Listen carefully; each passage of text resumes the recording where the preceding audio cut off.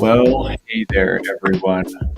Welcome to the first day of coverage from the biggest North American tournament of the year as far as tournament Scrabble is concerned, and that is the Albany July 4th tournament. Matt Canick here in the commentary booth, joined today by Matthew O'Connor. Matthew, how you doing? I'm all right. I am excited. They were gonna have me play the early bird, and then they were gonna have me commentate. So I'm happy to be able to do commentary.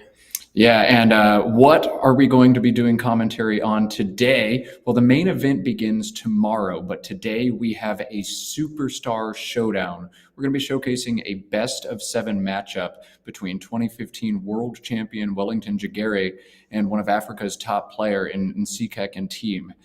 This is going to be awesome. What do you know about these players, Matthew? Well, they are both really good players from Africa. We are absolutely blessed to finally have them in the U.S. They've had lots of visa issues in the past, but they got a 10-year visa in advance of the World Championship in Vegas in 2023, which, by the way, Wellington won the National Championship that was alongside of it. So congrats to him on that, too.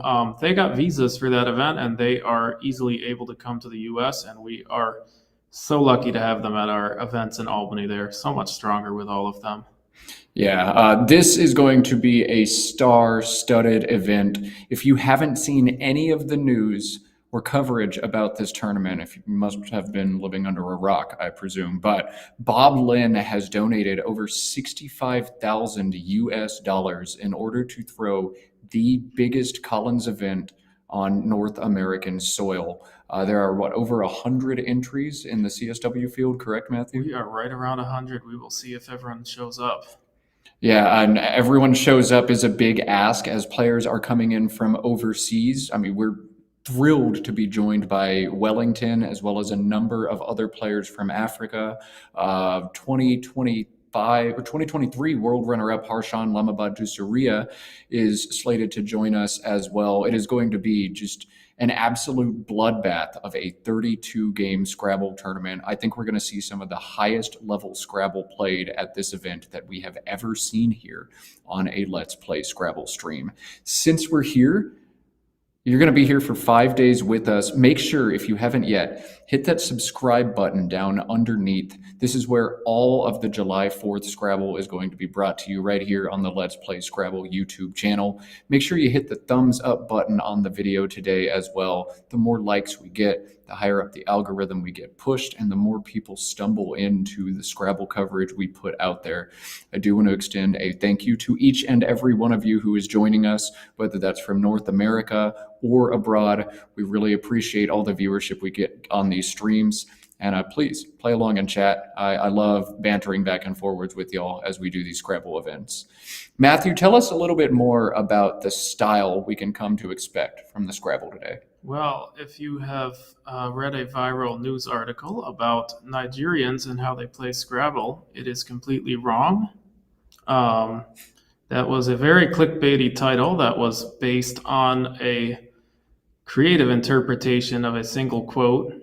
And I would implore you to not expect to see what you see in that article, which is Nigerians passing up bingos because they are defensive and only playing 5-letter words. So beyond that, I think we are going to see some very high quality Scrabble. These two are 23 and 23 with one tie, 23 and 23 in one lifetime. They are sparring partners. They are countrymen. They're compatriots. They know each other's games. They're about to do battle. They're about to duke it out and fight. It's going to be fun. It's going to be tight. It's going to be exciting. And we are so lucky to be in what is basically a front row seat. Yeah, let's cut over to said front row seat as the players are seated at the board and first. Wellington won the advantage there, so Wellington to play first in games 1 and 3, plus rounds 5 and 7 if necessary. And boy, I sure hope they're necessary. I love when these go to game 6, game 7, when the pressure gets extra high. I'm hoping for as much Scrabble today as possible. With that, we've got Wellington, we've got a team. Let's play Scrabble. Best of 7 between 2 of the top players in Africa here on North American soil today. let's get it underway. Yeah, I mean, the 2018 NBA Finals were the best ones ever, said no one ever. So let's hope for a fun, let's hope for a bloodbath, let's hope for something more like this year, and let's play some Scrabble. More like this year, more like 7 games. May the best player win, but not until 7 games from now. I tried to be neutral as possible in the booth, but it's just so hard when you're rooting for or against an extra game to watch that day. All right, Wellington to draw first. Looks like we had a little rack cam unplug, a little tile on the floor. Not excellent drawing technique thus far for Wellington, but let's see what he's found out of this dice-shaped tile bag. AAAU is not the start Wellington was hoping to have, but it will be bailed out a bit with the remainder of that draw. AAADELU, the opening turn here for Wellington, and I think this has to be what, AUA, right, Matthew? I think I would exchange keeping a DEL. I do not like setting up floaters like that when I am only scoring 6 points. I think this is a good lesson in the chat. Oftentimes in these situations when you have the opportunity to exchange, it often ends up working out better than playing just a short word that consists of vowels. You're giving your opponent floaters, you're giving themselves easy parallel plays. So Wellington has instead opted to exchange AUA instead of playing it. Right as Matthew recommends the exchange, Wellington demonstrating that it is in fact better to exchange those tiles. Play passes to Etim, ENORSUX. We're going to have a classic short versus long Scrabble decision here. XU, 18 points, nice defensive play, keeps a great bingo prone leave, or unsex for 40 points. What do you think, Matthew? Short or long? Well, I have a personal policy, and it is when it's close, you play XU. XU does not take any hooks. XU is actually pretty hard to parallel, and unsex is awesome because it scores 40, but XU keeps ENORS, which is a really good leave. And especially after Wellington's exchange, you don't want to put the S out there. You don't want to put the E out there. You don't want to put the N out there. Those are things Wellington will be very likely to bingo through. Yeah, okay. And a team then, oh, he's playing upside down? Excellent. He has saved it. We don't have to intervene here. XU is indeed what he comes to. I think that gets a thumbs up from each of us in the commentary booth as well. Now he's threatening a bingo next turn with that strong leave. ADEEIKL is the post-exchange draw for Wellington. EIK into the ADEL leave. He does not have a playable bingo here. 5 different floaters would have given him one, including that key S tile. He would have had Lakeside. Now he has no playable bingos and a tricky turn. Walk us through what you're thinking here, Matthew. Well, usually in these positions, you need to look at a lot of different options. There's a lot of not great options.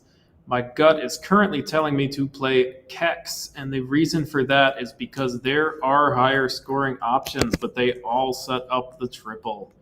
Kex is a little bit lower scoring, but it is a lot tighter in terms of setting things up. You would need a 6-letter word instead of a 4 or 5-letter word to use a triple after Kex. And after a play like XU, you are setting up less floaters. Even an A is a pretty good floater for Etim. Yeah, I love the position that we're in here, and I love that recommendation from Matthew. This is instructional Scrabble 101. If you make a more quote-unquote equity-style play, something like KEA and AX, you're asking your opponent to score a whole lot of points. In fact, on average, after KEA, your opponent's scoring about 43. Whereas after Kex, your opponent's average score drops to just 27. So this is a great display of defense from Wellington, nailing it as the engine spits out just how defensive this play is. This is awesome Scrabble from Wellington. Of course, we expect no less from a former world champion. Back to Etim, EINORST. He has a 3-point lead, and he has a number of bingos available. Highest scoring option here is 71 for him. I think we're going to see him play it. Yeah, Matt? I think so. He is in a spot where the highest and the second highest scoring bingos both open the triple. So the fact that Tertian, the highest scoring one, does is a little bit less of a knock against it. And here it is. Yeah, Tertian, 71 points, making OK and NE. This is his highest scoring bingo. Second is In Stroke, which is 5 points less, through the K in Kex. This has to be the play here, and you just hold your breath and hope that Wellington doesn't hit you too hard. You've got to take those points there. And you are, if you wish for Wellington not to hit the triple, you will be getting a little bit of a curled monkey paw wish, because Wellington has bingos as opposed to a play on the triple. Yeah, not able to bingo through the T, but the exposed R and L, each giving Wellington bingos to play. And now he'll spend a little bit of time deciding which one to put down. 78 points available for this option here, as well as for its anagram, head rail and railhead, each 78. And Wellington opting to play head rail here.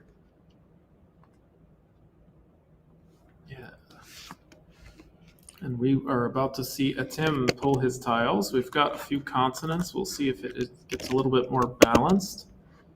All right, Wellington, 93 to 89, the score there. ABI. Wow. Wellington has just gotten very lucky. He is not setting up dirt ball because he chose to play head rail instead of railhead. Oh, wow. Railhead would have seeded dirt ball. That is huge. And Etim now with a really interesting turn, and this is going to be a bit of a word knowledge check. To me, what looks like the best play for him is a low probability 7, Battill. That one is deep down in the book. So I wonder if we're going to see it. Is that a word you know, Matthew?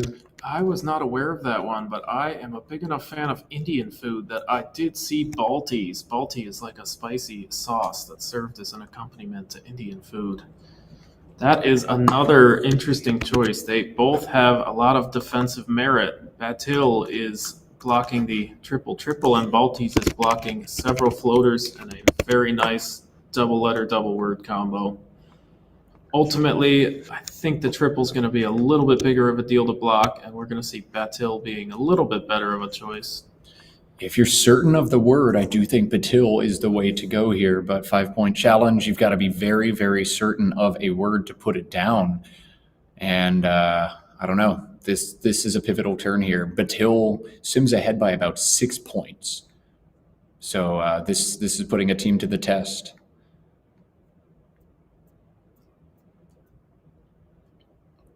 What do you think he's doing here? Do you think he's looking for bingos first, or as we see Rat Bill set up? I am wondering, maybe he just spelled out Bill because he is also considering Bill underneath head rail, and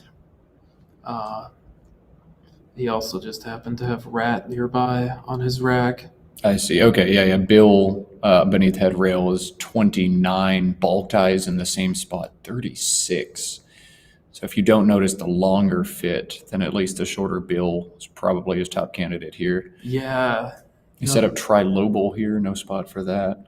This is another instructive turn for the viewers, because what we're seeing here is we're seeing two different options that are defensive. You can't just say defense, defense, defense. You have to quantify it. You have to think about what kind of defense you're playing. You have to think about what's getting blocked, how much less Wellington has to work with after it. And what we're seeing is Battill is going to be the more defensive option, because it is a bigger deal to block the triple than it is to block a lot of the double letter, double word spots. Yeah, I'm pulling up the advanced stats once again. But yeah, if you take out the triple opportunity, you knock Wellington's score next turn down by about 7 points. And that's where the huge delta between these two plays comes from. It's the defensive merit of Battill. If you know to play through the T, if you know the word, you've got to do it. Yes, and we can see with Wellington's actual rack, if Etim plays Battill, Wellington will have Jura in between the B in Battill and head rail. But that will still not be as good of a play for him as the Thuya that Wellington is sitting on right now, if Etim plays something like Ball or Bill or Baltis. Oh, yeah. Thuya, however you say that word, is huge for Wellington right now. And we'll see if it gets obstructed. But yeah, Jura is going to be a great fallback. Wellington's going to threaten a big score next turn and keep that blank in tow no matter what. Wow. Wow. This one's swinging Wellington's direction early. Yes, we will see. It is still close, and Etim is on turn. I don't think it's time for Etim to throw in the towel just yet. Oh, absolutely not. There's plenty of Scrabble to be played. There's still another blank out there, but this is likely to be a big swing in Wellington's favor. For those just popping in now, I see your viewership starting to climb. This is the first of a best-of-7 matchup between Wellington Jighere and Etim Nsikak. Both of these players have come to the United States for the July 4th Albany tournament. The Bob Lynn Superstars division kicks off tomorrow. That'll be a 32-game tournament with these two gentlemen joining us for a best-of-7 in advance, because 32 games of Scrabble is frankly not enough. You need more. So we're hoping to make that 39, guarantee at least 36 games of Scrabble starting today, running all the way through Sunday evening right here on the Let's Play Scrabble channel. We thank you for joining us, and I hope to see a lot more of you this weekend. And if you want to insert yourself into the action here, the next opportunity would be Lake George, New York. It's a very popular tournament. Happens every year in October in the Adirondacks. Beautiful town, especially in the fall. You get 15 games of Scrabble. You get the Let's Play Scrabble experience. You get trivia. You get hosted dinners. You get a lot of fun. We are going to see Etim play Alibi. So he is trying to knock out this triple word as best as possible. This is a weaker version of Batil, but a word he's certainly, he's confident on, as opposed to the tough, low probability Battil. So Alibi, the play here from Etim, is going to thwart Thuja from Wellington, and AHJRUV blank. I think we're seeing Jura here. Wellington is left with two very different but very similar equity plays. He can play Jura on top of Headrail, which scores a little bit better and is very defensive. Or he can play Java through the A, which is more aggressive, and he does have the blank. So there is a lot of argument in favor of being aggressive, because he can set up his H, he can set up whatever he's about to draw, and he has the blank, so he's likely to bingo in the spot that Java opens. Yeah, this is interesting. I love watching players in these conundrums. Do I open or do I close? Wellington is about the best one we could have to learn from. I like this, actually. While holding the blank, you do want to open. This sets up his H. So if he misses next turn, he's got bailout plays, AAH, and something to that S inversion. Keeping the H also allows a lot of his bingos to play beneath that U in XU. So keep things tight. Don't cede anything to your opponent. That's the line of thinking for Wellington, and he'll cede very little, as Etim has found no vowels, GRRLTT blank. And this is a super instructive moment. Wellington has the blank, but he does not fall into the trap of I have the blank. I need to bingo right now. I need to open it up. Wellington is more than happy to score 35 and wait and see what happens. He is rewarded with the word chevron. I don't think it plays. Yeah, GRRL, the play from Etim. He pulls within 1 point. Chevron unplayable for Wellington, who has no playable bingos on this turn. But here's what we were just talking about, setting up the H with AA and its back H hook. CH now plays for 31 points, holds the very bingo prone ENRV blank. So Wellington to score well now on a board without much opportunity, and likely to bingo again next turn. You got to play CH here, right, Matthew? I think that is one excellent choice. I think this is another thing that's really interesting to watch. When you have the blank, you are pretty likely to bingo no matter what, and oftentimes you want to score as best as you can, because the blank will kind of bail you out and get you something on your next turn. So you take those points now, you keep the blank, you'll bingo next time. A lot better than if you play for 15 and draw 30 bingos on your next turn, because you only need one. Yeah, just grab some points now, stay in range, and only nightmare draws are going to push you out of range. So this is a thinking from Wellington. He spends a little bit of time there. I wonder if that's potentially trying to make my opponent think that I'm thinking about putting a vowel down. Or if that was just Wellington thinking. Not everything is a galaxy brain moment all the time, and I need to remind myself of that. But anyway, Wellington pausing and then playing CH. He leads by 32, 160 to 128. Etim, 7-letter bingo on this rack is tiptoed. That does not play.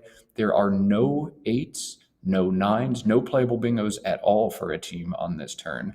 This is going to be a fun one. What do you think here, Matthew? Well, there's a really nice spot that Wellington just opened if you have an eye, which Etim does. I would have a hard time looking anywhere other than that because it is a great spot. Once I give up on bingoing, of course, I would probably have to look for a while.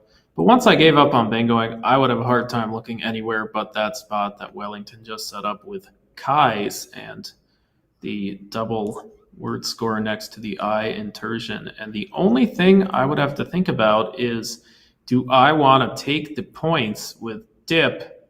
Do I want to keep the relatively clunky combo of DOTT blank? Yeah. We're definitely going to see a play down from the D. The question is, will it be dit, dip, or did? Those are 21, 25, and 29 points, depending on which letter you choose to put down. Winning a simulation on my machine is DIT, D-I-T, even though it is 8 points fewer than DIP and 4 fewer than DID.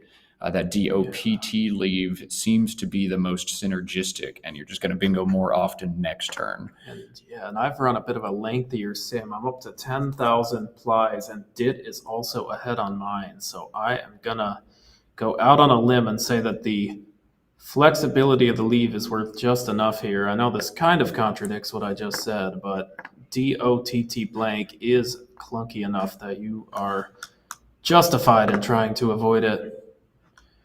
Yeah, I just my spidey senses are going off DOTT, like, oh, if I get another T or if I get an N, I'm in huge trouble. So I would be putting down the T, I think. But Etim opting to score some points here. He plays the P, dip for 29, and ENORVV blank on Wellington's rack means he threatens a huge bingo. A 102-point double-double is playable here for Wellington, and he's going to show you what it is right now.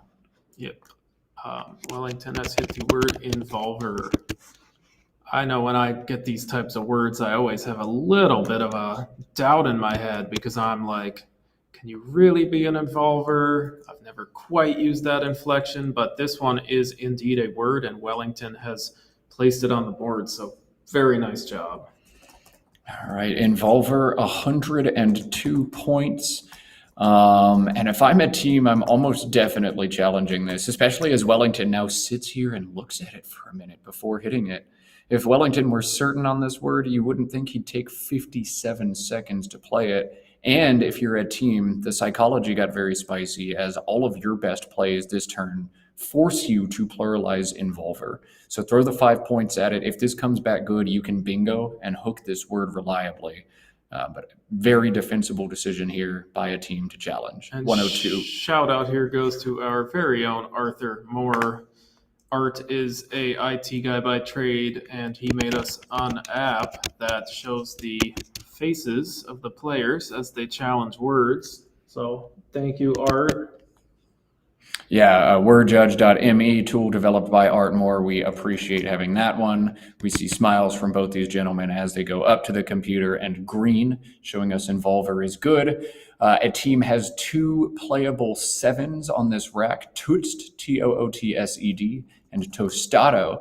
And Tootst can now be played safely for 82 with involvers. That was the only spot he had to play it to. So I would 100% challenge that word just to make sure I can hit Wellington with the counter bingo.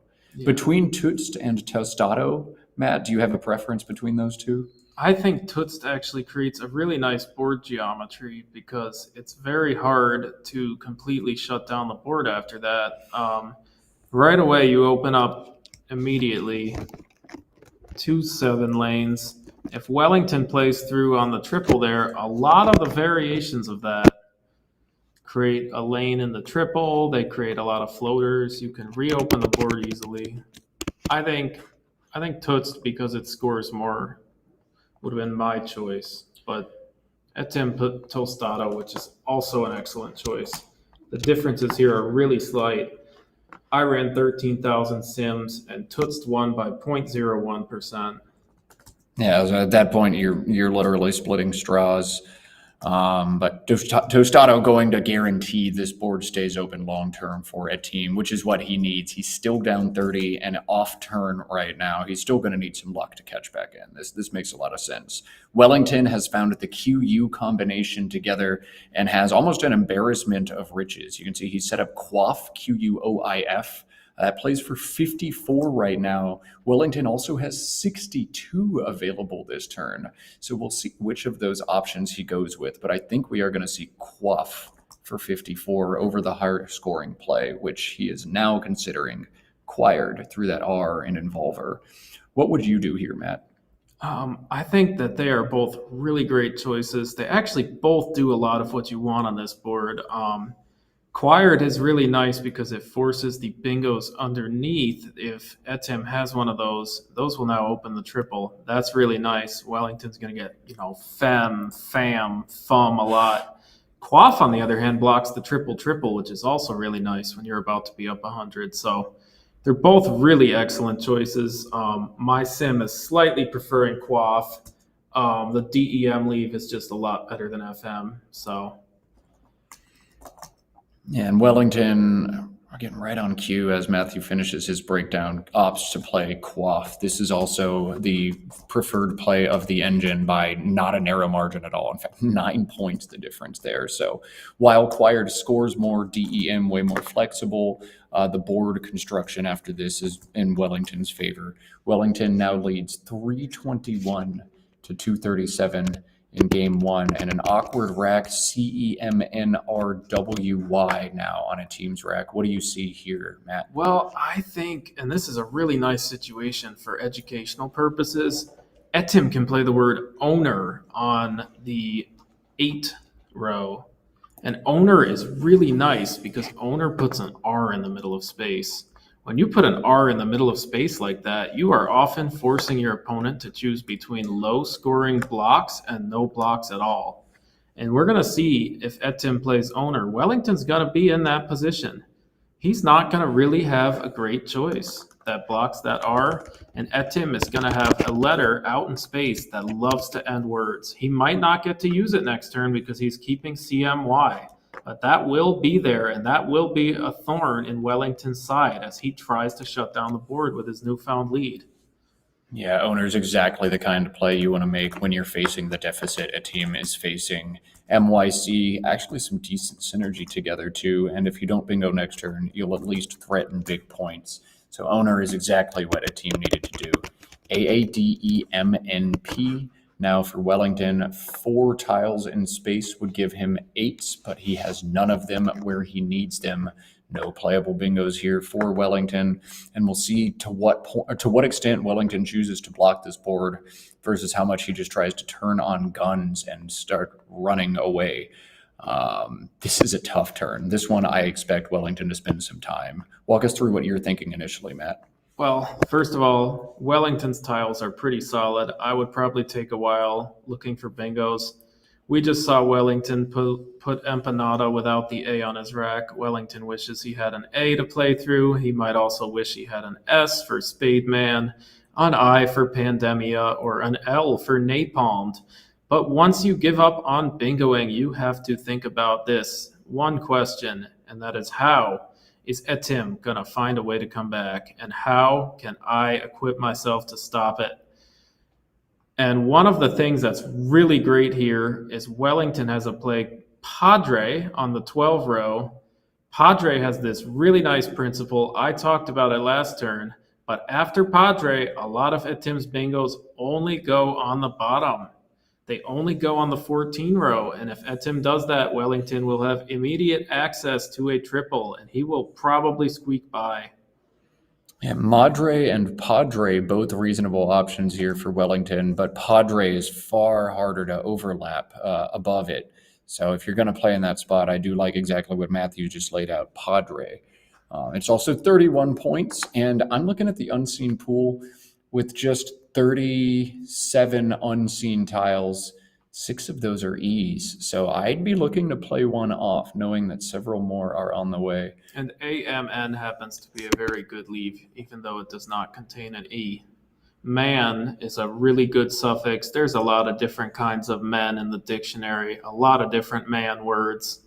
You know, you can be a desk man, you can be a jack man, you can be all kinds of man. So we love the leave man. You can be any kind of man you want. While we're looking at that unseen pool, should be worth noting that 20 of the 37 unseen tiles are vowels. Generally, we're looking at about a 4-to-3 ratio of consonants to vowels. So anytime there are more consonants or more vowels than consonants remaining, you need to take note of that. Some weird draws are coming for one of these players. And to Ranja in the comments, yes, tamale is a word. It is not proper Spanish, but it is common enough in English that we have to add it to the dictionary. We do have to add improper words sometimes when it becomes the normal thing in English. And tamale is one of those. Oh, that's horrible. So tamale is good, but tamale has been added by white people. Fantastic. All right. Empanadas, tostados, madres, padres, and tamales. We got all the Mexican food already. Now I'm hungry. At the end of the day, if we say it, it's a word. So I think tamale belongs. If enough people say it, it's the word. Yeah, fair enough. I mean, I'm not going to argue with that. I'm not a lexicographer. No competitive Scrabble player is, except perhaps Stefan Fatsis, shouting out his new book, one game into the stream. But, we just play the words that they tell us we can play. And Wellington's in the tank here. I think it makes sense that if there's going to be a turn to tank, it's this one. Padre is a tricky word to spot because you might not see that R as something you can play through. It's the vowel consonant combinations in his rack and with that R, they're a little bit clunky. The idea of getting something good through that R is a little tricky. But Wellington has found Madre. No, he's playing Manred. Manred. Manred. This score's 34. This is a higher scoring option than Madre or Padre. Again, as we said, if you're going to play in that spot, Padre makes some sense, but grabbing 3 extra points also makes a ton of sense here for Wellington. So Manred, 34 points. And Matt, we might have the opportunity to see something spectacular. Not a word, but it would be an excellent try. It would be fun to watch on stream. Etim might have Recycle Man set up. He has the letters spelled out on his rack. Do we think he's going to attempt Recycle Man? You just said a few minutes ago, man is a great leave. You can be almost any kind of man you want. Can you be a Recycle Man? A team, even if you're 50-50 on this, I don't know, it's probably worth pulling the trigger on. It's so good. It gets you out of this hole immediately. Let me get those scores updated. You're trailing by 80, so why not take the shot? And no other playable bingos on this turn for a team. And he's seen it. That's the coolest part. He sees the possibility. Now he's thinking, now he's counting, now he's calculating his odds of winning this game if Recycle Man is good. He's also got to figure out his second best option, which I think is LACEY at the bottom of this board for 37. I don't know. He's seen it. He's thinking about it. But at some point, you probably say as a player, no, that's too ridiculous. I just want to flex for the stream that I saw it. There's no way that's in the book. Let's keep going. And speaking of men, because I love talking about men, when I was in a similar position, I somehow found the courage to play Manhunter, and it is a word. Manhunter is good. Manhunter is a word, and it was a double-double for 106 points. So, hey, you never know, especially when it comes to men.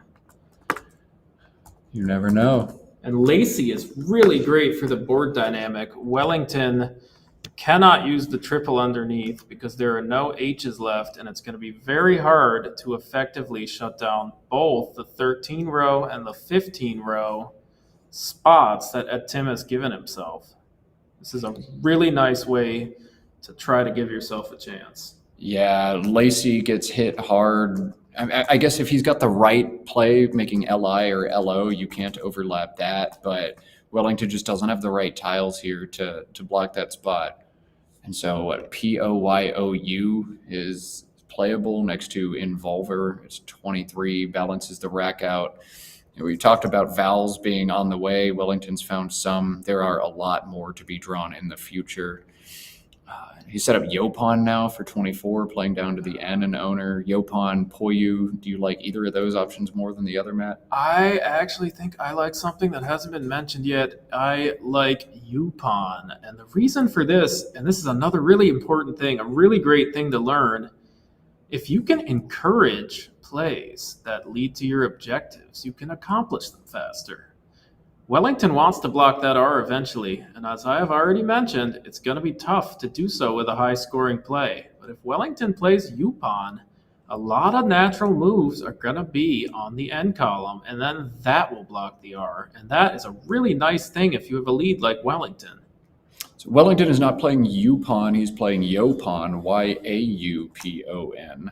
Even though there are 4 O's and 3 A's. Oh, wait, hang on. Let me get that updated. No, there's 2 of each unseen, but I think he wants to hold that L to play LO beneath Lacey next turn. You don't want to play LA because that has an A front hook. You want to play LO. It has no front hooks. You're going to shut down that line. I'm thinking that was a rationale there from Wellington, though I can't tell you with 100% certainty. Yupon and Yapon are they're awesome plays for accomplishing the objective of blocking the R because you're waiting a little bit, but you're still blocking the N and you're scoring a lot more. So Wellington does still have the defense on his mind, even though he may not have made the most tight play possible, and that's excellent because in Scrabble, you can't just focus on one thing. You can't just say, defense. There's so many things going on. You got to balance everything. And Wellington's doing that with Yapon. So I'm really happy to see it. Yeah, Yapon was a solid play, scoring as much as you can. Even if a team gets a bingo down, often you're still going to be able to win the game with the points you put on. Etim here is, I think, maybe rushing this turn a little bit. WINE is 31. WIT making WAAH 24, but keeps a very bingo-prone leave. Etim opting to score a little bit more right now with the play of wine. That's when we could come back and unpack later on, but just played so quickly there. ABFGOST, the rack for Wellington. He's got to figure out what to block on this board. You can't block the right side and the bottom simultaneously. What would you be looking to do here? I think FAGOT, that seems to block as much as you can while scoring something. It is going to be 26 points. That is nice. It's going to block the only place to end a bingo in ES. That is another really nice thing. There's a lot of situations in Scrabble where, hey, I can't block anything, but ES is a really common ending, and if I can stop all of those, I'm in good shape. If you look at the pool, it's pretty vowel heavy.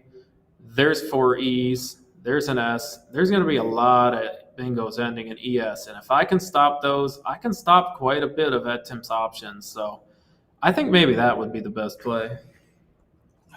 That does make some sense. Block that 5th to bottom row on the board, take away the ES possibilities. A big thing you need to do here is look at the unseen pool, look at your opponent's last play, and try to adjust what you think he has based on what you've seen there. Now, the last play of wine could be a number of different things, but I'd say another E, another I, often in range after that, which makes me think I might want to block that row where you can play FAGOT. Scoring points, also a big part of the MO here. The best way to do that is probably waft, WAFT, from the W in the top of this board, holds BGOS. Wellington looking at that option now. If he makes this play, even if at team bingos, he's got some high-scoring letters on his rack with the B and the G. He's unlikely to draw a terrible rack, as the majority of the vowels remaining are E's and I's. It seems like you're still going to hang on and win most of the time if you get hit with the bingo after waft. And that's what Wellington opts to do. Is doing this. One thing I failed to mention was that the play I recommended sets up the Z. Yes. I was kind of looking at the board, couldn't quite do the geometry in my head. I will point out that the Z is a bit less of a threat because Etim very unlikely to keep the Z when the Z makes it hard to bingo and he needs a bingo to come back. Etim more likely to play something like Zine if he had the Z. So it will be a bit safer than the sim says it is, but Waft goes the route of trying to just say, hey, I'm going to keep scoring, foot on the gas, and I'm just going to outrun everything. All right, DGIIIMT, a horrific draw for Etim, who is clawing at anything he can to stay in this game. He's looking at the unseen pool. A lot of those tiles would synergize quite nicely with what he has. The N, the E's, the S's would be great to have, but he's got none of them right now. This rack is so bad that Quackle actually suggesting, unironically, an exchange 7 might make some sense. Walk us through what you would do here, Matt, to keep your chances alive. So there's a lot of things to think about here. The big thing is saying, hey, can I actually win if I exchange? It's going to be close if I get a bingo down, and an exchange scores 0, and 0 followed by a bingo might just never be enough. Maybe I have to make a play that scores something, bingo less often, and be in a better place because the bingos that happen actually have a chance at winning, even if they don't happen very often. Whatever Etim does, his odds are not good. He is down 68, and he is facing a really nasty spot, given that Wellington is ahead. Etim is possibly facing S's, E's, Z's, B's. I mean, we can see a lot of threats. Yeah, man, this is so hard. The board is open for bingos, and something is going to stay open. But I do agree, you've got to score at least a handful of points here. You might not need to score 20 or 25, but you got to get 10 or 15 on the board. If you score 0, you're done. I would also be trying to keep the R and owner available just in case. Oh wait, hang on. No, that would be 9. Never mind. I guess you've got 2 lines in. You've got the line on top of Mannered and the line beneath Lacey. Of those, you think of a specific bingo you can draw in exactly one of those spots and go for it, like maybe play off GI and hope to draw exactly ES, or think about ways we're drawing EO or ES or OS, as those are the most likely things you can draw are going to hit you a bingo. He must see something here, GI. Yeah, GI hits with the ES draw, so GI going to be the play here for a team. Seems about as good as anything you can do in this situation. ABEGOOS now the rack for Wellington. 6 tiles in the bag after a team completes this draw. If I'm Wellington, the first thing I'm doing is going in and counting the bag. There he goes, right on cue to make sure now that I can't exchange, that there's exactly 6 left, that my tracking is correct.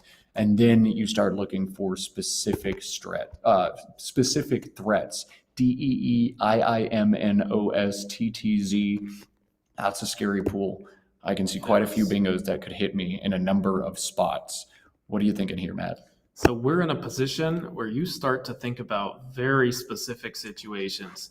Part of this is because there's only a few tiles left, and you can start to think about, what if my opponent has this exact thing? It's not that unlikely because we're down to 6 in the bag.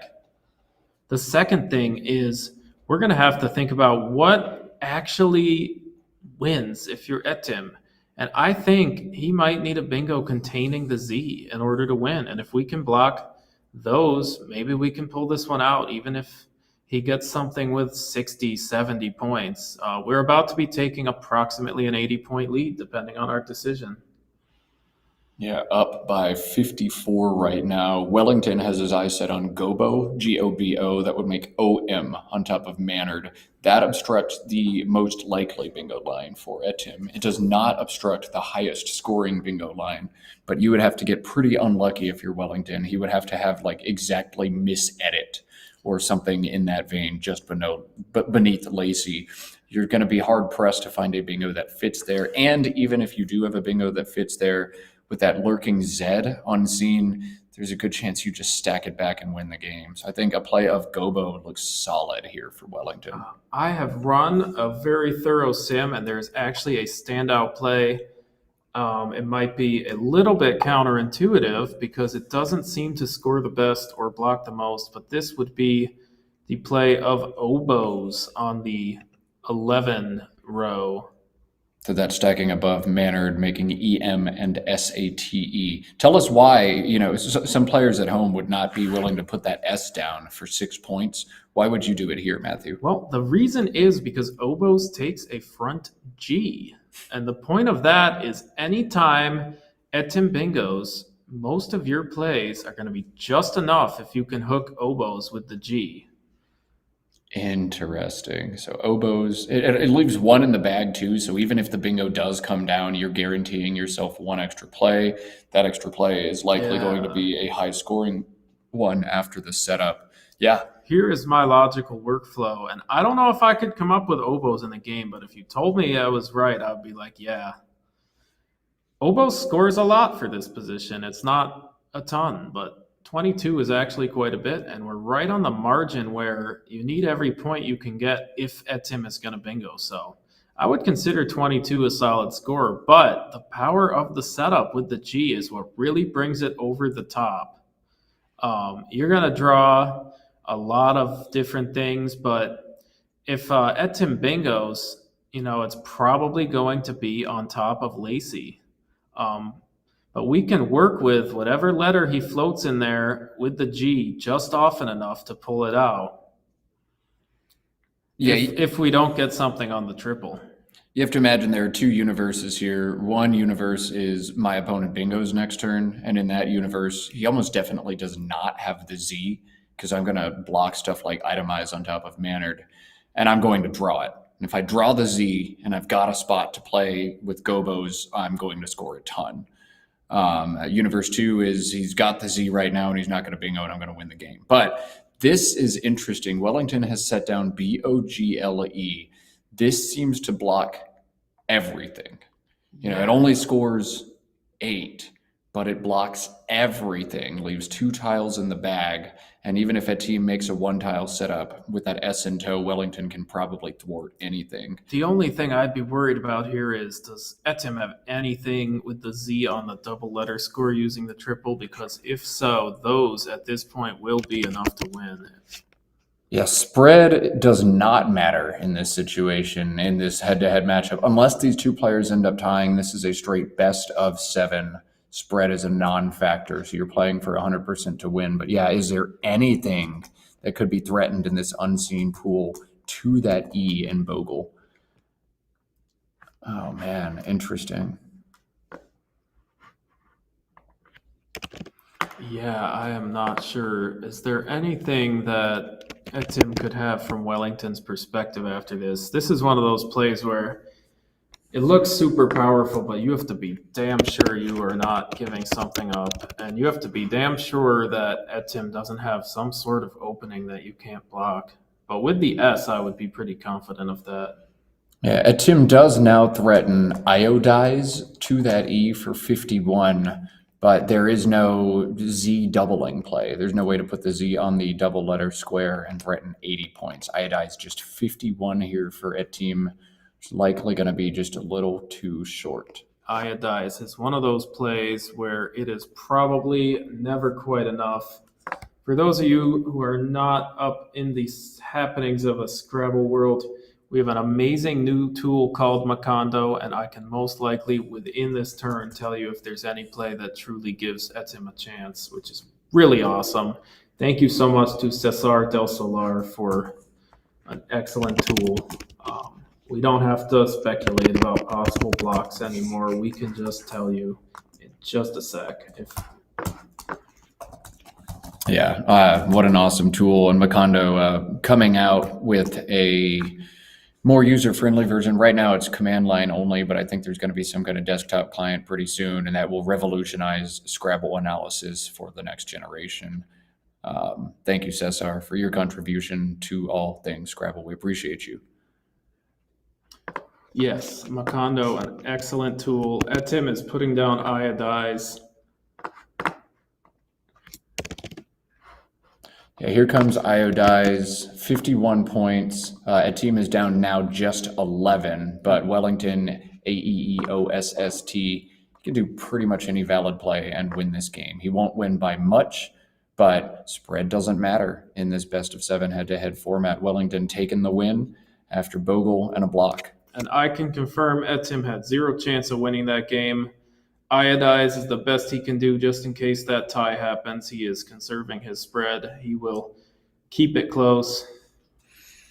Yeah, but what a well-fought game. I think there aren't many turns to discuss because so many of these turns were played so well.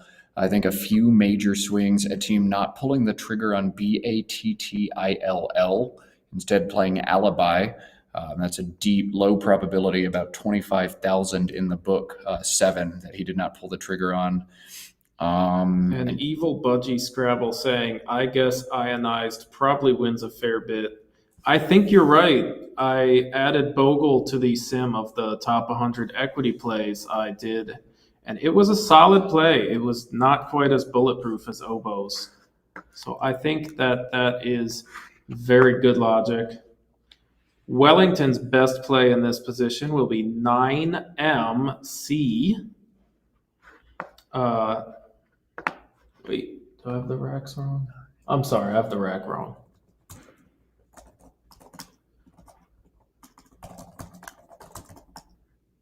Wellington's best play will be 13C. Stage? Etage. Oh, Etage. Which leaves a slightly better outplay than stage. Etim has ment spelled out on his rack. Ment is a word. It does not take an S. So Wellington is not setting anything up. And he is blocking Mento in 2 spots, 2 different O's. Wellington knocking both of those out, guaranteeing himself 1 extra turn. Playing this endgame right, even though it doesn't matter. Impressive. So stage, as his clock dwindles, the option he sets upon. No outplays now for a team who can just score 24 points with FEM at the top of this board, making NYM. And there it comes. Wellington to play out after that move. OSC is 18 if he plays it with head rails. And that's going to be it for game 1. Wellington to win 456 to 430 if he makes the right outplay. I think he is Wellington not making the right outplay. Will make a 16-point play and score 454. He's All right. playing OSE on 14A. And we're going to try cutting to the overhead mic and see if we get any banter from these players, though they've got a lot more games to play. We'll see if they tilt their hands. And I believe we'll be talking to them ourselves after game 2 about the first 2 games. A team standing up, pulling out his phone, and probably checking Recycle Man right now. It looks like no postmortem, just a little walk for Etim as he shakes off a round 1 loss. Wellington playing first, Wellington winning by 24. Wellington now leads the series 1-0 over his countrymen. We're going to cut back to the booth. You're going to see us for just a little bit more. If you haven't yet, let me get my hands involved. Hit that subscribe button down underneath the feed. We will have 5 days of Scrabble here on the Let's Play Scrabble channel, all brought to you from Albany, New York. Matt Canick here in the booth, joined this afternoon by Matthew O'Connor, and I'll have a rotating cast of co-commentators joining me all week. But Matthew was scheduled to play in this event, stepped away when he heard there was an opportunity to commentate. And I mean, how could you miss such a star-studded matchup, right, Matthew? It was a lot of fun. I'm excited they gave me the chance. We were figuring out a few things with possible commentators, and I was also willing to play, but this is great. I love what's effectively a front row seat to watch 2 of the best African Scrabble players duke it out. I love the idea of the dynamic with the countrymen. I love seeing different people come around the world to discover the splendor of Albany, New York, the capital of my home state, and it's awesome. Really good game. I'm glad we got to see some different types of positions. There were a lot of instructive ones in there. There were a lot of things to talk about. I would recommend watching this VOD over and over again if you want to see what good Scrabble is and what different positions can come up and what you have to do when you're in those positions to think and play good Scrabble. And we talked about hitting the subscribe button. Make sure we also get a thumbs up on there if we haven't already liked the video. We always appreciate that. Build the momentum up for the end of this series. YouTube also has another function. You can become a super friend of a channel. Becoming a Let's Play Scrabble super friend will set you back just $5 a month.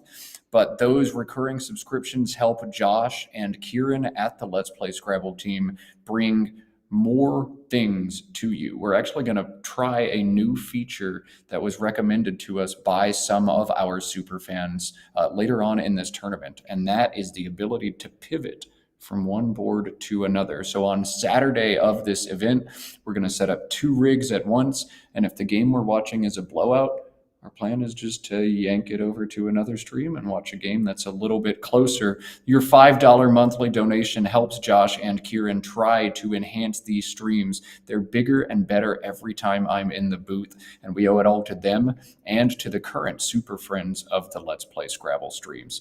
If you're not a super friend yet, think about doing it yourself. Josh and Kieran just looking to give back to the community.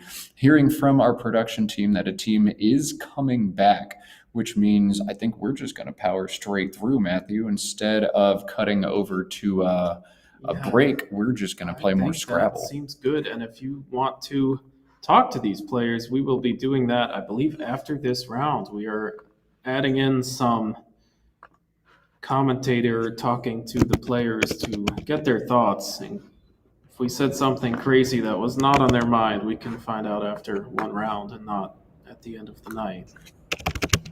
So I'm going to go ahead and get our rig reset, get the scores reset, put all the tiles back in the metaphorical tile bag. And with that, I think we are squared up and ready to play. As soon as they get the tiles back in the bag, we will cut back over to the board and have game 2. You may be asking at home, what are the stakes? What are they playing for? I'm asking the same question because I forgot. They think they give the winner $250. $250 US for a day at Scrabble? Wow, that is that's sick, honestly. And they get free food. And free food. $250 and free food. All right. Sick. This is the July 4th Scrabble tournament brought to you from Albany, New York by the team at Let's Play Scrabble, Josh Greenway and Kieran O'Connor, the major brains behind the operation. Main event starts tomorrow. This is just a little teaser. We appreciate everybody who has tuned in to watch so far and everybody who's going to tune in tomorrow, Friday, Saturday, and Sunday as we bring you 32 games of Scrabble from the sickest field I've ever seen outside of a Nationals or Worlds. Let's cut over to preview and see 2 of those sick players. Again, Wellington and Etim. This time Etim to play first, Wellington to respond. Wellington leads 1-0. We'll get that score widget updated at the bottom in a second. And for those of you who are going to tune in every day this week and this weekend, you will most likely get the chance to see me on the other side of this. I will be playing in the Superstars, and I will probably be put on stream at some point, and you will get to see a star-studded commentary cast. We're holding this guy, Matt Canick, constant, but we are bringing in all kinds of top players from around North America. We're going to get a little bit of Robin Pollock-Daniel, Jesse Day, Jason Idalski, a couple of others, all top players. All have their own insights and all get to mix and mingle with Matt to bring you some insights about what we're going to see this week. Star-studded booth. I saw the names and I was like, Josh, you got all of these people to come out and co-commentate with me. That's sick. And then they were able to throw Matthew in at the last minute too. Just like so many very strong Scrabble players. I just kind of get to float options out to them and let them crush the analysis all weekend. It's going to be a vibe.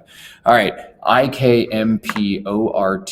So K import, the opening rack. This might be another one of those classical open short, open long debates. We see things like import as the higher scoring option that throws open the board, gives Wellington all the floaters in the world, gives him a double-double to work with. And then we see something like Cop, which doesn't score quite as much, but it is quite a bit tighter.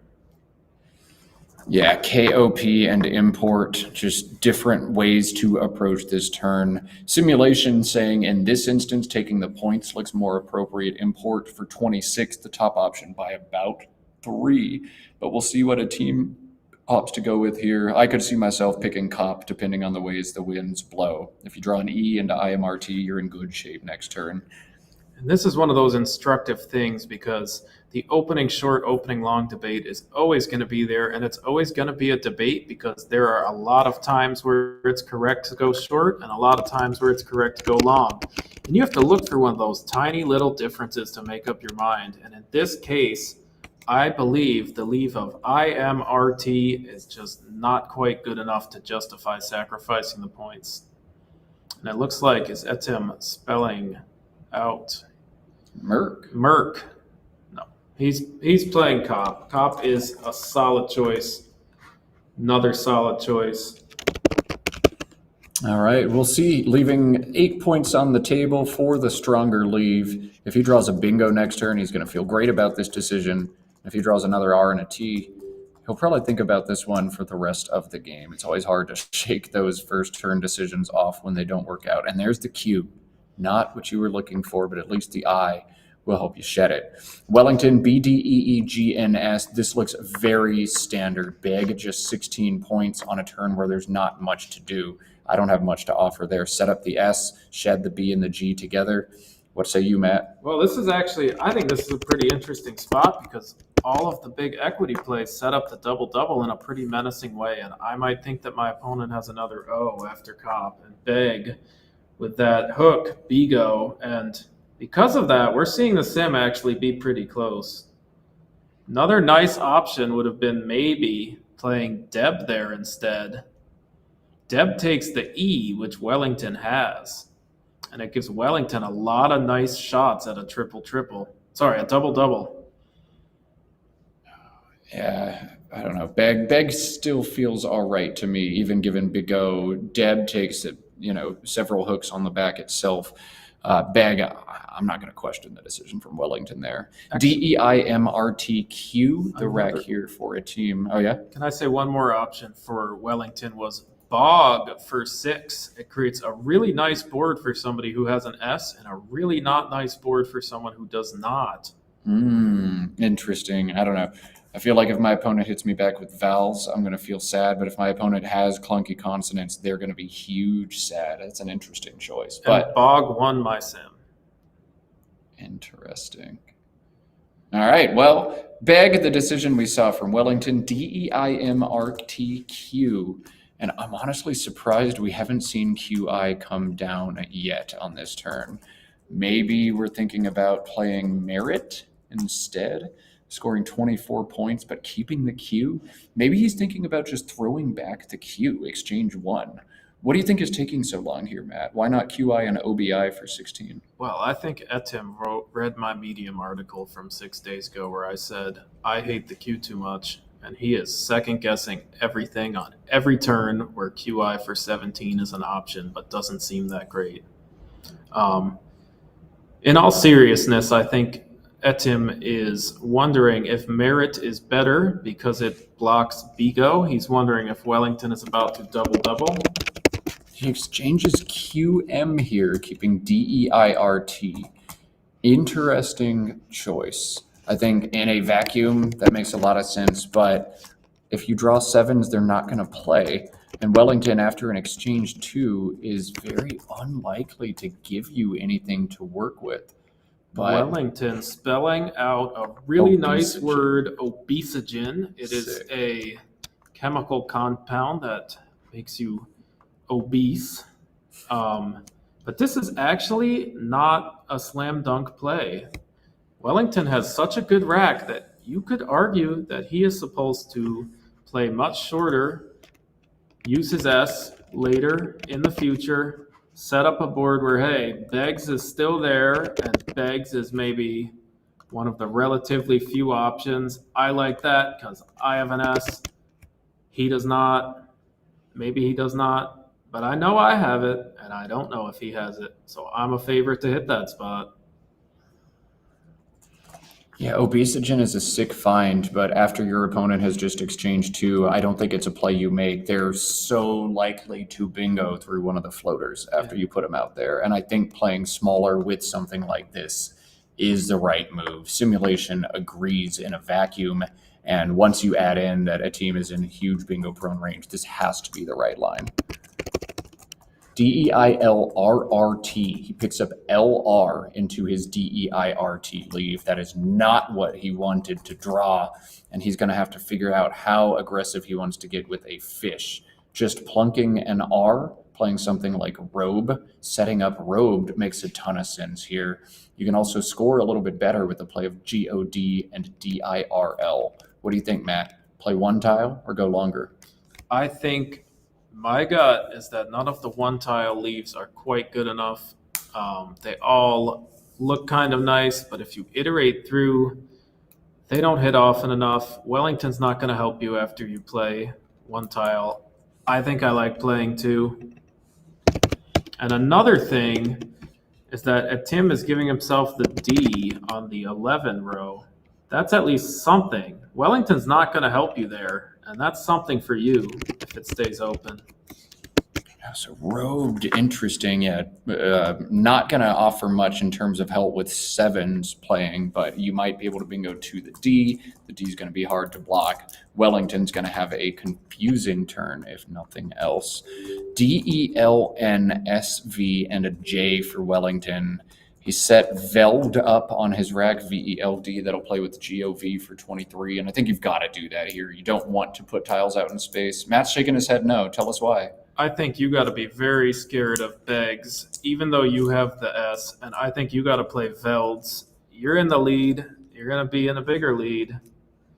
And if you play Velds and Etim has some sort of bingo ending in S, you are killing him. Etim is not likely to have the Z. You don't have to worry about ZE. If he drew it on those two tiles, you say, God, you got me.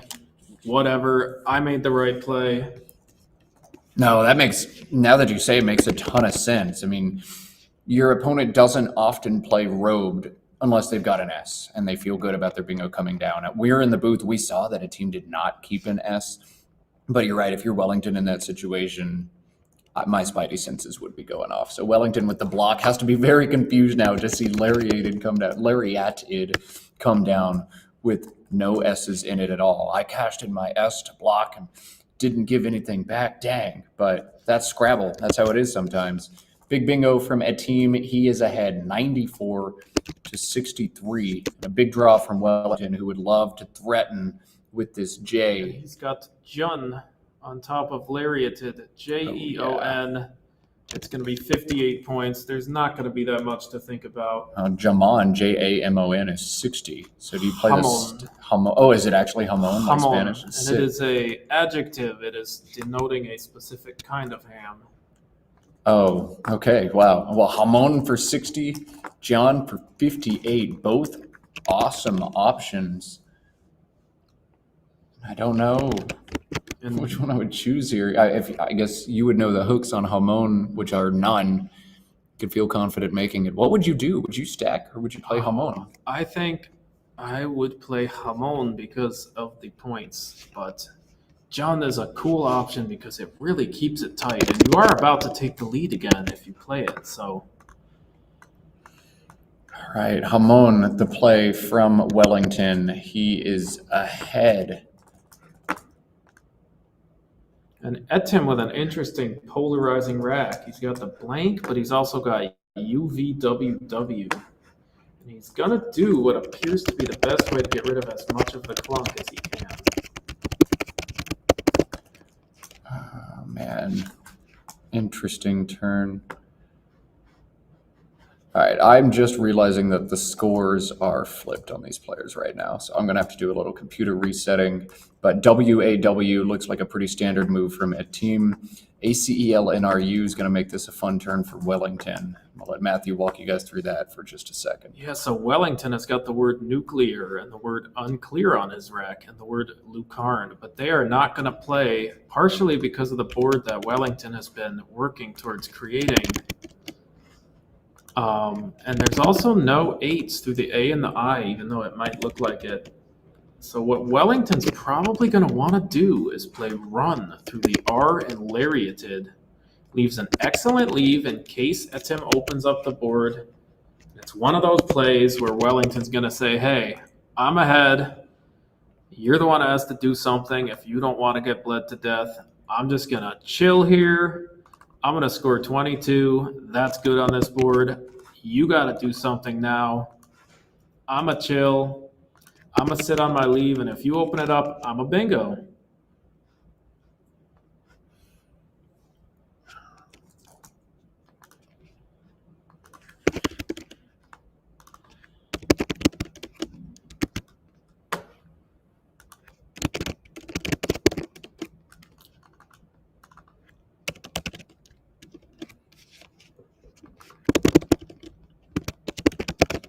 All right, scores updated. That was a little speed run there. Wellington at 123, Etim at 128. No playable bingos for Wellington. Lots of good options for Wellington. And if I were Wellington, I would not be thinking about playing Ducal because I believe that if I play Ducal, I am giving Etim just so many options that didn't exist. There's a wide open A as opposed to one on the edge of the board, and there's a wide open C and a wide open L. There's two blanks unseen still. He could easily have one. I'm going to wait. I'm going to chill with my lead, and I'm going to keep ACELR. He's going to be forced to do something eventually, and I'm going to pounce. So you want to keep things tight. You just want to play NU for 10 points, and you want to keep bingo prones to. Oh, you want to play run? Yes, run. Oh yeah, that's awesome. That's 22. Yes, that seems to be what you do. Take away the option. Don't add any new options. Closed boards are different. You can't just ride the equity train, try to keep a good leave. You want to think about how many options are available and how many are you adding or taking away from your opponent.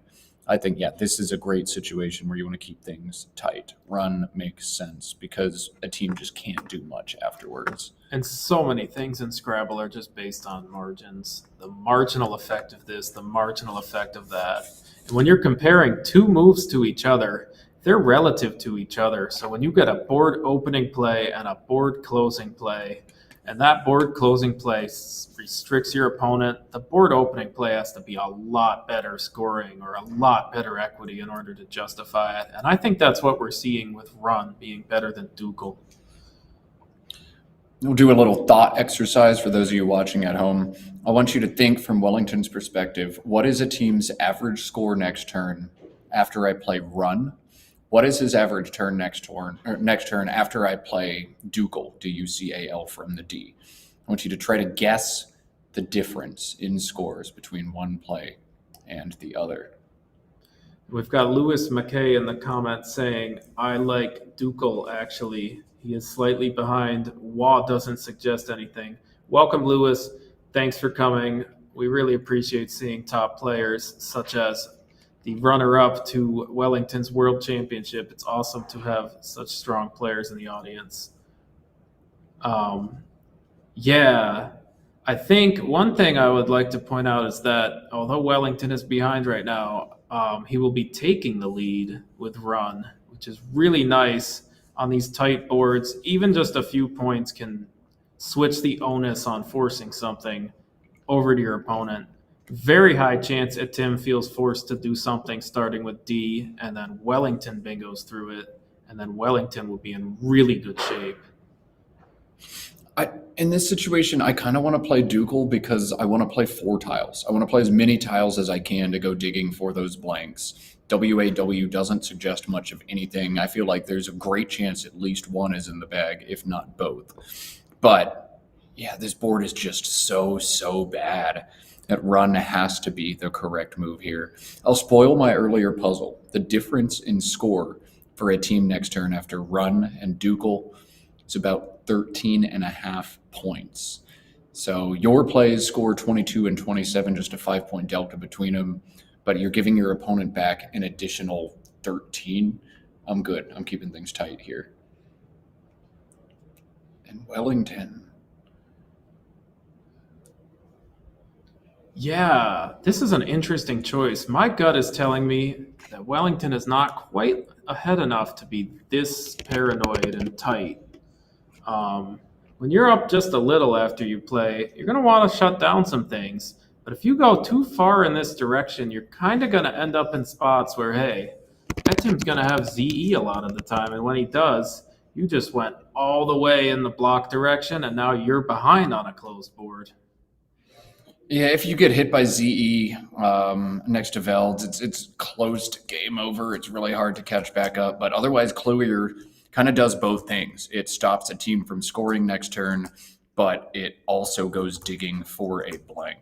Though we see that Wellington has not drawn one, and a team gets to hold one after DEEVE comes down for 30 points. And this is one of the awesome things about Run is that this would have been one of those situations where a team goes, hey, I just got to play my Div. It scores too much. And now Wellington would be sitting on a board with two extra floaters, the E and the V. And he would have the A, the I, and the E to come up with really nice bingos with a really nice leave of ACELR.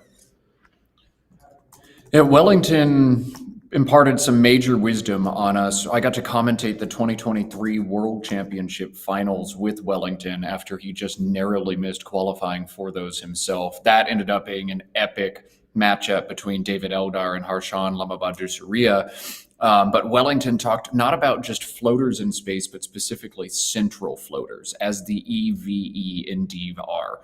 They can be used to start a word or end a word or be anywhere inside of the word. If you had an 8 with an E, it is 100% to go down because of where those floaters are in space. He would have gotten those juicy central floaters with the bingo prone leave.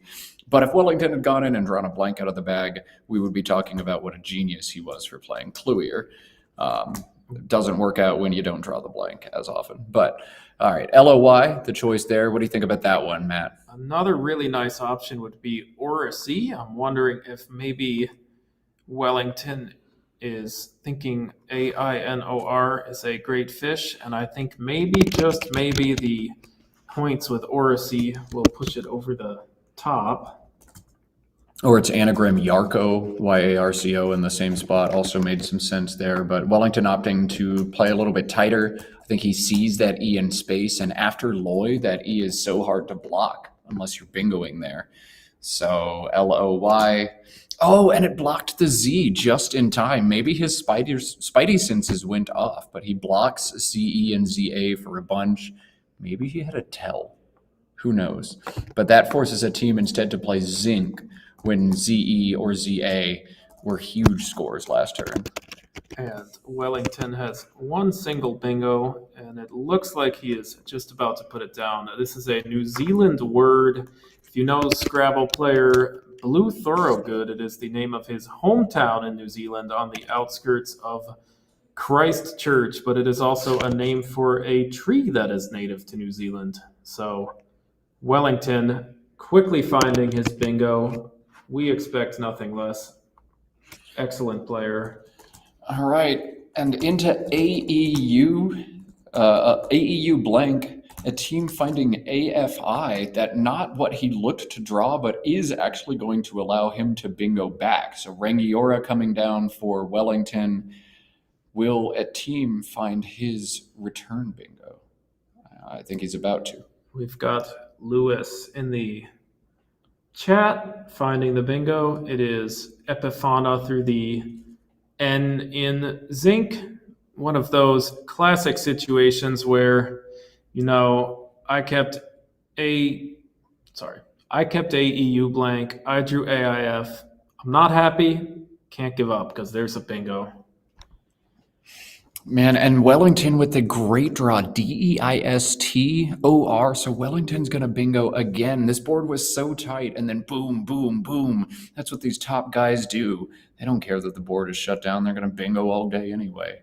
We're going to see bingo, bango, bongo. And Wellington might be left with an interesting decision between pluralizing Zinc and playing one of the many bingos there, or playing Arrowtized in an attempt to shut down the E and the 12 and 14 rows that go parallel to Rangiora. Yeah, we will see which one he chooses. I think points. But first, Etim has to find Epifauna, and he hasn't done it yet. And I feel like every second that he spends on this turn, it decreases his odds of actually finding this word. I feel like it's one of those that you see pretty quick or not at all. But I wonder if you don't play Epifauna. Oh, he's missed it. Yeah, what is your backup option? It's just AUF. That's uninspiring. I would keep looking, but a team looking to make a pivotal blunder here has not hit the clock yet. He can tell this is off. And this appears to be an homage to Nigel with AUF. He's missed it. He's missed it. Yeah, an homage to Nigel's AUF play. There's a great video about that one on the Will Anderson channel. If you don't know it yet, make sure you know that story soon. A team missing his bingo. Wellington now has to choose, as Matt said, between arrowtized for 80 and editors or triodes, looking like editors for 82. 82 with zincs, 80 for arrowtized. What would you do, Matt? We're in an interesting position here. It's actually a lot different than the position Wellington would be in if a team saw Epifauna, because after Epifauna, editors would have actually been a very defensive move. It adds more floaters to the floaters already there, and it causes them to obstruct each other. But here, editors is actually a very aggressive move, opening up more bingo lanes. Yeah, I think the most important thing is you want to knock out the zincs hook, because what I don't want to have is a situation where I'm up by 50 or 60, but there's this huge S hook. I don't have an S, and I'm just letting my opponent sit there continuing to roll the dice until they hit a high scoring play there. So you got to take away the spot. Yeah, you will seed some floaters, and my opponent feels like they're in range, but you got to do what you got to do. I would take out the S spot. I would do what Wellington did. Wellington leads by 91, but a bingo threatened. And Etim is in an interesting position because he actually has some non-bingos that are in the mix. His only bingo, although it plays in several places, will be Ianthine, which is a very nice play. It can go through the N and zinc for 77 if he can see that, and it'll put him right back into the game. If he can see that, Epifauna played in the exact same spot last turn and was missed. So if we'll see if a team was blind to the spot or to the word. Ianthine, the only playable bingo here for a team. Oh man! And otherwise, if I were a YouTube viewer, I would be praying that a team played anything that set up Yanambu, because it is an excellent word. Unambu, wow, that's sick. Wellington finding the Q on his post bingo draw this time, but as he did last game, finding a U to go with it. And a tile that is sometimes a Trojan horse is instead a weapon on his rack with that combination. But Unambu, also a weapon. Wow, that's so awesome. I love Scrabble. Ynambus, a famous word in Boggle circles because it is a 7-letter word that implies the existence of a 6-letter word. Both of those things very desirable in Boggle. If Yanambus is on the Boggle board, then Subman has to be as well, because a Subman is the last 6 letters of Yanambus backwards, and that is how the geometry of Boggle works. I don't know if you realized, but you're actually getting a Boggle lesson to go with your Scrabble lesson today. To our viewers, you're welcome. For those of you that don't know, our beloved Will Anderson, Scrabble extraordinaire, got his start grinding his gears through Boggle. He was arguably the best in the world when they told him, man, you got to play Scrabble. You know all the words. And Will said, hey, Scrabble's just so much thinking. I don't know if I can do this. But guess what? They finally convinced him to go, and look where we are now. He's well respected, one of the best players on earth, and by far the most popular YouTuber who talks about Scrabble. Yeah, we are lucky to have him. His roots in Boggle, but now one of the top Scrabble players. And we'll be watching Will along on his channel. That's the Will Anderson YouTube channel, in his attempt to win a world championship in Ghana in November of this year, but he will have such fierce opposition, like Wellington in this room, like Etim in this room, and like so many other strong players from all around the world. The Ghana World Scrabble Championship is an exciting event, not only because it's the World Scrabble Championship, but it shows just how far the Africans have come in Scrabble. First, they were building up their scene. Then in 2015, they produced a champion, and now they are bringing the world to them to show just what African Scrabble is all about. And that's what we're doing here, too, with our match between two of the best players in Africa. And man, two of the best players in Africa for sure. Etim narrowly missing a third place finish at the World Cup last year. He had to go through Tariq Parvez of Pakistan and was not able to pull that one off. Sorry, that was Wasim Khatri. Wasim Khatri of Pakistan was his opponent. But Etim narrowly missed out on thousands of dollars at the World Cup last year and looks to make another statement as he's back. Here it comes. He has found Ianthine. I think he wouldn't be circling a blank for anything else. So Etim going to bingo on this turn. 77 for this. Oh, no. Uh-oh. No, he's circled and... Uh-oh. Oh, my. Don't He's found it in do the wrong spot. Come on. It's better. There's a better place for this. Oh. He just can't seem to see that N in Zinx. He missed Epifana there last turn, and he's missing the same word in a different spot this turn. Just a little bit of blindness to the spot, perhaps travel delay induced. I'm not sure, but remarkable there. All right, Etim with a bit of a misplay. And we're back on Wellington. 310 to 279, Wellington's advantage after the bingo from Etim. I wonder if he's going to play the Q. There's a lot of good stuff he can do this turn. Matt, what do you think? This is a really interesting turn because there's a lot of Q using plays and there's a lot of Q saving plays. And they're all about similar in equity because the QU is going to be worth about 2 or 3. So a lot of these 30-point plays that get rid of it and a lot of the 30-point plays that use it are actually going to be similar. So in my mind, I'm wondering which of these close equity plays shuts down the most because I'm still up a bingo after I make my play. What a draw from Etim. Goes into the bag and finds EII RST blank. That's incredible. I thought Wellington was going to start pulling away from this one, but absolutely not. This is still going to be anybody's. Maneb through the E in editors is what Wellington has set up right now, holding QUY together.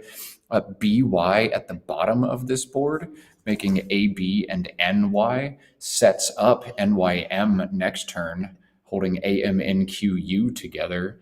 That's a really strong play as well. I don't know. I think I'd be looking to set up the Q at the bottom. BY looks really good to me. In my view, I think QUAY through the A and Ianthine is a really powerful option. So Maneb looks really nice because you think you're going to keep QU and go for QUA. But there's only one A left, and if you play Maneb, you end up in a lot of nasty spots where that B is still there 3 turns later. Etim's opened up something else. It gets kind of ugly. This is a concept called recursion. If something like that appears when you're ahead, it's going to be really annoying to deal with it later. So I would be picking a play that avoids that, and that's QUAY. Let's see, up 31, unseen blank, unseen X, 2 unseen S's as well. There's still a lot of damage that can be done in this tile bag. So opening, as Matt says, something like Maneb may not be the move here. But I like the passive open. I like BY at the bottom. Maybe I'm tunneled in a little bit too much, but if you draw an I after playing BY at the bottom, you have NYM and MAQUI, MAQUI. If you draw an E, you have MANQUE. Like if you draw an E or an I, you're going to score 55 on the bottom of this board most of the time. That feels so good to me without giving so much back. Well, what do you think about BY on top of YE? That is another way to go for MANQUE in that time. But there's only 2 unseen E's, 3 unseen I's. I don't know. That's going all in for Mank.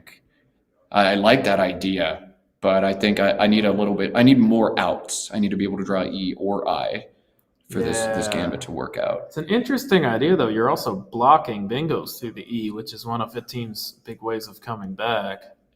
Wow, this is such a fun turn. A QUEY through the E in editor sets up both your M and your B for next turn. It doesn't score very well, but sets yourself up for some offense. What a fascinating turn. One more positive with QUAY, which we've seen Wellington maybe look at, is that it blocks the D, and the D is the only D on the board floating like that. You can actually do okay leaving the E open because there's two E's, and you're never going to be able to block both in one turn. This is so interesting. Wellington spending over 4 minutes on this turn, as one should. These decisions are huge, and it looks like he is going with QUAY. AM and B as a leave does not synergize super well with a lot of what's in the bag, especially those four T's, but you don't give anything back. You put on some scoring pressure. You make sure you don't get caught up with this Q. It makes some sense. And I ran a 6-ply sim, and it absolutely loves QUAY. It says it is way better than anything else. And Wellington, super strong player, super principled. He's not going for the jackpot. He's trying to get over the line. And that's what we're going to see with QUAY, and I'm really happy to see it.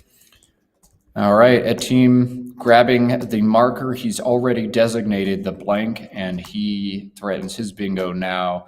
Looks like he is opting to play Sericite, Sericite,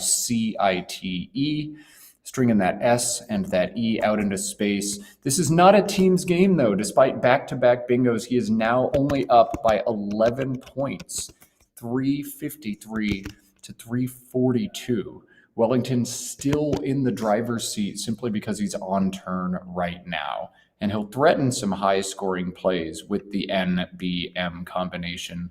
Likely going to play on the left side of Quay, NIB, and BY, or NIMBI, NIMBI, between those disconnected eyes. What do you think, Matt? He's going to play over on the left side, or is there a reason to try to block something?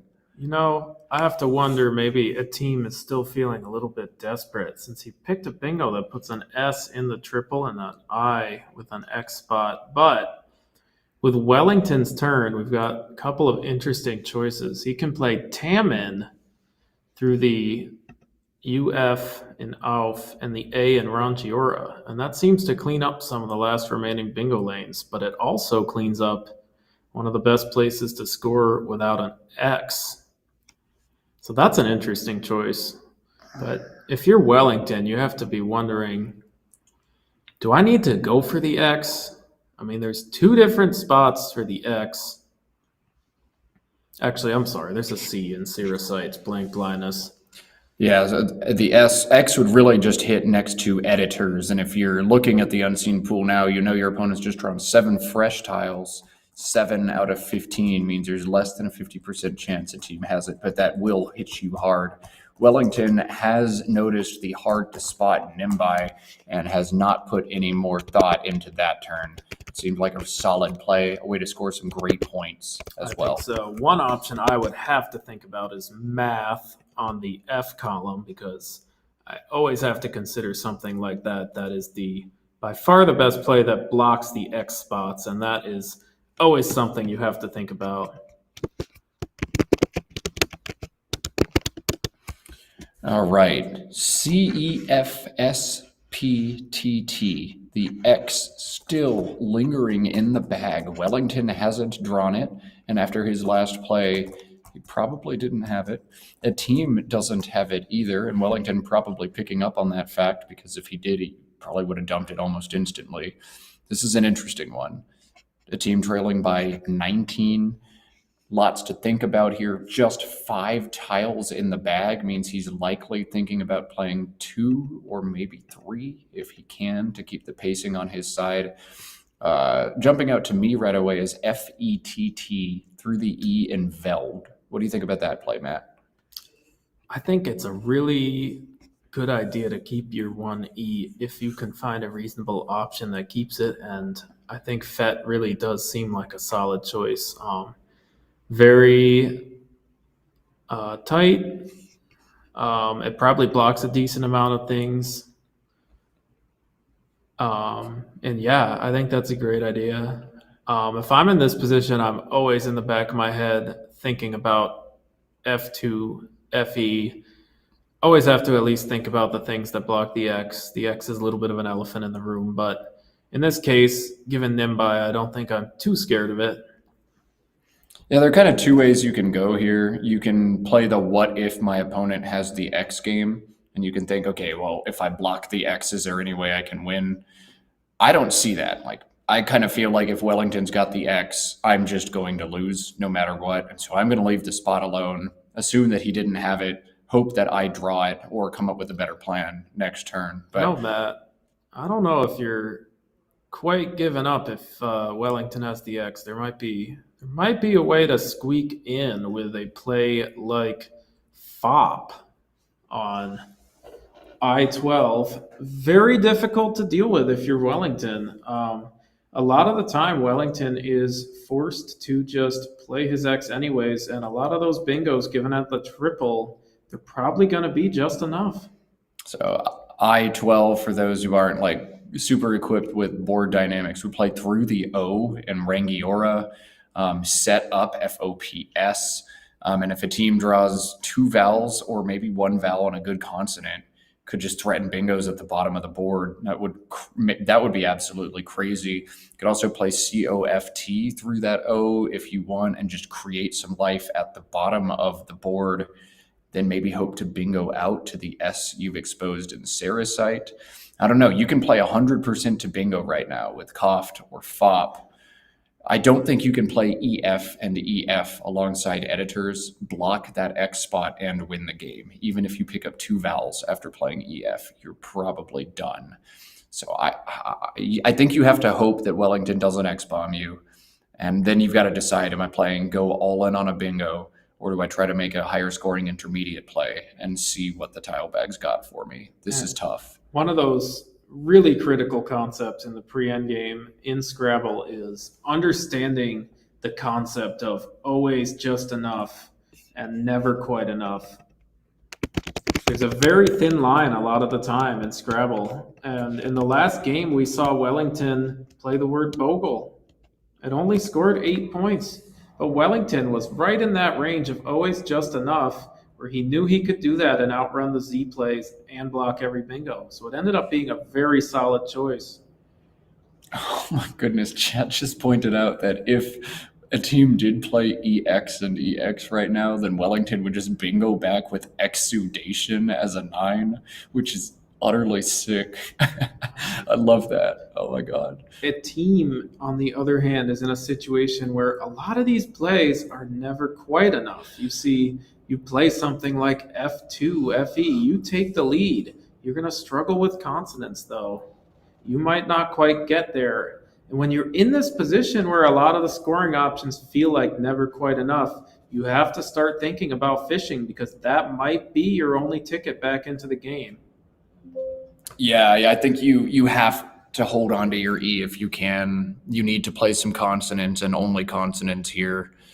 And I'm wondering what kind of read you could make on Wellington after his previous plays.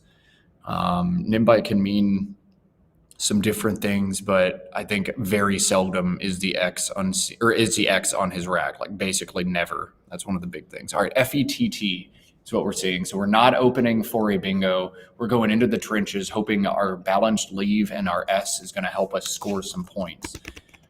And we'll see. If he draws the X, that could be huge. Wellington now with a dilemma. He's down by 5. But look at that unseen pool. There's poaches plus an L and an X. That is terrifying. There's a lot of different stuff. Pole X to the E in Saracite is a huge score. He hasn't hit his clock yet? Oh, okay, now he's hit his clock. Now he's hit his clock. Okay. There's all sorts of stuff Wellington has to think about. He's going to have to play the inference game. FETT probably didn't hold that X on his rack unless there were 7 consonants, in which case it's possible. Will Etim draw the X? It's a really interesting position. Another thing Wellington has to think about here, if Etim draws the X, which he has, there's actually a way for Wellington to win by playing Tawan through the U and the A, making Utah, and then drawing a good enough outplay. A lot of the time, if Etim has X or Ox, he also is keeping CHP. Wellington might be able to squeak by playing something like Tawan. Let's see. Let's run through that. So Tawan between AUF and Rangiora is 25. Wellington is down by 5, so Tawan would put him up by 20. If OX comes down, he'd be down by 30. Yeah, if he draws an outplay, he's going to win the game. He has to draw an outplay, though, into the DI combination. But yeah, Tawan could do it. A really important thing in the pre-endgame is when you can acknowledge a position where going out is the utmost importance, going out first, you have to play off as many tiles as you can in any reasonable way. So Wellington opting to play DO here, setting up Udo and Adu. That is so interesting because it empties the bag, and now Etim basically gets to set up almost any out in 2 sequence, and he should win the game almost any time he does that. I just feels like a play that loses the game so often, but not blocking the X-bomb feels wild to do in that situation. I was shocked that Wellington played that turn as quickly as he did. Engine suggesting now Etim has 4 plays in this situation that should win the game for him. Yeah, and a brief computer simulation that I've run, it really likes Tawan. This is one of those spots where you just have to try to go out first. Tawan wins 43% of the time for Wellington. That's about as good as it's going to get here. Yeah, interesting. I'm just trying to... DO does not feel like it wins very often. Even if you draw the A, even if a team doesn't have Adu plays, it doesn't feel like it wins very often. Yeah, I wonder what Wellington was thinking. This is hard. It's a really tricky position. Wellington, amazing player. Sometimes it's hard. You see that X and you're like, oh no, I cannot for any reason let that thing stay open. And sometimes you just get blinded by the fact that, hey, I might be able to squeak this out with Tawan with a 10, 20-point outplay and with the tiles on Etim's rack. And DO only wins if Wellington draws EP or EX. Wow, so DO loses almost every time. Hang on. Interesting. Okay, so Etim has set down POX next to Saracite. That CELS combination will threaten 1 out, and that's DOLCES from the DO. That's kind of tough to spot, especially in a time crunch. As I mentioned, Etim has 4 winning plays here, and none seems as straightforward as that one. Etim with the Macondo endgame appears to have 9 winning plays. There's a couple that require a little bit of a back and forth.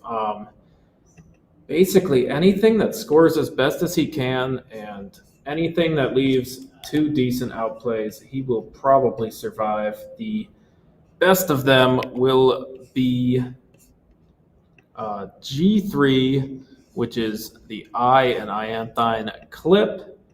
That is because Oxes plays in 2 different spots, and they are both good. They cannot be blocked at the same time, and he will be able to squeak it out.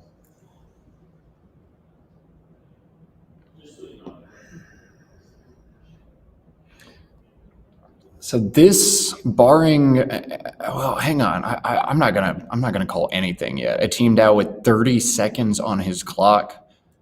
I was saying this is a win for him, but if you don't see Dulces, all of a sudden this is really hard, and it looks like he's just gonna have to panic and do something. He has not found a sequence he likes, and he's just gonna play Pox. 12 seconds, 11 seconds left on his clock. And Wellington now gets to figure out how to respond. And he's just going to respond as fast as he can. With TAU. And Etim, is he going to play Dulces out? No. He's played Ice. Oh my goodness.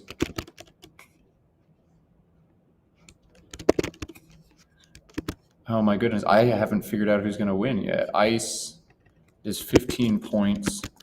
AHIN now left over for Wellington. Wellington cannot go out. A team's still going to hang on and win this game. But what if he goes over? Good point. No, I think even if he goes over now at this point, TAU instantly did induce a blunder perhaps. But I feel like if you're going to play instantly, you need to go out in 2. You need to play TAIN in that spot. Keep HUA to go out with HUIA. Yeah, if you're going to induce the error there, you need to go out in 2. He hasn't gone out in 2. Whoa. So Wellington at 408. Wait a minute. What about AUNT? Because if he misses Dolces, you can play Huia. Yes. Yes. Yeah, you need to do something in that vein. You need to go out in 2, and they both need to score pretty well. Though I think that might lose to Ice by 2. I don't think there was quite anything to do. Another interesting thing would be blocking Dolces and hoping to get Etim in a tricky spot in case he sees it. Oh man, if Wellington had played TAIN instead of TAU and was hit with a responsive Ice, Wellington would win by 1 point. Wow. Oh man, but both players scrambling, both players low on time. This has been crazy back and forwards. It looks like despite some imprecise play, a team is going to hang on and win this one in the endgame now. I don't see anything Wellington can do on this last turn. It just doesn't score enough.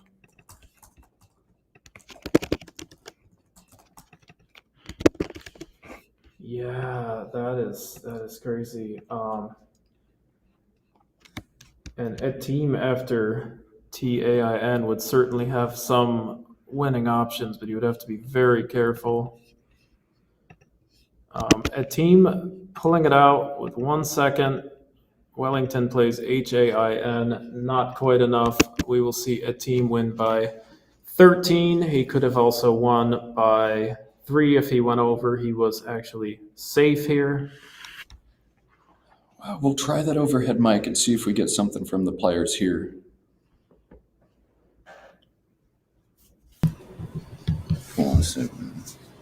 Really nice game. A lot of really instructive positions. I'm really happy we could see a play like DO on stream because this is really important for 2 different reasons. One, it shows that even some of the greatest players on earth, including world champions, sometimes just misfire. And 2, it really shows the power of I'm going out first. I'm doing whatever it takes. I can outrun X sometimes. That's enough.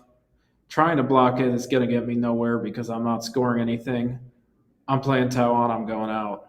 And if he did that, he would have had a very good chance of winning the game. Yeah, this one was all about timing and pacing. Wellington on turn with 2 tiles in the bag, opts to play 2 tiles, and then his opponent beats him out. Wellington hangs on and wins the game. A team hangs on and wins the game.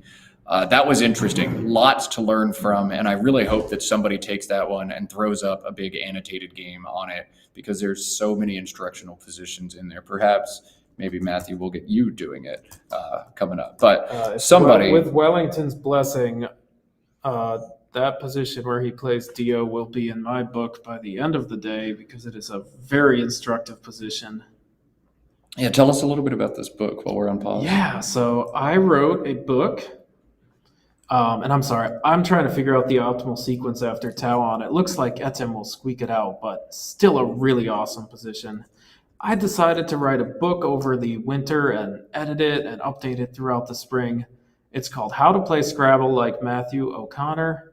There's over 100 pages of really cool positions, really instructive positions. I really tried to focus on positions where, hey, maybe the best move isn't your gut instinct, because I want you to find these positions in your real games, and I want you to say, hey, I'm not doing the thing that I've been taught to play. That's not right.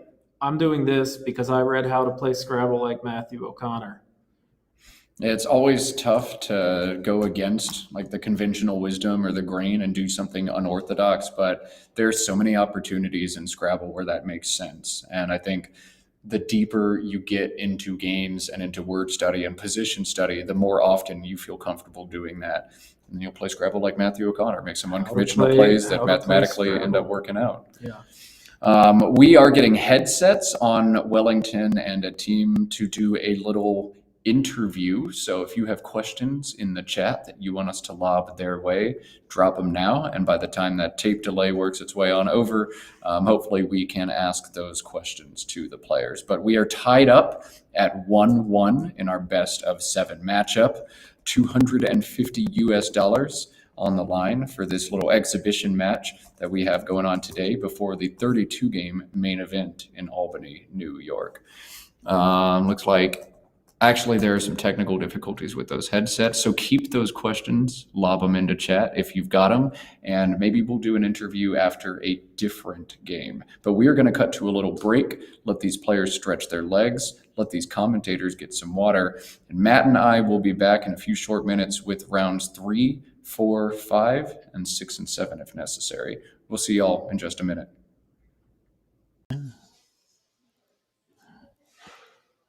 That's CL. Get come abi. That's CL. I go lose.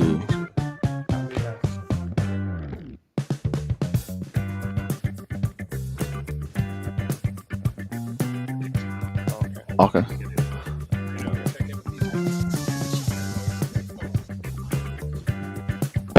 I play Expo.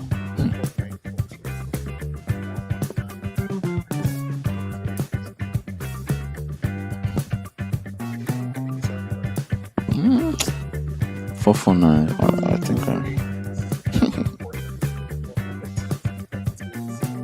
Yes. I played that Expo. I don't lose.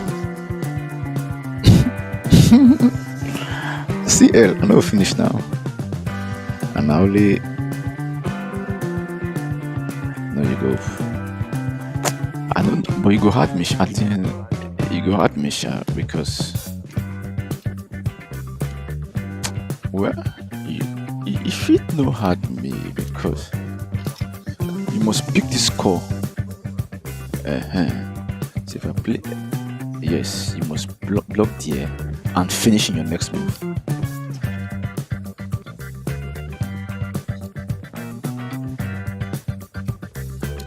CL. Oh, you could pick better score, yeah.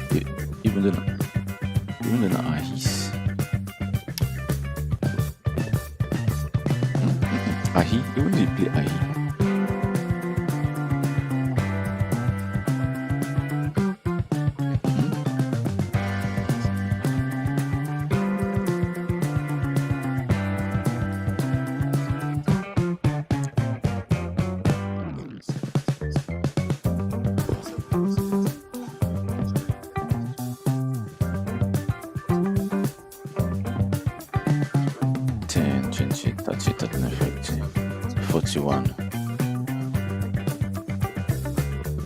And ice, but this one, before that move, before this, no, I want to know whether you go still win out your points. So.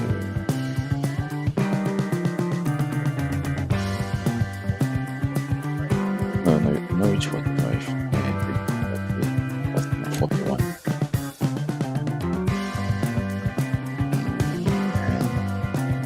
45 here.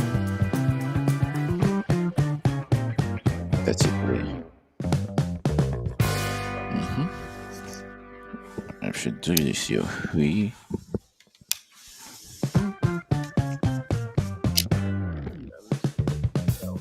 Then. No. You go away, no. You must leave your.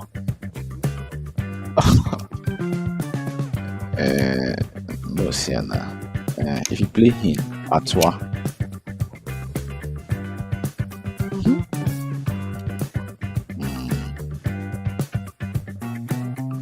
I'll just play this thing. À toi, baby.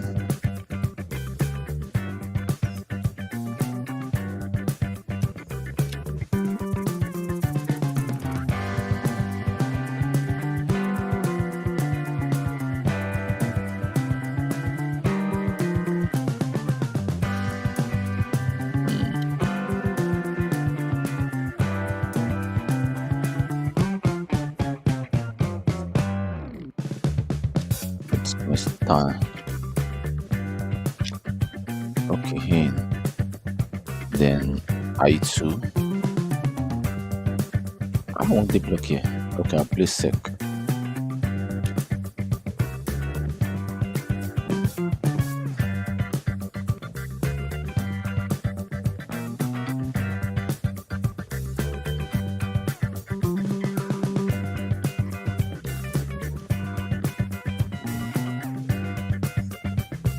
Second 17.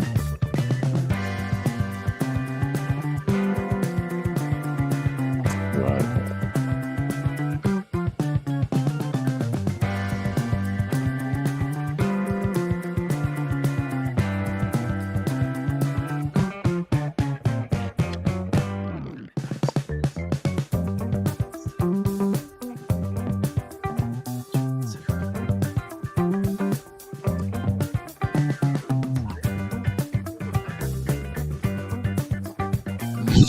il faut pick the X, oh. No, okay, the X don't do that time. Okay.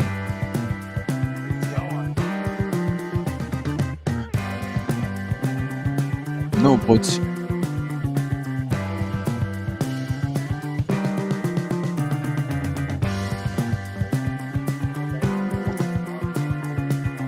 60 point.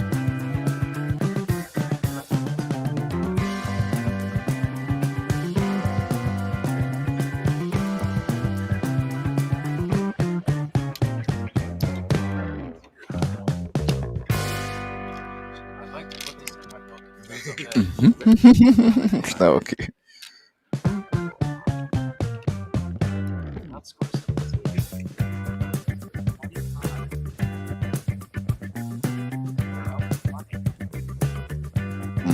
But you can't afford this. So. No. I'll just put. It's just EX.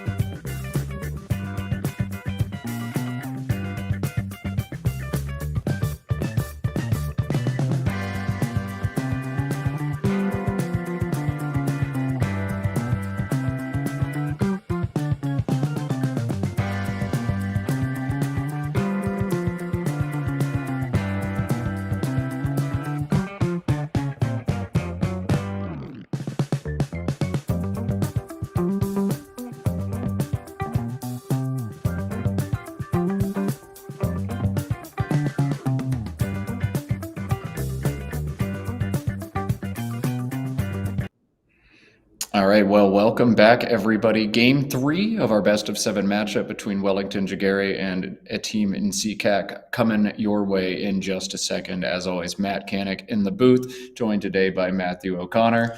It's an honor to be here. We've seen a really great match so far. We've seen a lot of interesting positions, a super close second game with Etim going down to the wire on time and Wellington trying to punish him, not finding the best way to do so. Yeah, we've seen games decided by 25 and 13 so far, and really we're just hoping for close games of Scrabble, good games of Scrabble, and ideally 7 games of Scrabble if we have it our way. Tied up 1-1 right now, and Wellington just got up to go to the bathroom. So we'll have just an extra little delay here before we get action back. But while we do that, let's just talk to everybody about the tournament that we're about to see. Today is an exhibition match in advance of the tournament, running concurrently alongside the second early bird here in Albany. Tomorrow, the main event begins, and what a main event it is set to be. We have 50 players in the top CSW division, also called the Bob Lynn Superstars division, as Bob Lynn donating 65,000 US dollars to the prize fund here to make this the biggest non-major Collins tournament in North American history. Players from all around the North American continent coming into Albany for this tournament, which is always huge, but it's extra huge this year with the prize fund buffed up by him. Players from overseas coming in as well, some of the UK's finest. We've got players coming in from Africa, as you can see in Wellington, and a team here in this matchup. It is set to be just an absolute doozy of a tournament. 32 games, starts tomorrow morning. Who's your pick to win that event, Matt? Well, I would love it to be myself, but that is definitely not the case with this field. I think some strong choices: Wellington Jighere, world champion; Harshan, 2x runner-up; Adam Logan, perennial from our neck of the woods, Canadian-American player, and he's also won it. Will Anderson maybe is the choice of YouTube commenters. And I would also argue that we've earned our major status with the big Bob Lynn money.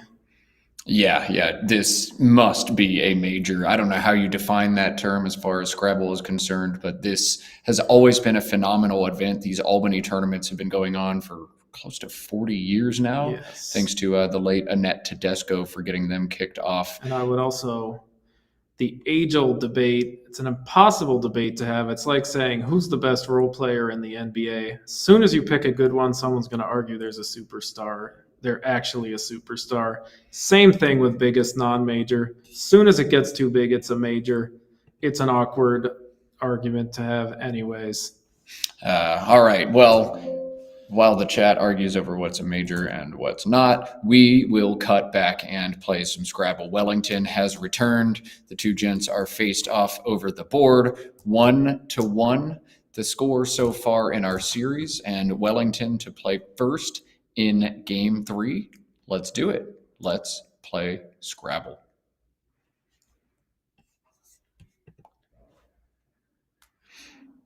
I can't imagine playing 39 games of Scrabble across 5 days. 32 games in a tournament against some of the best players in the world is already nuts. Adding an extra 7 on top, these guys are hardcore. Yes, I'm kind of relieved they picked me to commentate because I was about to play in the early bird and tire myself out in advance of the main event. Fatigue is a real thing. We will talk about it a lot on day 3 and 4 of this tournament, but fatigue, playing a bunch of hard games of Scrabble against really excellent opponents over and over, it is a challenge. But Wellington, I believe, trains under extreme circumstances so that when he does play regular games, they feel way easier. I think he'd get ready for events by playing 20 or 25 games in a day over and over on short clocks, just so that when he is playing just one game, and 7 or 8 in a day, it doesn't tax him so much. EHNORTU, the opening, or RTW rather, the opening rack, and I think this is going to be throw, holding the N to make throne next turn, right? Now Worth Looks like instead. Wellington is playing Roth. I believe Roth does not take an S, does it? I believe it does not. That is a tricky little play. Correct. Trying to play the word that does not take an S in order to play a little bit of defense on turn one. And this, once again, is an age-old debate, short or long. The tiebreaker here is probably the fact that Roth keeps the excellent EN leave. That's probably going to make the difference over something like how or who. Yeah, some players would play just HOW there, ENRT as super leave, but you've got to score 30, I think, in this situation if you can. You still bingo pretty often with EN as a leave. And Etim, with an interesting decision, he's decided to exchange. What do you think about playing Rorid through the O or something like Door? Rorid does not take an S, which might be nice. You have Rorid versus playing. They're very close to one another. You could do either one, but wow, Wellington has found Haptines or Heptanes also playable. They're both 92 points. This is not the start you wanted as a team. You trailing 122-0 after your first turn exchange. Though DIIRSS blank means a team will be bingoing back on this turn. He's got tons of options to choose from, but one double. And this is not it. Okay, no, he's picked it back up. I think he was going to play maybe Destryer or something, but then realized he had two S's instead. Just one double here, and it was not what he was sitting down. Maybe he wanted the content play of districts with a blank X just because that's a fun word. And then he said, oh, wait, this is a serious match. Let's find a bingo. X on Wellington's rack right now. We'll see. Depending on what he chooses here, I think Wellington's going to have a massive counterplay. Yes, Sistroid will be setting up Vax or Wax or something with the X, maybe Ducks to shed the U. Yeah, SISTROID,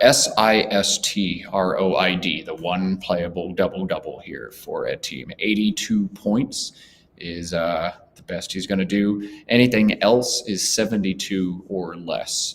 We'll see how much time it ends up costing a team. I'm sure he knows the word Sistroid. Players of his caliber always do. We'll see if he sees it and how much time he has to spend before he finds it.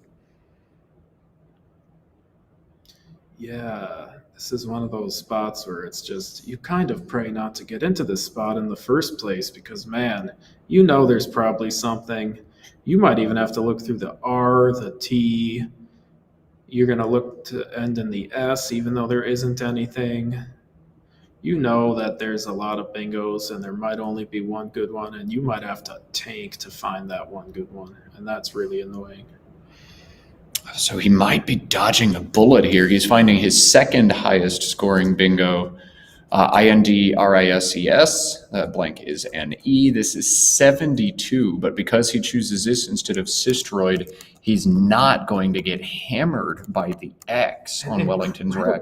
Wellington really doesn't have a lot of good choices here.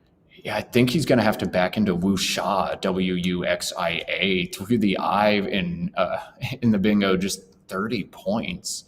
Whoa, big swing. Not often your mistakes work out in your favor, but Indris is going to be way better for a team in this situation.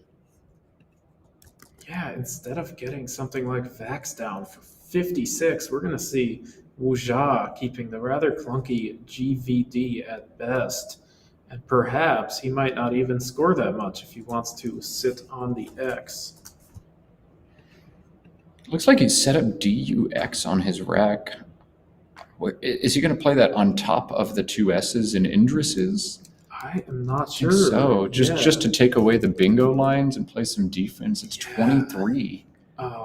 So Wellington's thinking, hey, I'm up a decent amount at this point. And when you're up, you might want to reduce variance. One of the best ways to reduce variance is to keep the X.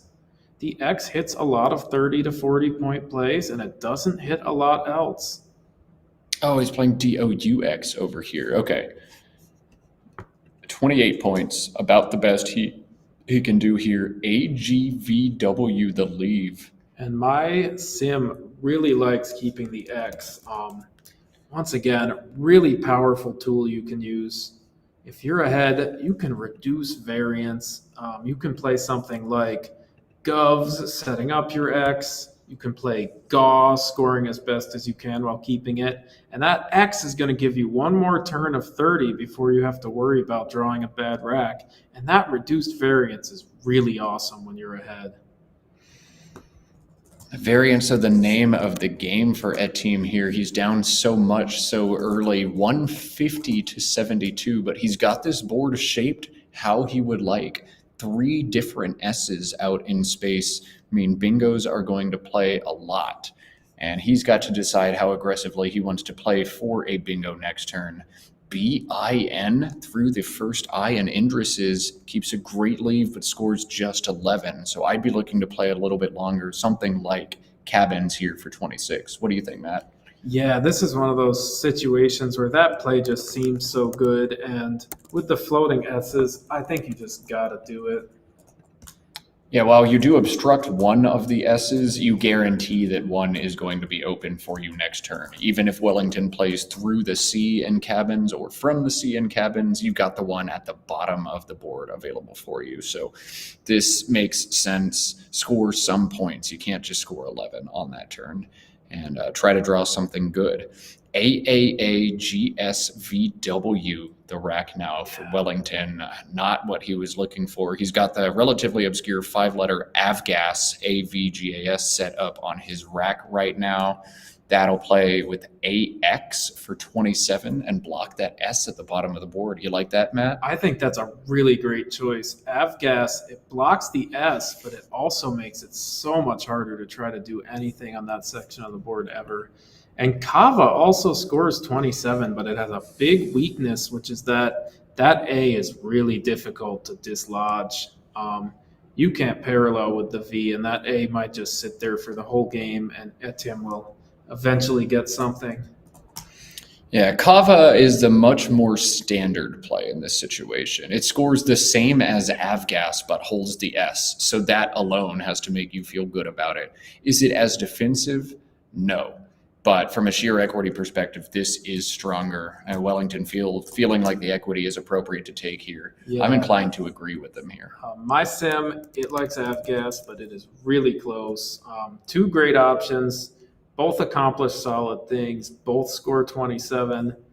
AVGAS shuts down a lot when you're ahead. That's awesome. And Kava keeps the S, which is awesome. So they end up being really close in value. Yeah, and that is also the case S, the final S in this game. 3 already played, so holding the final one means you can try to set yourself up down the road. Etim, AEEJNOT, with a big turn. He has 1 play. That is far better than any other option. And anytime you get players with a turn like this, when they don't make that play right away, you get a little scared they're going to miss it. And here he's missing it. Oh my goodness, Jetson for 58 through the S and Indris's was available, but Jot is the play. Etim has made just 37. That is a miss, right, Matt? Yeah, and unfortunately for Etim, it looks like he may have just made maybe Wellington's already best play anyways, even better by putting a J there for Wellington to score 8 more points with what he may have done anyways with something like Gaw or Pawa. Yeah, GAW through the A in Kava now scores 30 points. Pawa, PAWA through that A now scores 38 points. So Wellington was already probably going to play there. Yeah, 8 extra points here. He's opting to play Paw. It looks like PAW. AGLMS is a good leave. I am not sure about this. Paw takes a front S, and that is very risky with the lead. I know Wellington has an S. When you have AGLMS, that is a risky thing to set up because you are not super likely to bingo right away. And even though it's the case S, that is a spot for the blank to go. That could be Etim's ticket back into the game. All right, so here you see Matt not super thrilled by that play. I say take the setup. You've got the case S, and yeah, you might not bingo next turn, but you're going to bingo soon, and the spot's going to sit there for you. Anyway, two different lines of approach from two different players here, and Etim Aaeeno quickly throwing back 6 tiles, go digging into the bag. I don't know that you needed to exchange there. What's your Eon, thought there? AEON, and AX was 17. It does Yeah. keep 3 vowels, but that's points. Although there is an argument to be made that if you play that, you are begging Wellington to make a play that blocks the S, and that is one of your tickets back into the game. Another option that might be better than exchanging is arrow through the R in Roth. I've already talked a lot about making the kinds of plays that encourage or beg something. Aeon begs Wellington to block the board, and arrow begs him to play, I don't know, something, a 6-letter word, doubling something, and that opens up bingo lanes for you. All right. Well, yeah, a team opting to exchange, opting quickly, and Wellington now has a really fun turn. ALGMNOS. No playable bingos on this turn, but a lot of fun overlaps. This is a good puzzle for those of you at home to figure out some high-scoring stacks. 33 points available for Wellington through the R in Roth. And I think he's going to show us what that is right now. That's the word Morgan. This is what world champions are made of. They don't need to spend a lot of time. They can find the overlap like that very quickly. They can save time for the difficult thinks. And Morgan, excellent choice. Not blocking a ton, but it blocks several things. Blocks things like IER. Maybe block something through the W. This is a really great play. One other play that I'm not sure Wellington saw that probably deserves some thought is Moblog, MOBLOG, through the OB, making Paul. PAWL still takes a front S hook. That scores 28, but I think Morgan just a smidge stronger on that turn. This is an interesting spot. Etim is playing a house to set up his R.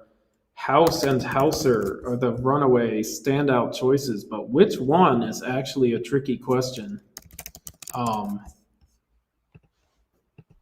man, well, I think Wellington's new draw is about to play spoiler to a team's attempted setup, as Wellington gets to do everything he wants to do at once. He can knock out the setup and score with the highest scoring bingo and address the S at the bottom of the board. Spoilers. Yeah, and as Etim soldiers through his racks, he's gonna struggle, especially in the face of this new bingo.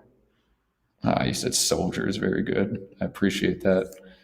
But it's spoilers, not soldiers, that is the play at the bottom of the board for Wellington. And a Q draw from Etim is not what he wanted at all. This one's starting to feel ugly and lopsided. Wellington, 325.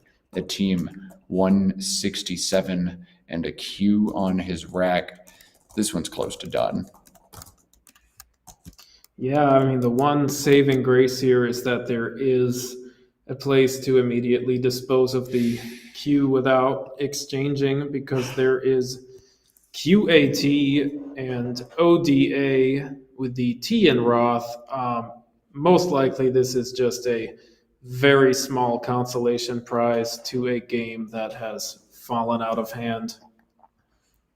The nice thing about this head-to-head best-of-7 format, though, is you can just take this and shake it off. I don't care now if I lose by 60 or 260 anymore. Spread is irrelevant. Let me just kind of get this over with. And you're free to just make some insanely aggressive plays, because if they backfire, you're only losing spread, and spread's not a thing right now anyway.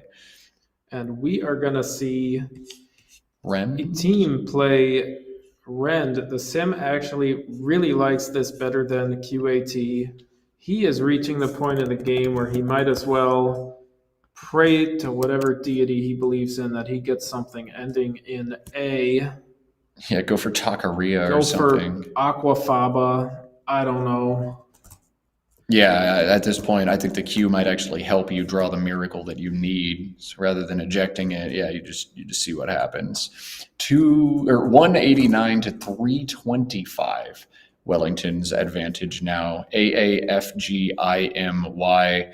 means he won't have strong plays, but he'll have some plays. FAA down on the bottom left side of this board shoots out to me. It doesn't open anything up. It scores some points. Maybe FADY through that same D. Or if he wants to go full on defense, just FAV to the V and Kava. What do you think about those, Matt? Yeah, I think honestly, given what I said about, Aquafaba, whatever, that probably makes something like FAV the thematic play here. Billy Nakamura asking, is resigning allowed? I believe the answer is no. We do plan on going on spread if it is 3.5, 3.5, which means that spread is not completely meaningless, and therefore we do need to force them to play it out. All right, a team now just reaching out into space, REALO, just opening as many lines as he can. And yeah, that's what you do when you're down by a million. Another interesting option, you can score 11 more by playing it a little bit further down. Doesn't open as much, but hey, maybe you draw the G later and you play Gren, and it's not easy to block that without opening something else up. Oh man, Wellington's highest scoring option right now is EFFRAY through the R in Rialo. There's a 0% chance that Wellington actually plays it, but he has set it up right now. You can't expose that triple in this game state. Although looking at the unseen pool, like, hey, maybe you actually can. That pool's terrible. Yeah, there is Yaf there. I think Yaf will put a stop to any feeling in Wellington's head of being a little spicy here. I mean, yeah, this is 43 points. It's only 3 less. We're not opening up a triple at this score. Yeah.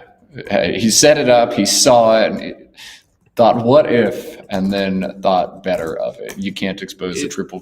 If Yaf weren't there, maybe that was an interesting call. But Yaf was there. That made it really easy. Yeah. And Etim, again, not looking great. I think we're just going to see them play out some moves. They probably want to conserve their energy in this game. Is pretty meaningless. He can choose between playing DQ now with Kadi, hoping Wellington doesn't put the I underneath, or he can play key up top, which he has done. Yeah, just at this point, unless you're going to try a really creative fork through the AR in the 2-row, you just kind of throw in the towel at this point and see what happens. Yes, and my guess is the two of them are both happy to sit through this, but get some plays down and just move on with their lives. We have already dealt with travel delays and tournament delays and technological delays. Let's get this one over with. This one will be Wellington's. Wellington will move up 2-1 shortly.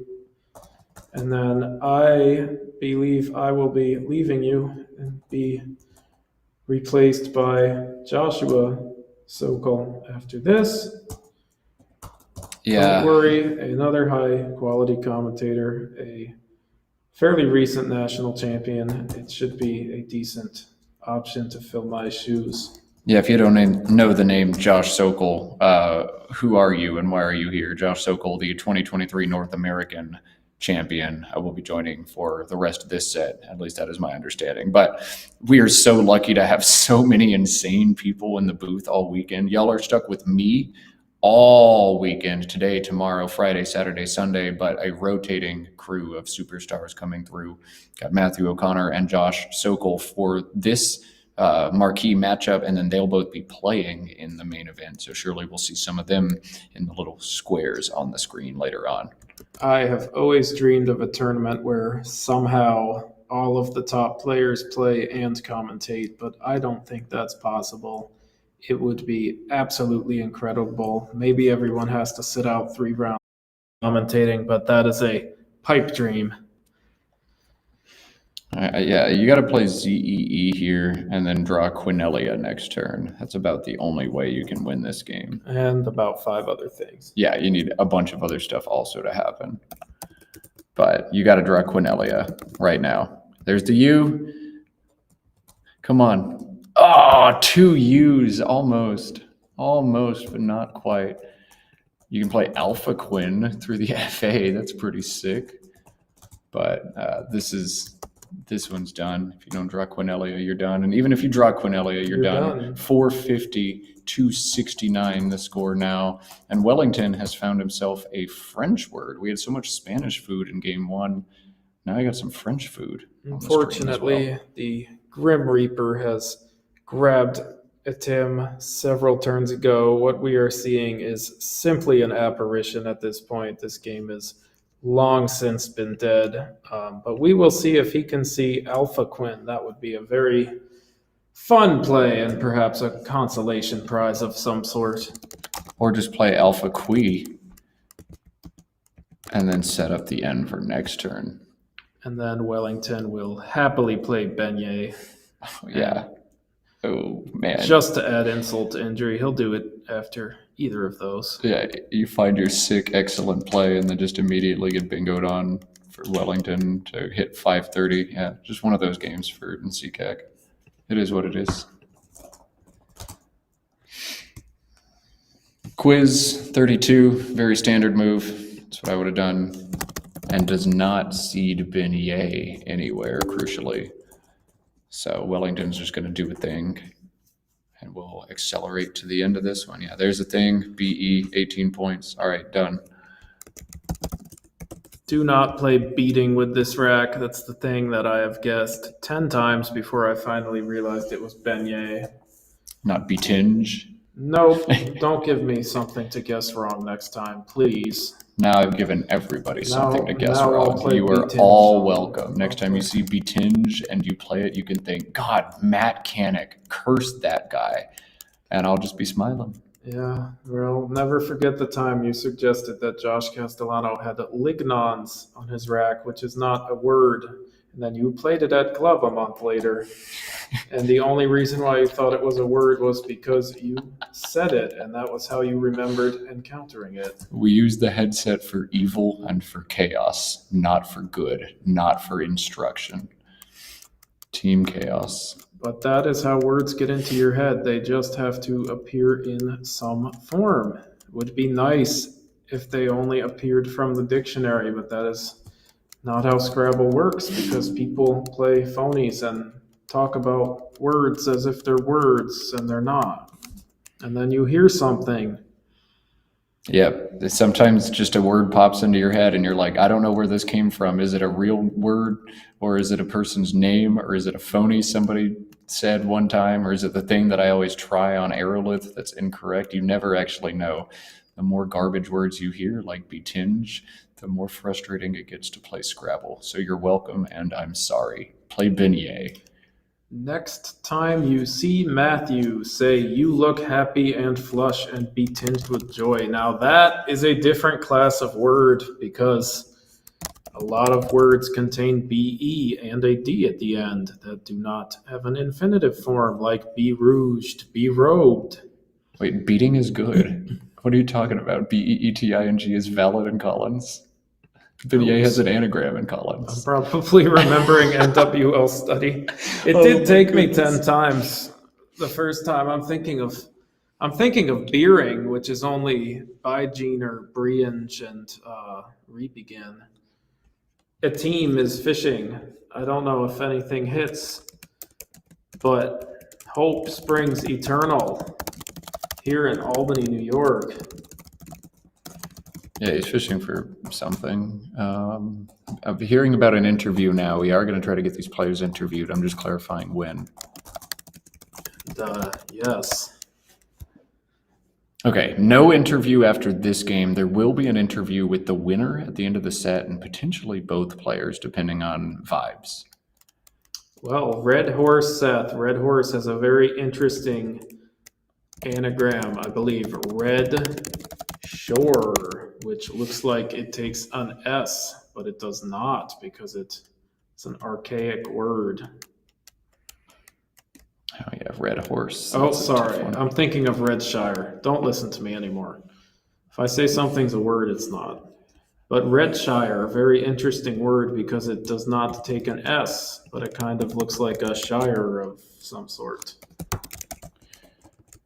All right, AILNRUY, the rack here for Etim. He fished for something, didn't draw it, and with 6 tiles, unseen to him, none in the bag. This one's done. He's just got to try to go out. Confirmed that we are doing an interview with the players after this game, and then we'll do a small little break while we shake up the commentary booth. So if you have questions for these players, this is the time you want to launch them in chat, and I will do what I can to ask the players in the interview. But yes, interview. Etim's best play will be Aliyah on 04. Oh, he played a yin. Which would have blocked Gav, the biggest threat here. He is playing a yin, which is unfortunately not considered a top option by the exhaustive endgame search. Gav, the play from Wellington, brings him to 499. ILRU on Etim's rack. He cannot go out, meaning we're going to see our first 500 score of the matchup. And of course, it comes from Wellington. We'll see exactly where he settles after Etim makes this play. But Wellington pulling ahead 2-1 over his countrymen. As we mentioned at the beginning of the broadcast, these two players head-to-head in tournament play are 23, 23, and 1 against each other in their 47 games. So we'll see who ends up coming out ahead on this one with $250 at the stakes. Yeah, Aliyah being one of those interesting words, comes from a language with a different script as us, and it has many a plural. Aliyot, Aliyot, Aliyas, Aliyos. Well, vocabulary lesson, yeah. Those words with a bunch of pluralizations drive you mad trying to keep them all straight. We want to give a thank you to everybody who's opted to tune in and watch Scrabble with us today. Happy Wednesday to you from wherever you're jumping in at, or potentially Thursday if you're jumping in from somewhere super far away. This is the first of 5 continuous days of Scrabble coverage that will be brought to you here on the Let's Play Scrabble channel. If you have not subscribed yet, make sure you smash that subscribe button. Get us a thumbs up, as we've got at least 2 more games coming after this.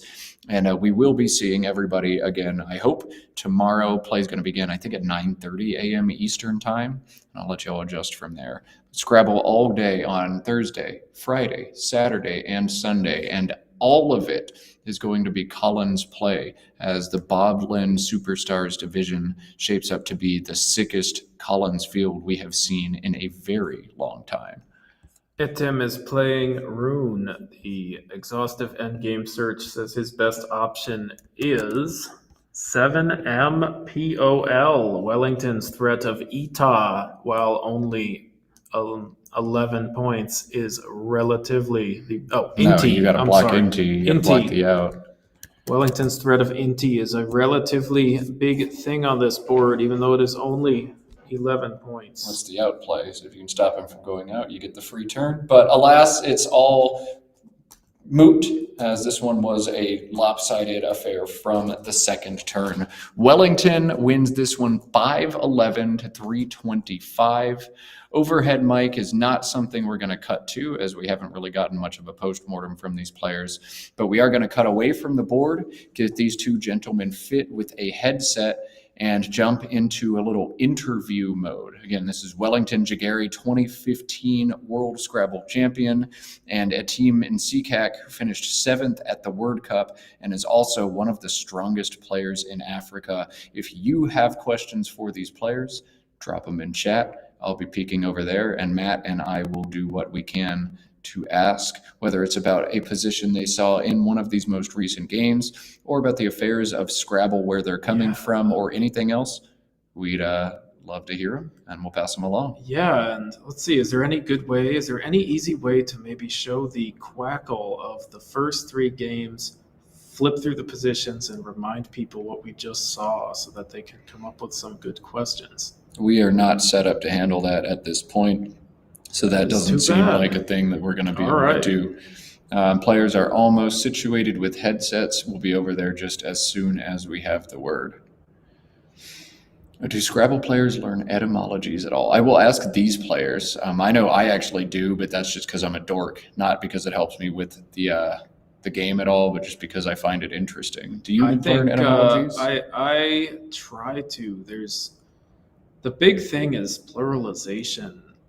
English words are fine. That's just an S. But man, once you get into different languages, and we respect often we add the S hook and the sort of foreign, the traditional one in their language. Like I was saying with Aliyah, I think that's Hebrew, and we have Aliyahs, but we also have Aliyos, which is an older dialect of Hebrew, where they used an S sound instead of a T sound. And then we also accepted Aliyot, and then Aliyot, and that's a transliteration thing with the syllable. It's kind of like in between a T and an H. So we took the OT and the OTH. And if you know anything about Hebrew, you would start to put that sort of thing together. You'd be like, I'll at least think about it. It doesn't always work, but that's why, they added a new word, Kippot.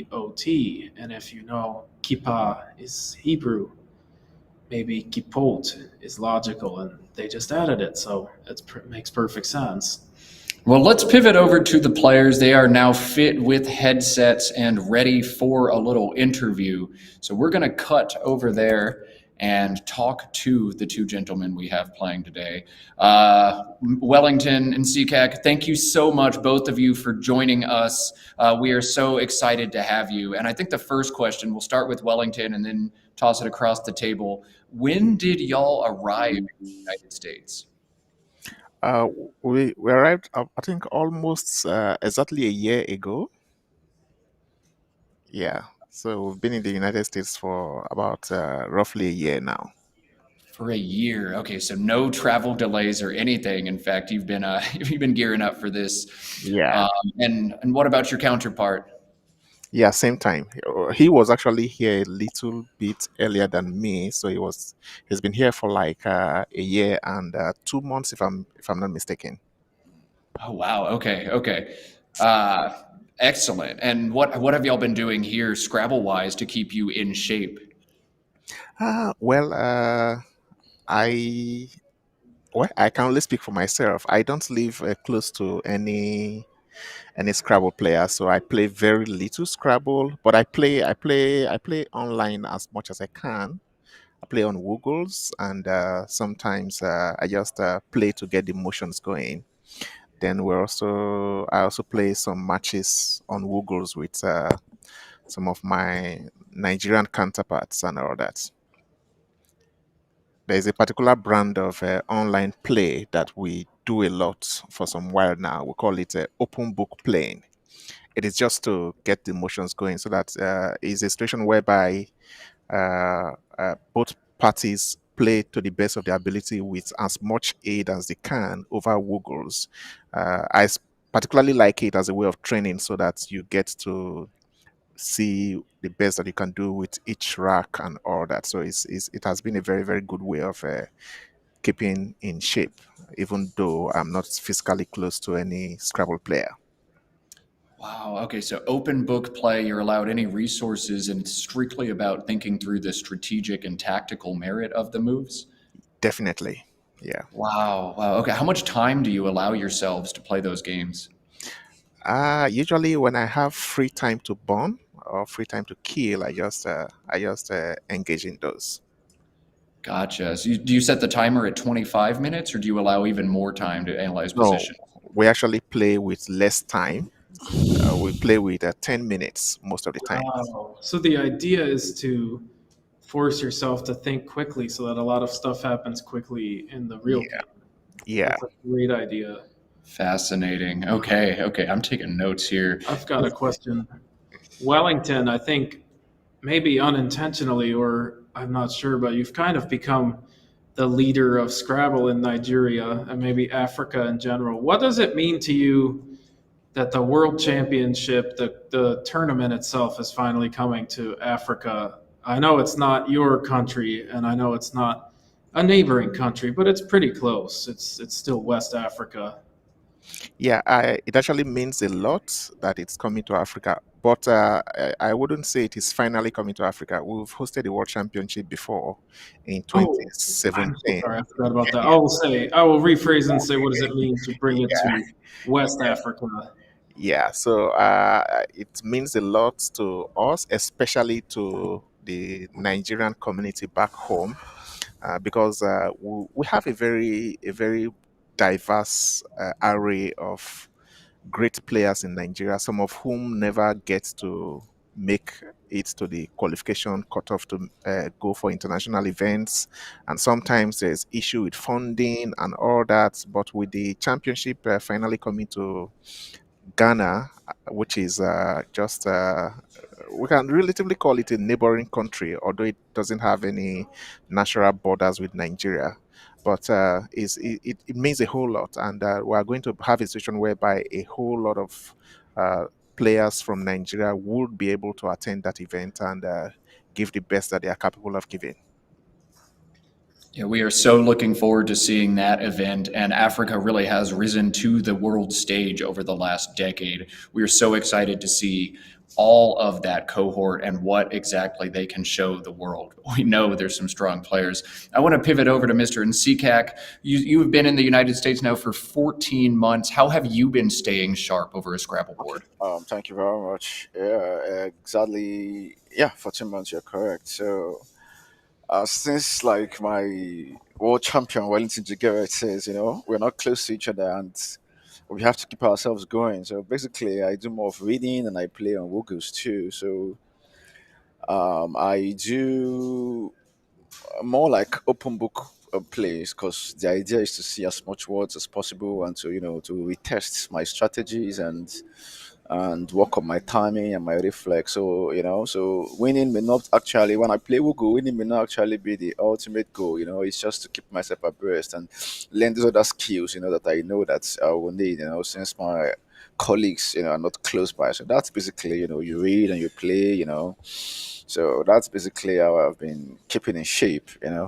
No, the closest person to me is quite some distance away. So we'll just do that, and it's not new to us anyway. It's not new to me as a person actually, because I do more of the Woogles thing. I know how to, you know, how to get the best out of it. Based on how I train. So basically, that's how I keep in shape. Do more some reading, play Woogles. So sometimes 5 games, sometimes more than 5 games, but almost every day I play Woogles.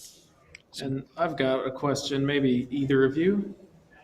There's a popular YouTuber named, I believe, Nas, and he visited your country, Nigeria, and he called it the country that loves Scrabble the most, the Scrabble country. Yeah. And he, what does it mean to have someone like that show up and decide? There's lots of great Scrabble players all around the world, but someone with a big following is saying your country is the country to play Scrabble in. Well, you want to go? Go ahead. I'll listen Oh, to you. okay. I think it was a very, very interesting when Nas came to Nigeria for that epic clip, and we really, really loved it, and it meant a lot to us because number one, for a very long time, we have been a very strong powerhouse of Scrabble in Nigeria. And I don't think there's still anywhere in the world where Scrabble is played as much as it is played in Nigeria. In Nigeria, we literally have hundreds of Scrabble clubs located scattered all over the country, and there's hardly any physical location you'll be in Nigeria where you won't have a Scrabble club or professional Scrabble players. When I say professional, people who have participated in tournament Scrabble at one point in time or the other uh, close to you. So it's difficult to be anywhere in Nigeria where you won't have someone close to you that you can play some very good games of Scrabble with. So it was very, very good for a reputable outfit like Nas, who does the 1 minute video stuffs to come to Nigeria and showcase to the world that we are actually the the best lovers of the game, if I put it that way. That makes perfect sense. And Nsikak, would you like to respond to that as well? Yeah, yeah. It's a very good one. The truth is, it's long overdue, but there's a saying that better late than never. So, like the world champion actually says, you have players scattered all over. In fact, you are surprised, as in sometimes you see some players that are so good, but they've never been in the tournament setting. So Scrabble is a culture in Nigeria, and it is being institutionalized in Nigeria in the sense that we have sports festival, and I'm sure you are aware that Scrabble is now being played as part of the All African Games. So in Nigeria, we see Scrabble as a way of life, as a means, to survival. So we take it that serious, and you have players all over the place. I mean, let me still go ahead and butcher the point that you have some of the like the highest amount of top players in the world in Nigeria. So that was an eye opener to the world, of what we have in Nigeria in terms of Scrabble. So we are very happy about it, and it's good for us because I mean it opens us up to the world in terms of the game of Scrabble, and it makes it possible, that we can take it to the next level. So it makes some things very easy for us, like the getting of visas, when we have to play it and go for a tournament abroad. So it's a very good, exposure for the game of Scrabble in Nigeria. Yeah, I think long overdue is how you described it, and I would be in complete agreement with that. Nigeria has built such a strong engine with government motivation as well, or government intervention, government funding. It has been such a joy to watch Scrabble take off to the degree that it has. We've got some young viewers with us today, so I think quickly, if we could have each of you, starting with you, Mr. Nsikak, and then pivoting over to Wellington, offer just one or two lines of wisdom to anybody new to the game, still picking up Scrabble. What advice would you give to those players? And then we'll let you get back to the board. Okay. First of all, Scrabble, to the youngsters out there, Scrabble is a way of life. And in fact, this is very interesting because while we were driving down from New Jersey to New York, we got talking. Me and four other people in the vehicle. So we were just talking about Scrabble as a game. You put your hand in the bag, you dramatize, you don't know exactly what you're drawing, and whatever you drew is what you will use. To make whatever you want to make from the game. So it's just like life. You don't know what's you're not in control of what your life throws at you, but you have to use whatever life throws at you to get what you want out of life. So to the youngsters coming up, Scrabble is going to sharpen your intellect. It's going to improve your word skills, your numerical skills and everything, and it's going to make you to see yourself as a champion when you get to that level. So if you can succeed in Scrabble, you have it's to give you a mental position to understand that you can succeed any other aspect of life. So it's a very good thing to to start to do, but it's very addictive too, so you have to balance it. So that's my message to the youngsters coming up. I resonate with every single part of that whole message. It's addictive, it mirrors life. Yes, all of it. All right. And Mr. Wellington, we'll pivot back over to you then for your answer to this question. Well, as a youngster who took interest in Scrabble, I will just give what the advice that the very man who shook me just now, if you can see him, Mr. Samuel Kosaga, there was something he said a long time ago about the best way to to develop fast taste in Scrabble. And he's like, in Scrabble, just study. If you study, then open your eyes during while playing the game. So there's no difficult way to get to the top in Scrabble. Just study and open your eyes, because when you know the words, the board will tell you what to do. If you are leading, it is natural for you to want to protect your lead. You will resource to the words that you have already studied to come up with a defensive strategy to go forward. Same thing happens if you are trailing. And so everything, the first thing is study. You have to study a whole lot. And then one more thing that I heard very early in my Scrabble career was that whenever you are not studying, remember that there's someone out there studying, and when you meet that someone, he's going to beat you. That's a great piece of Yeah, advice. yeah, I heard that very early in my Scrabble It's career, so and it cool. cheered me on to study a whole lot. And I also had this habit of inverting these kind of sayings when I was much younger. I learned very early that most universal truths, if you invert it, it is also correct. So in the case of this advice of if you are studying, there's someone out there not. I also turned this to mean that if you are studying, there are a whole lot of people out there not studying, and when you meet them, you beat them. So we have an overlord in Scrabble in the world today, Nigel Richards.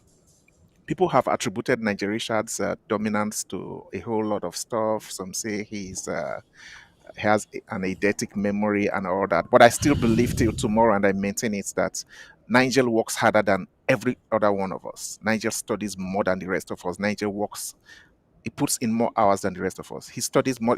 He's just, I believe that is just the secret. So if you study and study and study, the strategy will come with the game. That is just the way forward. All right, yeah.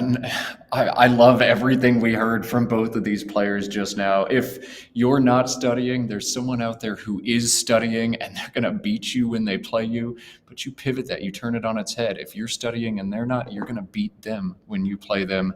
Those are some words of wisdom from two of the top players in this room today.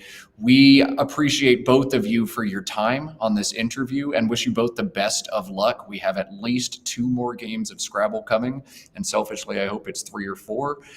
Best of luck to both of you in the remainder of this set. We're going to let you take a little break. We'll take a quick break ourselves and be back with Game 4 in just a moment. Thank you, Wellington. Thank you, Nsikak. Appreciate Thank it. you very much. I want to say thank you for having me on the stream. It was a ton of fun. Great Scrabble. As Wellington said, we love the contrapositive in Albany. Great way to flip a truth statement. And yeah, let's see what we get in rounds 4, rounds 5, maybe 6 and 7. We'll see what happens. Yeah, Matt, it's been a pleasure having you on, and we'll be back with Josh Sokol in the booth in just a couple minutes. All Y'all don't right. go anywhere.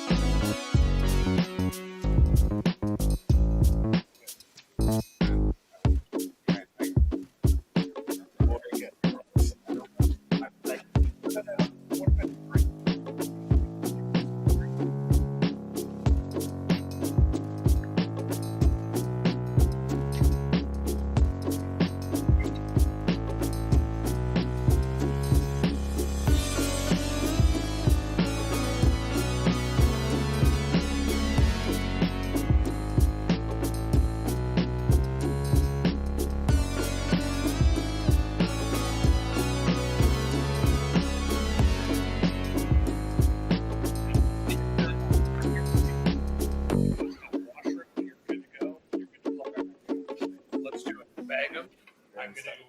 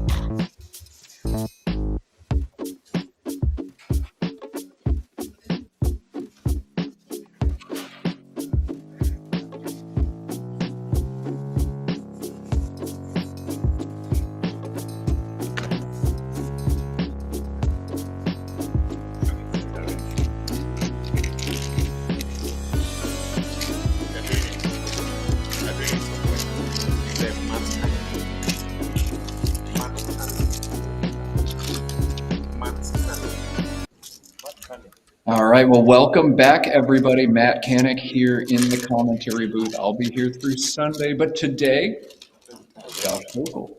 Welcome in. Josh is going to be carrying the rest of this matchup with us. Josh, how stoked are you? Stoked enough that I just did some weird things to my hands there. That was an amazing first 3 games I was watching. Really excited for this matchup, man. Oh my god. Yeah, I am stoked as well. It is going to be a good showing here. Wellington leading his countrymen Nsikak 2-1 right now in a best of 7 matchup for $250. I wouldn't be surprised if either one of these guys won, though. Yeah. I mean, Wellington's got the advantage. He's 2-1.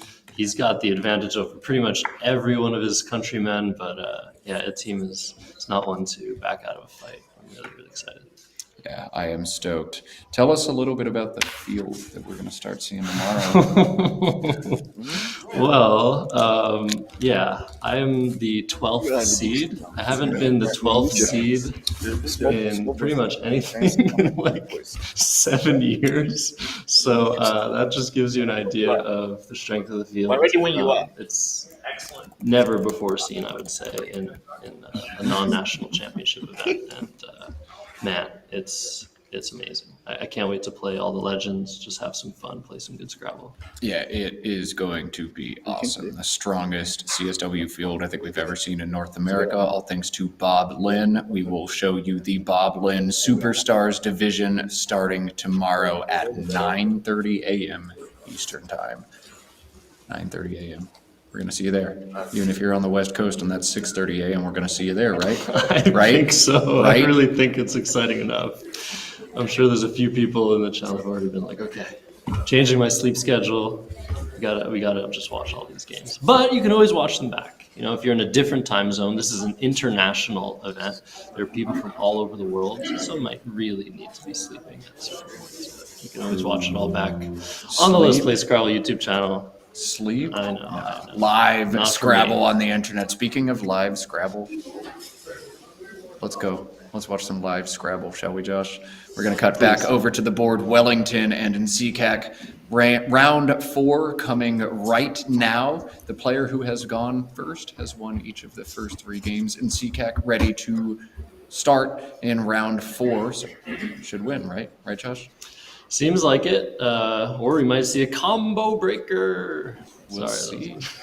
Yeah, can Nsikak hold serve, or will Wellington break the serve and take a 3-1 lead? Let's not forestall anymore.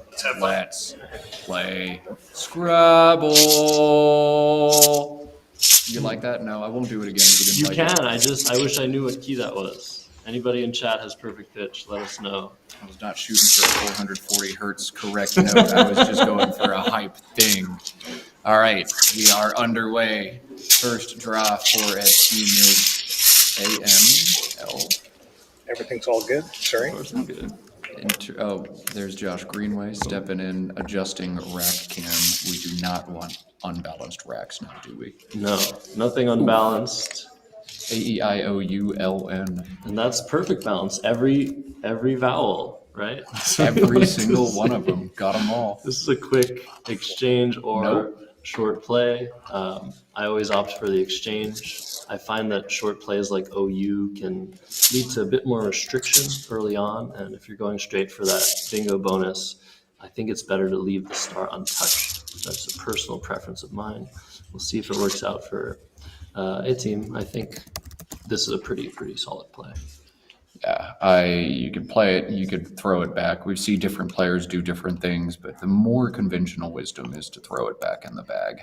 ACEEORU, the opening rack for Wellington, and we might see the same thing. You can exchange EOU, you can play some vowels, or you can play long here. What are you thinking, Josh? I kind of like exchanging. Yeah, Wellington is taking almost no time. Exchanging OUE, keeping that very nice balance. ACER. I'm liking that. I think if you play a bit longer, you're giving Etim a little bit more to work with. I think Wellington's played enough Scrabble. He likes the position of the board right now. If Etim does get a bonus down, it's going to open a lot for Welly. So yeah, I like that decision a lot. All right, so 3 plays so far, 4 points. No, sorry, 2 plays so far, 4 points so far. But we will see significantly higher scores on this move. AAEILMN yields Lamine for Etim, and he's just got to figure out where to put this word down. But he's going to score likely 68 points for the bingo here. Josh, do you have any specific reason to put Lamine in one spot over a different one? Yeah, I mean, there are 2 placements for 68. The horizontal ones making IO or OI. I think it's not a huge difference between the 2, and I wouldn't spend too much time deliberating. Maybe slightly better on top because of 5-letter words having to end in a or I or O on the left side. But now you can end a word in an E, making EL, and potentially score really big. But it's very, very unimportant, I think, at this stage of the game, especially after a short exchange by Wellington. So yeah, it's a good thing that the team isn't taking too long. All right, Lamine for 62 coming down makes this one 72-0. Wellington close to a bingo, but no cigar here. ACDEFLR will not yield any bingos, but 50 points are available to Wellington on that triple word. So I expect we're going to see 50 for Wellington. Right, Josh? Yeah, maybe I spoke too soon here because the word farce or farced even is going to play on top of the LA, which would not have been possible after that other placement. We see a challenge, I think, of Lamine. A little bit surprising, but it's only 5 points. If Willie's had a little bit of a block, not remembering this 7-letter word, it makes a lot of sense. All right, yeah, 5 points on the challenge. That's actually going to make it 77-0. We did not even get our challenge cam. Lamine, a pretty high prop bingo, and Wellington was probably pretty sure it was good. But now we're 100% sure it's good, and Scrabble can resume. Yeah. Lamine is about is some of those words you can spell them AE, AS. It's sometimes a little bit tricky to remember all of them. But yeah, it looks like, well, he's probably not going to take much time here. He's probably going to look for double doubles through that E of laminae, double double through that L as well. It might be possible, but once he doesn't recognize anything, I think Farst is going to come down 50 points, and well, he's going to be in a pretty good position. He's going to be down around 30 end turn, but board's going to be pretty open. It all depends on what Etim gets here and what Welly draws next turn. It's really interesting. It feels like most likely response after the play of Farst on the left side is, excuse me, while we see Etim's draw. I was thinking just like maybe a play to the right triple, but yeah, we're going to see a bonus come down after Farst. But the question is, Matt, are we going to see incredible word knowledge on display, or just like regular top level Scrabble word knowledge? Yeah, man, this is wild. Etim has a double available on this move. He's got one available through the E in laminae for 86, but he's got another available through the EL for 90. And that's all I'm going to say about that. Looks like players are getting their food orders figured out right now. I recognize that menu in Josh's hand. So players ordered food. Josh Greenway is getting the food for them, but it seems like there was perhaps a question of what exactly they needed. Got to keep our players fed for them to entertain us. Such good service. It reminds me of like modern day movie theaters. You know, they come like in the middle of the movie taking your order. It's hilarious. Let's come right at the climax too. Right as we're hyping up. Oh my God, he's got a 9-letter double. This is pause. Oh yeah. Do you want a turkey sandwich or a ham fries. sandwich? Yeah. Regular fries or sweet potato fries? Just another day in competitive Scrabble. The 9-letter double for Etim is Crenelate, Crenelate. If you knew that, stop lying. And if you really knew that, I don't even know if you'd find it. There's something about learning the 9-letter words that feels so useless because you still have to find them. They're the hardest words to find over the board. And I've often just encountered positions where a person's like, oh, I had a 9-letter word, I don't know it. Oh, I don't know it. And then there are players that are like, I do know it. And what's more frustrating? Knowing it and missing it, or not knowing it and missing it? I think Scrabble is just infinitely frustrating. No matter what you do, you're always going to do it wrong. Unless you do it right, but that's too hard. Antecede is just too hard to back out of. Antecede for 86. And that's likely what we're going to get. But what a time trap turn for Etim. I wonder how long he spends here, how long it takes for him to see Antecede even. I mean, that's not the easiest word to spot either, making the blanket D and playing through a vowel. It really feels like this rack works better with consonants. But yeah, third E. Antecede would maybe even be almost as good as Crenelate. I know it's 4 points less, but it really does help block that big triple. We're seeing neither one. Looks like we might get crenated. We've seen this from Etim before. He makes a play that is not precise, and he's like, I know this is wrong.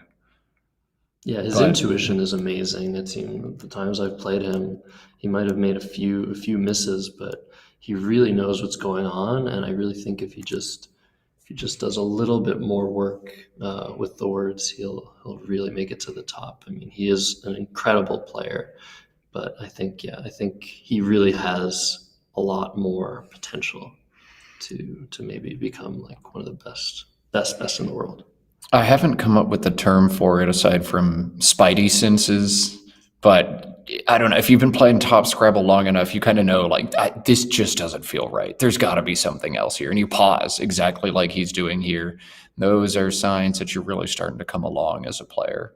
Something feels off. I can't put my finger on it. There's a certain je ne sais quoi, but Etim's showing it here. Yeah. It's also, I've spoken to Etim, and I mean, he's been around for a long time, but I think he's taken somewhat of a break recently to focus on his career. And that's the case for a lot of African players, a lot of players in general, that like they start off super, super into Scrabble. They're always going to love the game, but sometimes life gets in the way. And I think Etim's been working pretty hard outside of Scrabble, and he's recently come back, and I think he's trying to move to the U.S. He's really trying to get back into it. So it's really great to see. I mean, he's got so much potential. He's already way up there too. I was speaking with a 19-year-old up-and-coming player who's already hit 1,600 as a rating, and we chatted a little bit about his future in Scrabble, and I said, make sure you hit 2,000 before you finish college, because after college, real life is going to come get you, and you probably won't have quite as much time to look at every single position in an analyzer and study words as much as you're doing right now. Life is coming for you. And the fact that people are able to play game like this game at this high a level and juggle a career, a wife and kids sometimes, like it blows my brain up. But anyway, lesson to all you young folks in school, get good while you're in school, because it's going to be harder to maintain when you're gone. Or not. Yeah, totally agree with that sentiment. So if we're thinking about once Etim finds the bingo he wants to play, and he's taken a very, very long time, which makes perfect sense on this board with this rack, there's just so many options, and you always feel like you're missing something. Maybe from the F, maybe a double-double. We know that there are 2 double-doubles available. There's nothing from the F, a farce. But I'm trying to figure out what Welly's going to do in response. So, okay, we're seeing Persient, which is probably slightly better than what he was looking at earlier, crenated or creatine. So that blank will be a P, I'm pretty sure. And I guess Welly's just going to respond with a Q play. 'Cause, yeah, he's been when you have a Q and your opponent's taking forever, you really just you have nothing better to do than to just wait. Yeah, the question is, which keyword are we going to see? He's now got 2 of them. Nsikak has not hit his clock yet, too, so this might all be moot, but Talak, Talaq, through the A in Persient, or Kima, Qeema, through the E in Lamine. So he's going to have to figure out which of those to play. But you're right, he's just been sitting there thinking, I'm going to play this Q somewhere. Just what letters am I going to get to play it? Persient, an adjective meaning piercing. It does not take any hooks. And if there's even any thought in your head, as in Nsikak, that it could maybe take an S, you got to pick any other word. So you'd hate to put a hook out there that you're unsure of. With a rack like this, you can put anything out there you want. And Matt, if you wrote a book on Scrabble, like the other Matt, I think that would be the first page. That is, I think, your go-to rule for Scrabble, other than draw better, is do not play words that you don't know the hooks to. Hooks are so important. Knowing what letters go on top, on bottom, left to right on the words you're playing can really mean the game. So it looks like Enacture instead is going to be played, which is an even bigger point sacrifice, and the team already down to under 16 minutes here. So although he's taking a nice lead, no matter what he does here, he's going to have to speed up. And depending on what he draws, it really is a little bit of a lottery here. Some racks are easy, some racks are hard, and of course, Welly knows what to do in any situation. And in this one, just play fast. Yeah, just put the time pressure on. Play fast, but I don't know that I would have played Talak there. I think Kot's stronger. This is going to get overlapped a ton for like 35 or 40. I mean, AEMLT is a bingo-prone leave on a board that's not super bingo-friendly, but I think I still would have played Kot there. I don't know. Now, yes, Yite is like a gazillion points now. Mm-hmm. That's true. One of the concepts that's really important when you're trying to exploit your opponent, not necessarily when you're trying to make the best moves, is if you want to put time pressure on your opponent, it's better to not leave them very easy spots to play in. And a lot of the time after Talak, a team just has some nice underlaps of the queue. So I also would have preferred to see Kot there, but playing something fast is a good idea. Looks like the team's just going to play YU, keep EINOT. That's more aggressive, but it might work out really nicely for him. We'll have to see. Yeah, it's a good leave on a board that does have some available floaters. It's a great score, too. You can't sneeze at a 32 holding a bingo-prone leave, so YU, the play makes sense. And Wellington now figuring out how to respond to the back-to-back bingos. He trails 78 to 179, but Mazer right now is 55 points. Do you play Mazer for 55, or do you play Fez through the Ian and Axure for 30 and keep a very bingo-prone leave, Josh? Yeah, now that Etim has played YU, making MU, there's a pretty nice spot for 7-letter words right underneath that. So the leave of AEMRT is very nice. Playing Fez for 30, the likelihood that, well, he's going to draw a bingo that it's not going to get blocked is very, very high. But Mazer, 55 points. You're down 100. It's really hard to say no to 55 here. I'm really not sure. 55, and you put some floaters out in space for the indefinite future. Mazer it's got to be the move here. I'm not sure. It feels like this is a special board. It feels like it's not getting closed anytime soon. So if you play a little bit slower, you play a shorter move like Fez, I feel like you have chances. I mean, you're probably going to need to bingo twice after Fez. But after Mazer, you probably only need one bingo to get back into the game. I don't know. It's definitely a turn that Wellington would have preferred not to spend this much time on, given the time situation. But you have to think about these racks. Like there's a lot to consider. It's really a now versus later kind of decision. Looking at expected bingo percentage after Mazer, Wellington to bingo just 14% on his subsequent play. After Fez, holding AEMRT, Wellington 61% to bingo next turn. So do you take the sacrifice, 25 points now, in order to enhance the bingo percentage by nearly 50%? That's Wellington's decision to make. These are tough. Yeah, there's also the option to just keep that Z behind. I'm saying Z. It's an international tournament. Should I say Z or Z? We're in America. I usually, wherever the tournament is, that's how I say it. So the Canadian tournaments, I'll try to say Z. We're in America. On the 4th of July, no less. It's a Z. Fair enough. Yeah, especially with the American donation of 65 grand. I will try to say Z as much as possible. It looks like Frame set up the Z? I wonder. I mean, obviously the Z has a ton of potential on this board. We have the 2-letter word ZE, so we have that double word score next to the E, the top E of an Axure. So it does feel like you're scoring in the 40s, 50s easily, no matter what, after a play like Frame. But don't you want to just try and bingo soon? I'm not sure. It was a hard turn.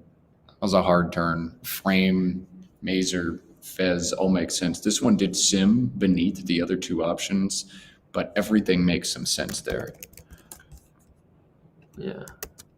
All right, so it looks like Cogito coming down very quickly for Etim. This is exactly what he wanted. His play that he saw during Wellington's turn did not get blocked.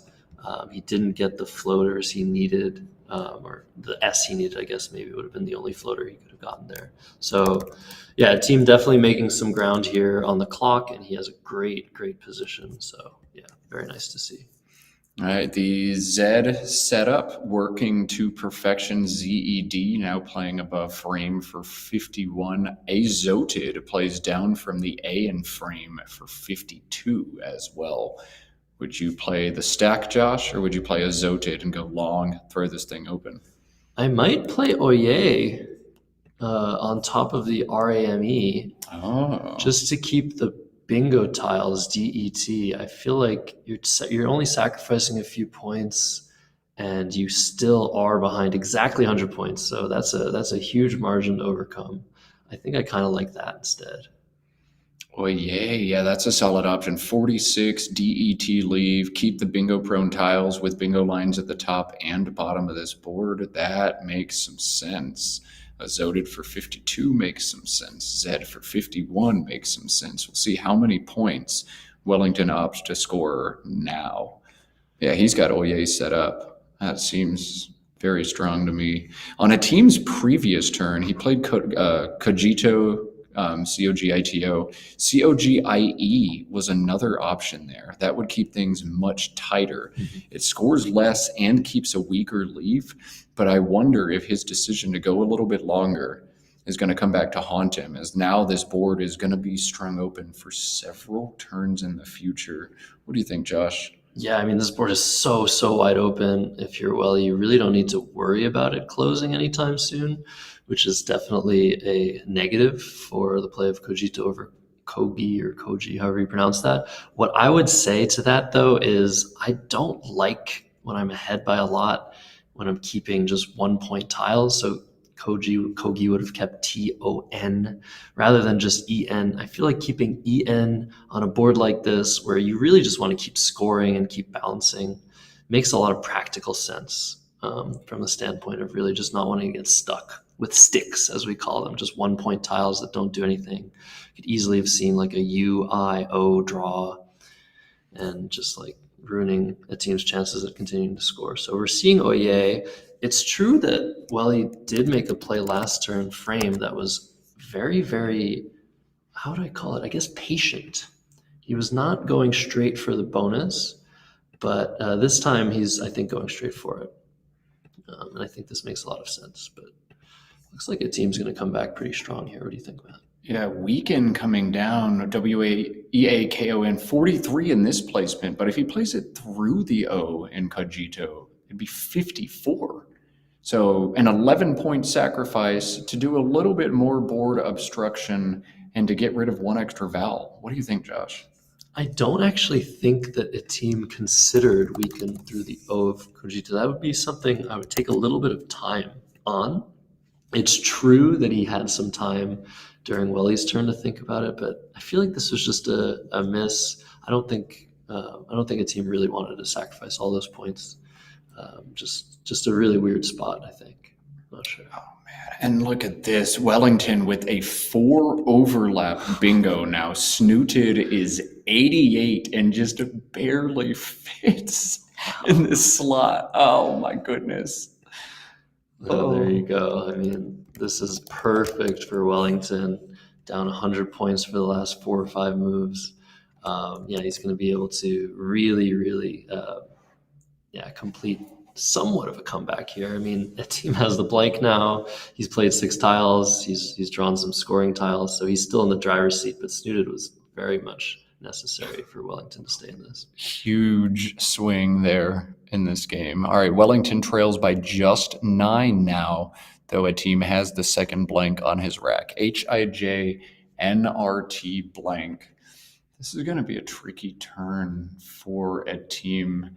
JIN on top of Weekend, making JO and IN is 33.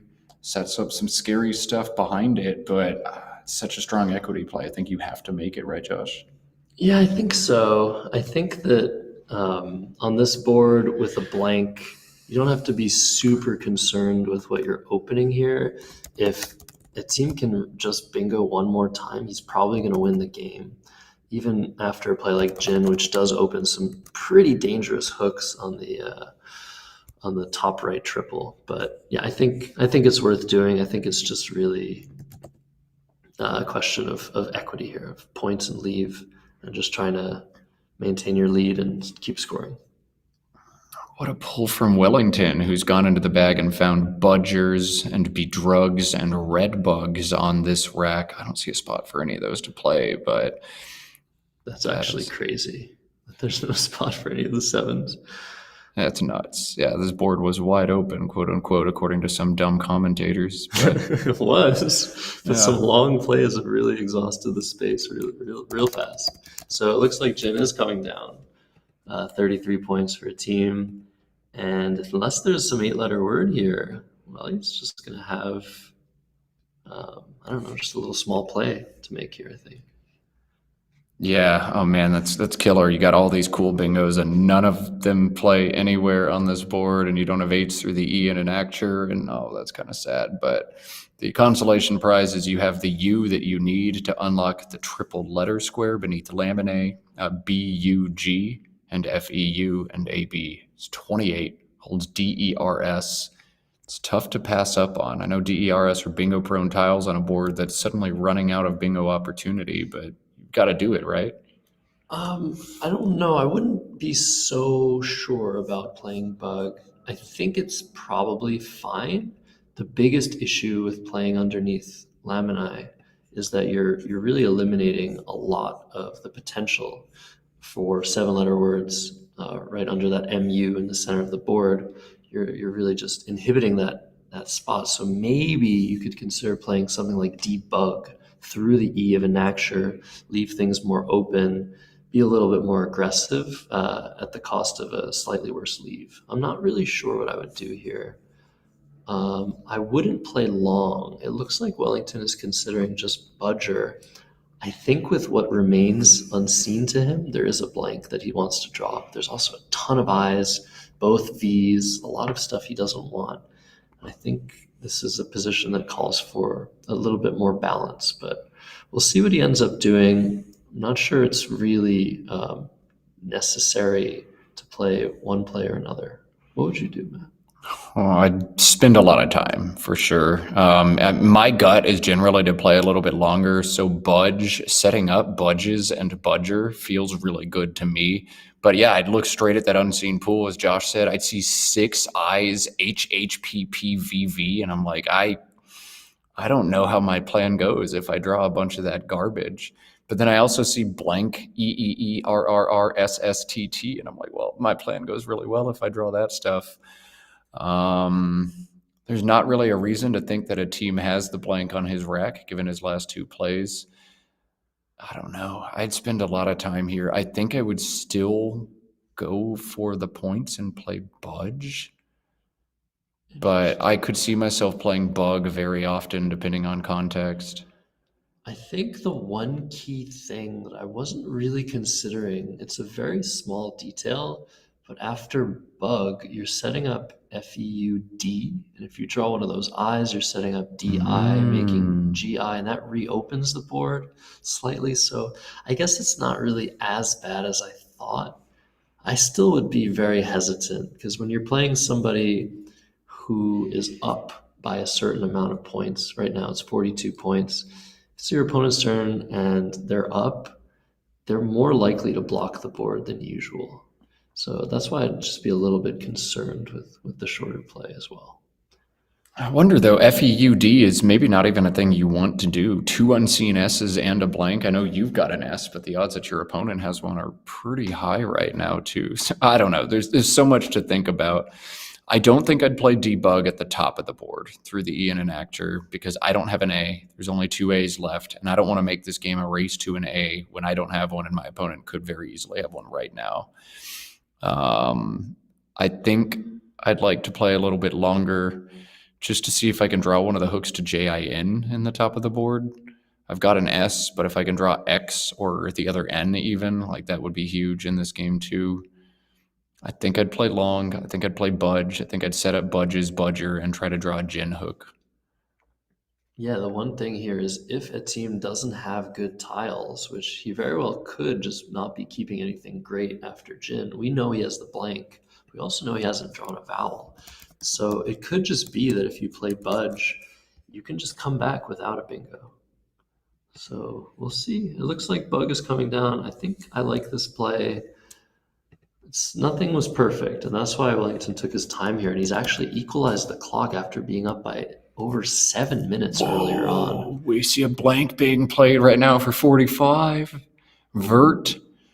And I think this is the best play for a team. On top of that, he could play Thrave through that disconnected AE and throw this board open, but I think that was great. I love this decision. It's such a high-level decision. Just go straight for the points. You're ahead. The blank isn't that good on this board. I mean, it's so many points. I love this decision by Etim, and he's hesitated a little bit this game, but after the 2 bingos of Laminate and enacture, he's just been playing fast, solid, and just like keeping the scoring pressure on. We love to see it. Yeah, I think the one thing you need to do if you're going to play vert is you need to commit to it and play it within about 30 seconds on that turn, because now you're saying, hey, I'm going up. This game will probably be pretty close, but I think I can sneak it out. you need to have time on your clock to make sure you complete that plan to perfection. So if you're going to play it, you definitely want to play it fast. And I do think it was the right thing to do. Thrave just feels a little bit ridiculous given everything else.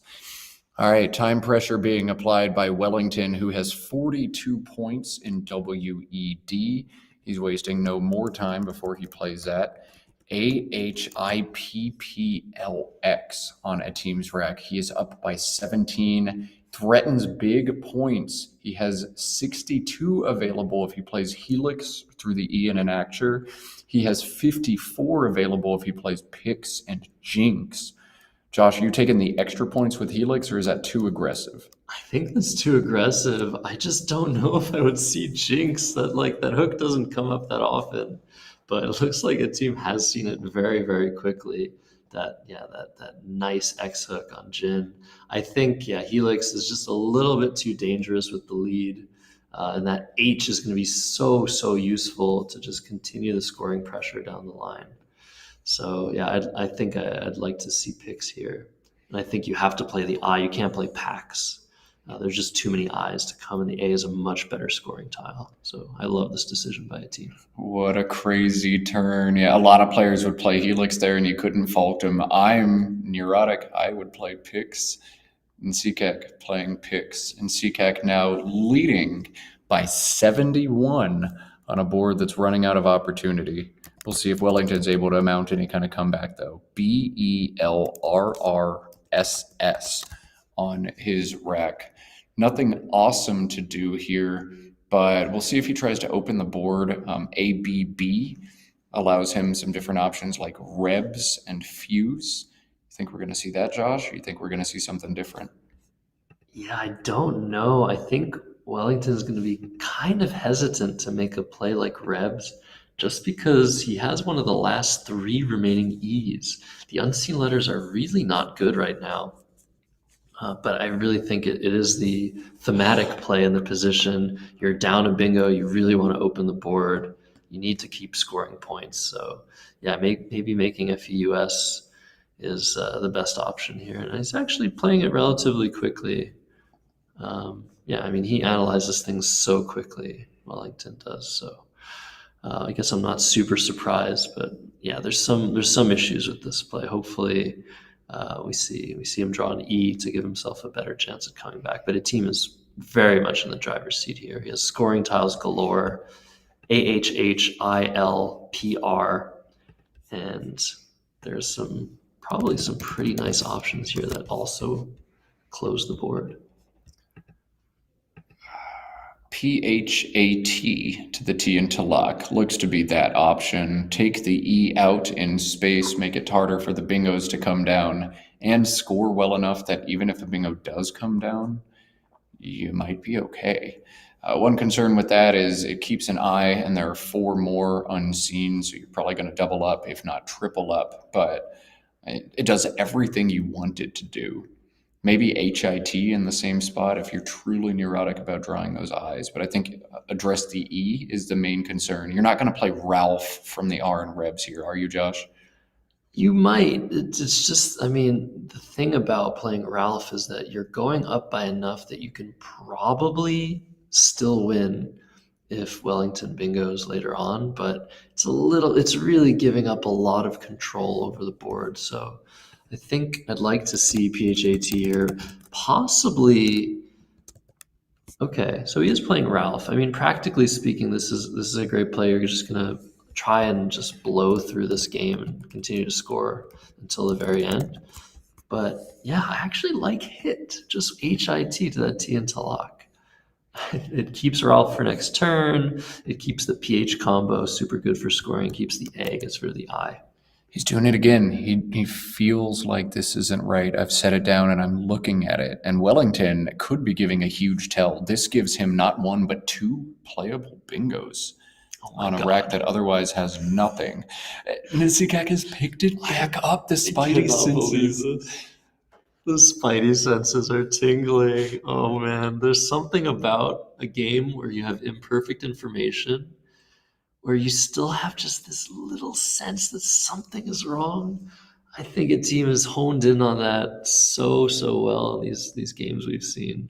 But I'm not sure. Sometimes you get that feeling, this is wrong, but then you just don't understand why you get that feeling, and then you just put the same play back on the board. Imagine he puts it back, and then and then gets bingoed on, and then immediately just like tilts. Yeah.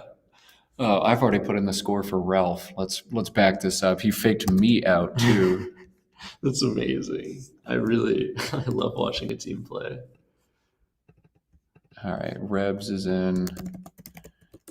All right.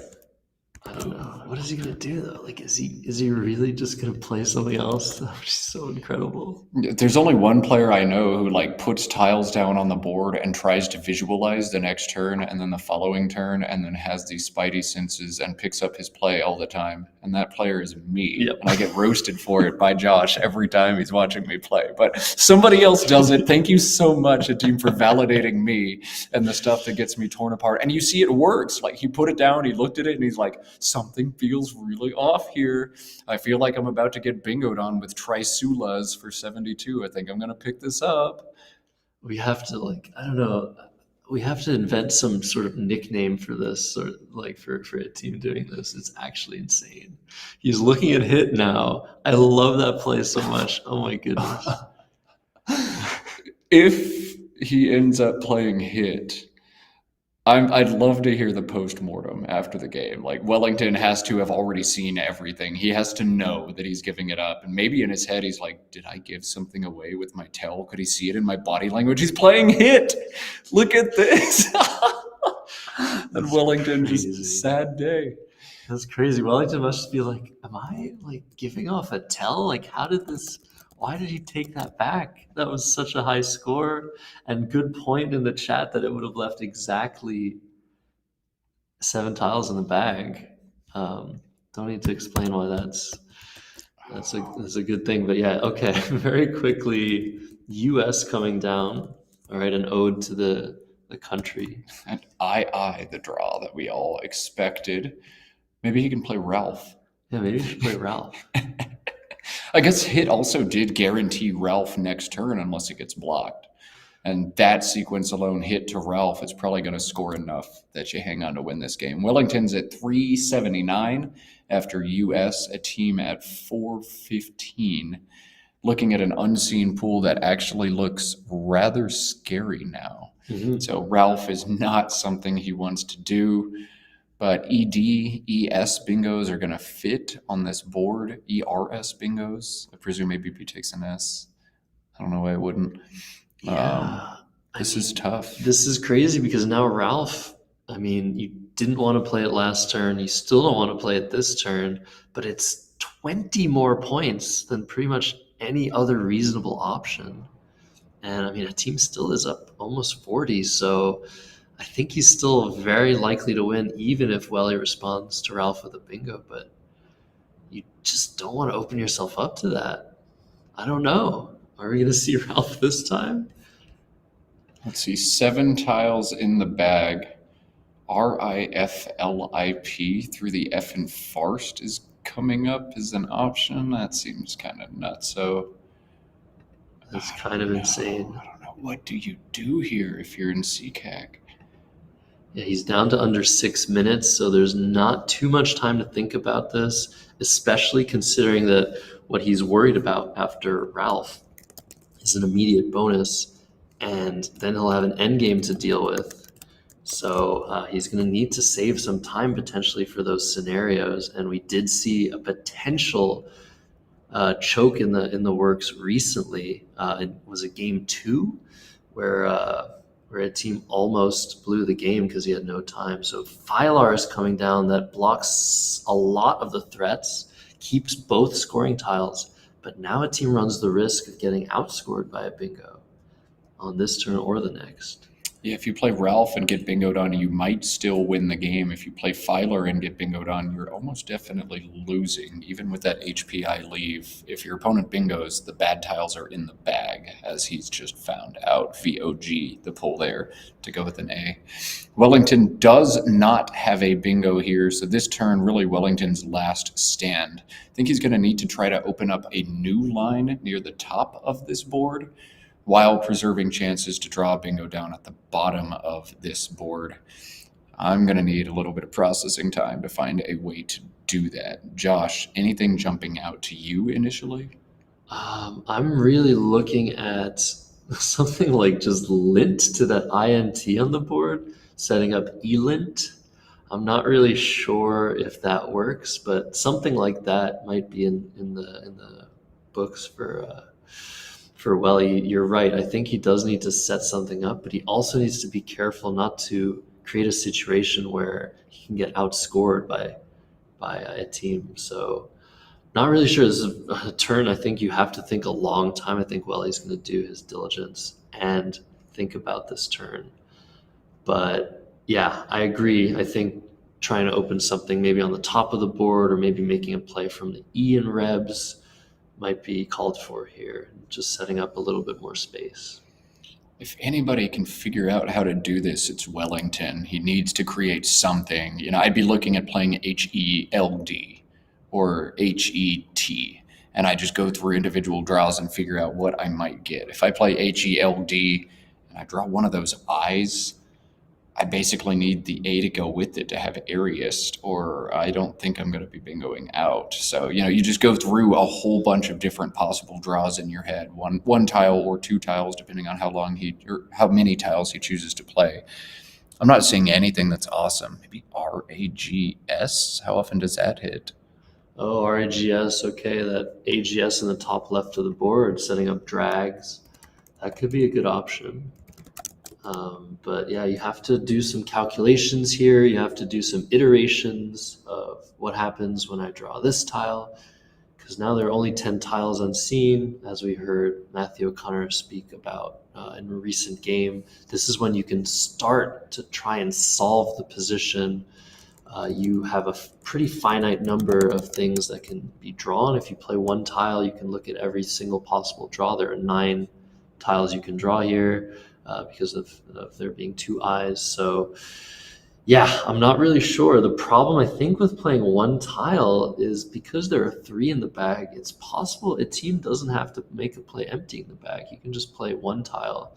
So if we think about rags to the AGS in the top left, what if a team just responds with a one tile play to that AVE, for example, on the right side, like maybe just pave or gave or something that blocks that line and still leaves one tile in the bag. This is really tough. Ooh, tint. Set up stint. Oh, That's okay. tough to do much about. Okay. I like that. Yeah, Wellington. Yeah. Much better. Yeah. Okay, so I had an instinct on where to play, but for some reason, this is why Wellington is Wellington. This is really difficult to deal with. And now Etim forced to decide first with 2 tiles in the bag. Am I playing one and giving you another chance to fish? Or am I just going to empty it and hope you don't bingo out? Or am I going to empty it and try to block as much as I can? Those are kind of the 3 lines here. Wellington has done this before. He's doing it again. He's not looking at that tile. He's doing nothing to give you information about what he just drew. I don't know. I think you might have to play like agave here, something that blocks stint, and just hope that, I don't know, you DEIILNRS. So you have to look at the possibilities. There's relins, there's nereids, there's lindies, there's deniers, inliers, so lots of bingos. Everything just plays in both spots, it looks like. That's crazy. So there's a spot under the REBS. It just feels like everything plays in both spots. I think you just have to hope that he misses. I don't think you can outrun him. I don't think there's a way to outrun. Oh my goodness. What an incredible play. Tint. Yeah, you draw so much on the top or on the bottom. If he's drawn an E, I guess from our perspective, it could be one of 3 tiles, an E, an I, or an N. I think the E wins no matter, well, actually, no. Recital only plays on the bottom, and then the I misses and the N misses. Oh, okay. So that's the thing you have to see here if you're a team, that resiled only fits on the bottom. So DEEILRS. So if that N is still in the bag and that one of those 2 I's is still in the bag, which seems pretty likely from a team's standpoint, you'd have to block the bottom then. Wow, that's crazy. If I'm approaching this, I think the calculus starts with I is one of the tiles that was not on Wellington's rack. There were 3 tiles that weren't there. I is almost definitely one of them, and S is almost definitely one of them. So no I, yes S on Wellington's rack. Then you want to look at what bingos if an I is not on his rack. And yeah, that rack of resiled is a huge one. Mm-hmm. And So it is do you- possible. This is possibly the only thing Welly can actually draw from the unseen pool. I mean, because we can see his rack. Yeah. This is much harder on Oh, a team's yeah, end. 'Cause absolutely. a team He's doesn't got know no that he time. had the L already, and that makes it nutso, or the R or other stuff. We know his consonants. This is such a hard turn. You can see Wellington was not in a good position, and all of a sudden a team has a lot of thinking to do. World champion stuff. Yeah, how do you block like that spot? It's weird. It feels so much easier to block stint than it is the line underneath the RE. RAV, I guess, for 6. Yeah, I guess you do that. That's crazy. This is wild. From our perspective, we know Wellington is 33% to win this game, more or less. I don't see Resiled getting blocked at the bottom. So if he drew the E, it's probably going to stay open and he'll probably win. From a team's perspective, he probably feels sub 50% to win this game as well. And from Wellington's perspective, with that whole unseen pool of AGHIOPV plus an N and an E, like he's probably well sub 50 to win. So nobody thinks anybody's going to win this game. But somebody has to. Everybody feels bad. This game has been insane, Matt. Like it's been so technical. It's been really incredible to watch these two guys duke it out. Whatever happens, I mean, this was a game. This was an amazing game. I'm so glad to have called it, but we still have no idea what's going to happen. These are the best ones where with one player is 40 seconds on his clock. We still have no idea who's going to win. One player's not even looking at his tiles because he doesn't care. This is awesome. This is peak. It feels so like inhuman not to block stint. Like he's just set that up. That's what you want to block, but I think he has to block the other spot. That's totally crazy. Oh, he has the V. Where is he going to put that V? Is he going to play Rav? If he plays Rav, I think he wins. He's going to play... He has 15 seconds. He's going to play... Just Vi. Vi. All right, we have to see. All right, what is Wellington's tile? Did he draw the E? Oh! He drew an I. He's laughing. Filariad actually makes it pretty close. He's laughing. Yeah. Oh, yeah. Maybe Wally shouldn't be laughing. Maybe we should be playing Filariad instantly. Filariad for 36 makes this one pretty close. But wow. That's amazing. All right. Etim 431, Wellington 383. The bag is empty after Vi. Wellington has no playable bingos. He has Filariad, but that won't do it. Etim looks to hang on and win. This one has been absolutely spicy.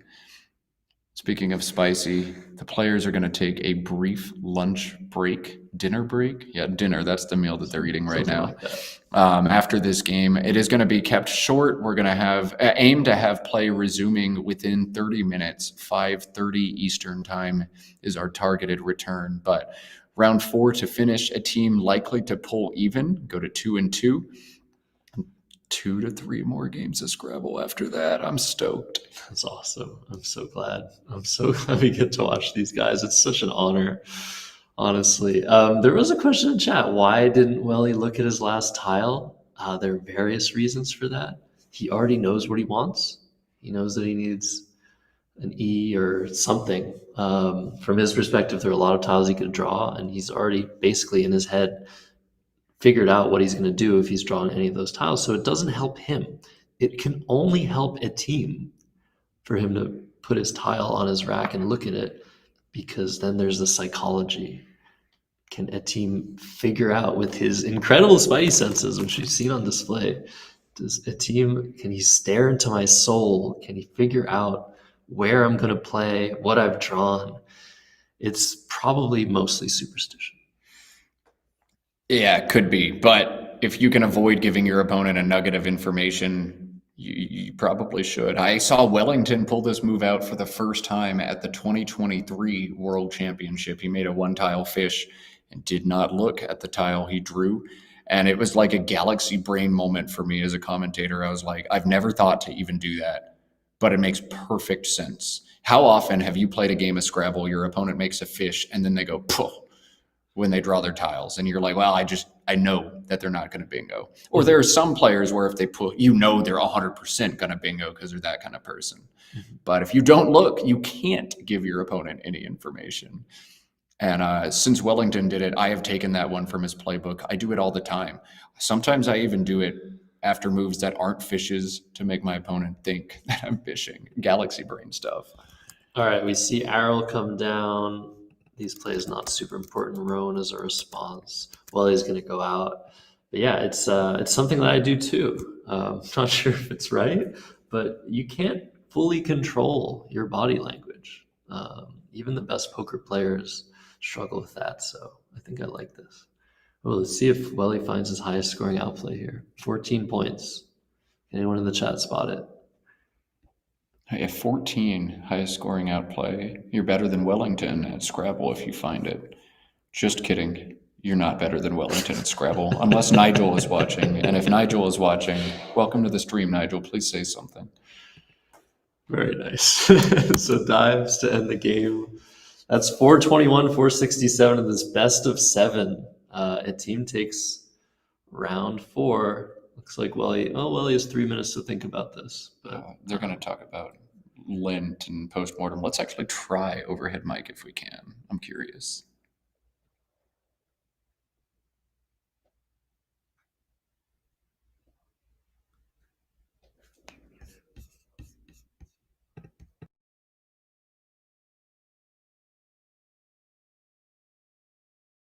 For this one, with what was missing, you didn't have a bingo that you can play here, even if you get it. You get me? But if I do this one, if you just get something like hipping or heaving or one kind of thing, even they see the enter. You get me? So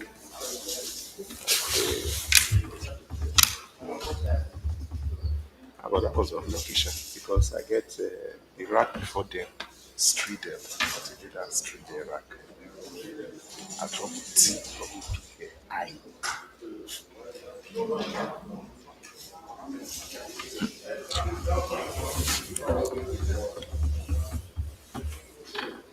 Okay.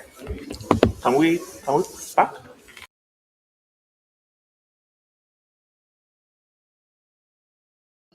All right. With that, we have a 2-2 set. This best of 7 is whittled down now to a best of 3 between Wellington Jighere and Etim Nsikak. Matt Kanek and Josh Sokol in the booth will be bringing you the remainder of this set. We are going to cut away to a short dinner break. Again, the goal is to have Scrabble back and playing by 5:30. That is 26 minutes. So you make sure you hydrate, maybe touch some grass, and don't go anywhere because we'll be back in 26 minutes. Yeah? Yeah, as soon as possible. Thank you guys so much for watching. All right. See you soon.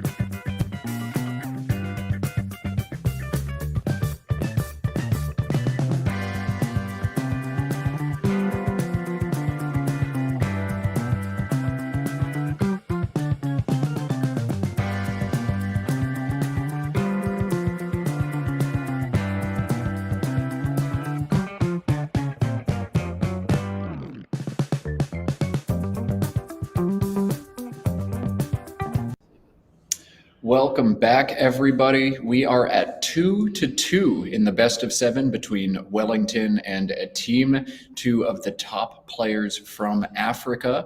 We have 2 or 3 more games to go in this $250 best of 7 showdown. So far, it has been awesome. 3 out of the 4 games have had drama up until the last turn. We would expect no less from 2 world-class players. I want to remind everybody that this is the very best place to play Scrabble or to watch Scrabble. Let'sPlayScrabble.com has all of the major tournaments coming up, brought to you by the star-studded crew of Josh Greenway and Kieran O'Connor. This is perhaps their flagship event, the July 4th Albany tournament. Play begins tomorrow. 32 games from the sickest CSW field I have ever seen on North American soil, all thanks to Bob Lynn and his generous $64,000 donation to the prize fund here. That is insane. That is absurd. That is objectively good for Scrabble. Yeah, Josh? Yeah, I mean, how could it not be? It's just so amazing. Like, huge donation, just attracting everybody from everywhere just to play the game that we love. Yeah, it is awesome. Let's cut over to what we're watching today. We want to give a thanks to everybody who has joined us thus far for our coverage, and say thanks to everybody hanging around for that dinner break for us as well. 2-2, the player going first has won each of our first 4 games. Now Wellington looking to hold serve as we go into game 5. Strong play from both of these players. Strong play expected from both of us commentators in the remaining games. Let's do it. Players are fed. I'm fed. Josh is fed. Let's play Scrabble. Let's do this. Can't wait to see what's in store in the bag of desire. Just a testament to what students of the game both of these guys are. During the dinner break, they were sitting with me and Josh in a room, scarfing down our wings and our sandwiches and our salads, and just dissecting positions. Wellington asking about like 3 or 4 different moves from the last game, in Nsikak the same. And, they want to know, they want to learn, they want to keep breaking it down and dissecting positions even well after the game is over. Wellington to play first, EEIMTUY, his opening rack. Yui for 12, Josh, or something else? Yeah, I guess so. Guess you play Yui here and keep. I don't know. You could play Yum. I guess Yum is a little bit more defensive, but I think I prefer playing Yui for 12. I'm not sure. I'm not sure about this choice. Anytime you play Yui and then get hit with that Q front hook, it feels really, really bad. But Yui probably the sim play. Wellington taking a few extra points here, playing Yum, and he's going to get hit with that hook right away. The P coming down instead. AACKPLU, the opening rack for Etim. The Yump is going to give him a number of plays. I think Puka, P-U-K-A, or its anagram Kapu going to come down. Which of those do you like, Josh? Or just Pack?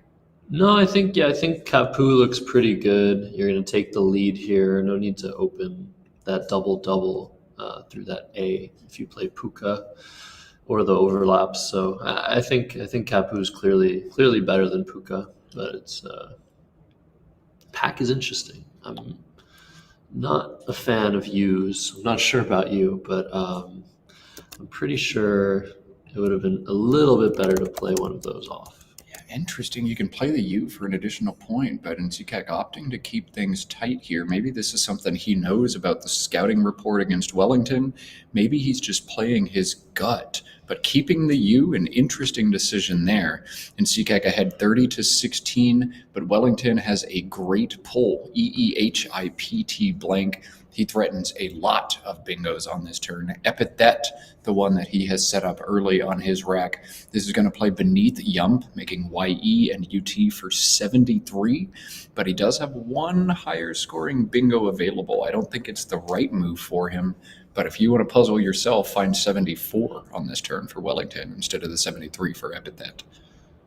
Yeah, I think it's already been shown in the chat.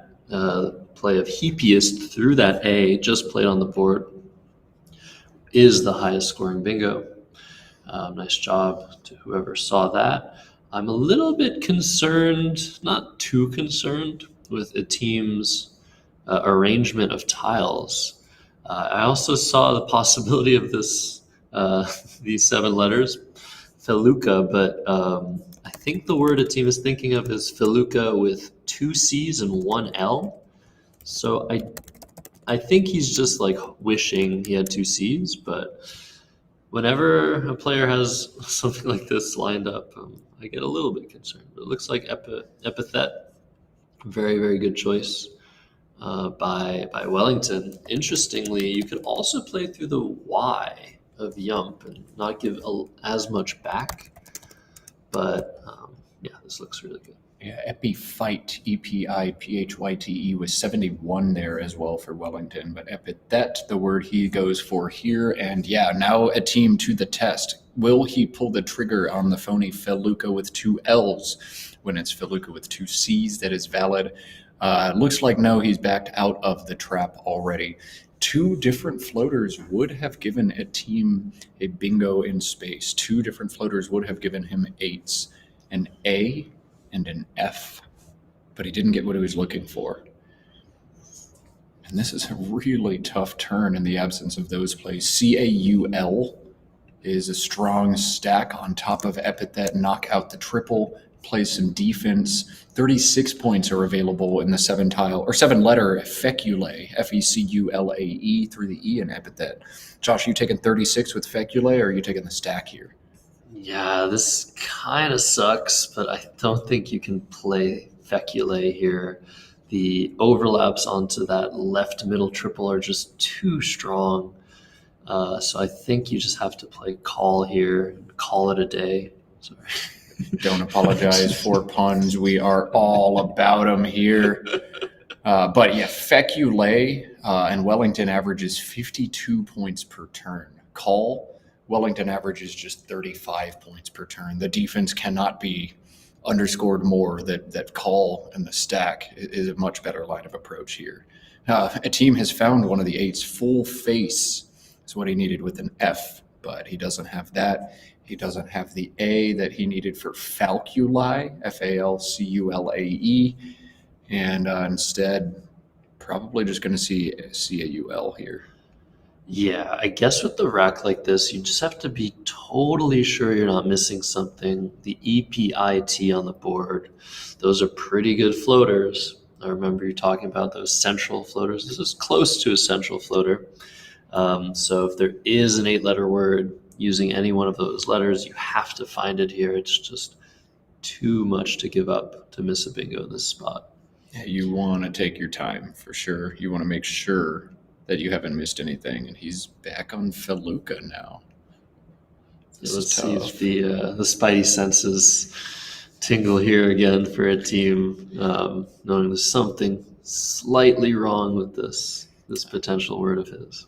Josh and I chatted with the team during the dinner break about those spidey senses. If you were watching the coverage earlier with us, 3 different times a team set down a play but didn't hit his clock, looked at it, thought very hard, and in each of those 3 instances, there was a better option lurking out there for him. In some of those instances, he picked up his play and found the better option. And we asked, what are you doing? He said, I'm just trying to visualize it. I'm trying to see what might happen next turn. Just make sure this is actually the right move. And sometimes the visions that he sees tell him to pull back and do something different. I wonder if he's going to visualize feluca, try to get a tell from Wellington. This is tough. Yeah, and I mean, he's taking a while here. He's only made 1 play under the 21-minute mark. Usually taking 2 minutes per turn is a little bit too long. And we've seen this before, a team taking a very long time at the beginning of the game and not having as much time later to consider all the options. So hopefully he'll come to senses here. He'll make one of the few good plays in the position. It looks like call is being set up almost. Oh, he's almost there. But, well, he just has to wait and see what happens here. He's probably hoping that T doesn't get blocked, but indeed it will. So no indentor for Wellington. So call is the play, Deinnor for Wellington, and now his options aren't fantastic. But these are so good to learn from. Wellington sitting on these bingo-prone racks on these tight boards. Wellington navigates these positions so well. I think a lot of players would just cue in on, I got to play off one of my N's and I got to play off this O. I'm going to play ON underneath epithet for 17. Keep diner. It makes sense, but perhaps with the board that's not very friendly to bingos in the absence of an S on your rack, you're looking to go a little bit longer here. We generally see Wellington play a few more tiles on these closed boards, especially with a lead like this. I wonder if we're going to see Noir, Noir, in the same spot for 23, or just the 2-tile ON. Josh, what do you think here? Is fishing appropriate, or do you want to go a little longer? Yeah, I think either or. What's good about just ON is you have that possibility of drawing a 7-letter word next to the AK of pack. But if that gets blocked somehow, you're sort of in trouble. But I think the diner leave is totally okay here. I feel like this gives a little bit too much back on the underlaps. But taking the points in positions like these is usually not a terrible idea. And Etim to come back with a bingo. He's drawn the blank. He's spotted solfège already, I'm pretty sure. So that is his only playable bonus here, surprisingly, with the blank. Yeah, that LIN exposed by Wellington makes you want to take a second and look for tens with that ING combination. But solfège, the only playable bingo here for Nsikak, 77 points. And all of a sudden, if you're Wellington, you're thinking, dang, maybe I should have played ON. Maybe I'd be threatening a triple-triple if I had stayed a little bit more in bingo range. Now, I would have played Noir in that situation as well if I were him, but you can't have known you were about to have a triple-triple exposed. ADEEHNT for Wellington. No bingos here for Wellington. He's going to have a big decision now on his hands. Do I want to obstruct the E in the triple-triple line, or do I want to grab as many points as possible? When he spends some time and looks, he's going to notice he has Hanted, HANTED, as a 4 underlap beneath epithet and Noir. That is 42 points and holds an E. But he can also play heated or net head through the E at the bottom of this board for 36 points, or and do something totally different. Just EH to the right side of solfège, making FE and EH, is just 25, but holds ADENT and creates a second bingo line. Josh, there's a lot to dissect here. Tell us what you're thinking. I'm just thinking EH is just such a cold and calculated approach. If we see EH come down, I will be so impressed. Normally you see a triple open, especially with an E in the middle. You just want to block it if the score is at all close. But if you instead just play EH, FE, and EH for 25, you tie the game up. And now you're threatening triples and just 7-letter words to the right. With the lane that opens up. But I think I would probably settle on just heated here, take a small lead and just get rid of the biggest spot on the board, reduce the variance of the position. But again, this is the second turn in a row that Wellington has had a 7-letter word on his rack that does not play. So unfortunately for him, he's not going to get everything he wants. And he's going to have to sacrifice something here, either leave or score. Another thing after playing just EH is if you draw something like Chanted, that plays 4 underlaps in exactly the same spot Hanted does for literally 100 points. And so not only are you drawing into bingos, but you might draw into mammoth bingos that absolutely turn the tide in your favor. That being said, I think it's really hard to leave the triple exposed. I think Wellington has been the stronger player in this set. And I think a play like Nethead is what you want to do if you're the stronger player. Don't leave things up to chance. If he draws a triple, you die if you don't block it. So just make a play down here and see where the game takes you. What do you think, Josh? Yeah, seems pretty good. I definitely would have slightly preferred just keeping that N for 3-point sacrifice, but it's really neither here nor there. As Etim was ready to do something no matter what, he had time to think while Wellington was deliberating where to play. So bows here, making TOWHIS and Lino seems very obvious to me. I don't think there was anything else to consider. You want to keep that C instead of that B. That B is really not a good tile. You might think, okay, maybe I play cows instead and I don't let Wellington underlap as easily, but yeah, I think you have to play bows here. Keep the better leave. Yeah, bows seems to be the top option on a team's turn, and he wastes very little time before he pulls the trigger on that. Back to Wellington, who's looking to make plays above net head over on the left side now. JURE, JUTE both fit there. And it looks like he's opting towards JURE. That synergy between the L and the T is nice. 5 unseen R's. Go ahead and get rid of yours so you don't duplicate up. This makes sense, yeah, Josh? Yeah, I think this is pretty obvious. Once you just look at the unseen letters, the only thing that would convince you to play jute over jure is whether there are tons of T's to draw or tons of R's to draw. The ELT leave is slightly better. So I think this is the right call. All right, so that's the play. Wellington ahead by 6 points, 181 to 175. Etim on 6 consonants has a pretty fun turn up ahead. We'll see how long he opts to play out of this. DEW stacks on top of Jure for 32, and it looks like he's just going to play that. Yeah, it seems all right. You could also keep your E here. A few E's have already been played. I hate keeping 4 consonant leaves. If you draw 2, 3 consonants, you're just going to be in trouble next turn. I mean, this is such a nice score. And if you just draw a couple of vowels, you're in great shape. There's a really cool option available, not the correct option, of screw up to the up of the left of the board. But yeah, this looks pretty good. Oh man, screw up is so sick. Anytime you can hit that WUP combination, but yeah, not the right play there for a team, just the flashy play. Do very standard, crushing a sim, and a team doing a nice job, not falling into a time trap, not getting cute, not overthinking that turn, but just chugging along, moving to the next move. EILOOTX, the rack for Wellington. I'm very curious to see how he plays this one. Standard sheer equity play is FOXIE from the F in solfege. That seems absolutely ridiculous to make given the shape of the board otherwise.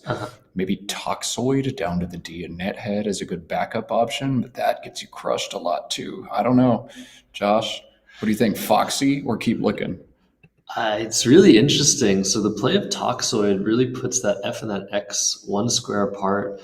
Some easy plays like AG and Ego or AM could come down and score really easily for a team. But opening that E in the triple after something like Flexo or Foxy seems ridiculous. I think a really cool option here is just X for 37, making FE and EX, because you have 2 of the last remaining 5 O's. And it really feels like a team is not likely to have an O after the play of do. So I think I would have maybe gone with that and like set up EXO for next turn. Yeah, that seems strong as well. But if your opponent bingos in that line and you keep these O's, you're in really sad shape after that. So Flexo, the decision we see, kind of split the difference. It's not as aggressive as Foxy. Still scores some points and pushes the game on. CINRSSY, the rack for a team now. He can score, but he can't really obstruct the O in space without making some sacrifices. CORYS or Yonik play in this spot. Oh, but he's found Sinrock. Okay, nice. Wow. Beautiful find by a team here. Super weird looking word of Sinrock. I love this. I love this for him. The only issue is keeping that I with a bunch remaining, but you do want to get rid of that big scoring spot that was just opened up. So this is also getting challenged. So you're going to get an extra 5 points for it as well. So yeah, great job by a team finding this quickly. Sinrox, SYNROCS, is by probability number 29,000. So a little word knowledge flex here from a team. I've gone deep in that book, and I'm going to show you just how much I know. Fantastic stuff there. After the play with a 5-point bonus, that is now 38, not 35. Etim leads 245 to 213. AILOTVQ, the rack here for Wellington. Yeah, Wellington's found the Q, and really all he can do is play COTS for 23, or he could play on top of the YER to leave the space open. Maybe you do that, actually. Maybe he should have left that spot open, given that he's at a deficit. But things are close, and this is 2 more points than playing with Tire. So we like this decision. Whenever you have that Q, just play it as soon as possible. EIRST, a great start, and another D and a T to finish it out for Nsikak. Seems like I put the commentator hex on him just as soon as it looked good. He steered clear of a bingo. This will be an interesting turn for him to navigate. You'd like to keep both of the vowels if you can, but you can't do that and score points effectively. So TIC to the C in Sinrock is 23. Otherwise, we're having an uninspired fish. Josh, you grabbing those points?